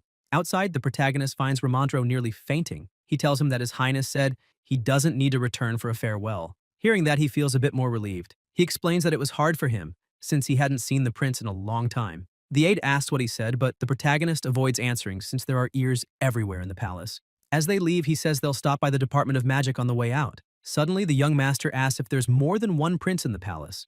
Ramandro replies that there are several, but explains that aside from the first and second princes, most don't have the same influence. The third prince died after falling from a horse a few years ago, while the fourth and fifth are still very young. He says they'll see all of them at the New Year's celebration and asks why Ian is so curious about the princes. Ian says it's nothing and just adds that, as he said himself, since they'll be seeing them at the celebration, he figured it was better to be aware of them in advance. The protagonist reflects on Prince Margrave Varoshian, a blonde with green eyes. Although those are common features in the royal family, he wonders if such a face ever belonged to an emperor of the past. Though his memory is hazy, he's certain it wasn't the first prince, Margrave, nor the failed rebel, Gale. It was another prince who became emperor. Guys, if you enjoyed the video, leave a like, comment, and subscribe to the channel so you don't miss new content. Thank you.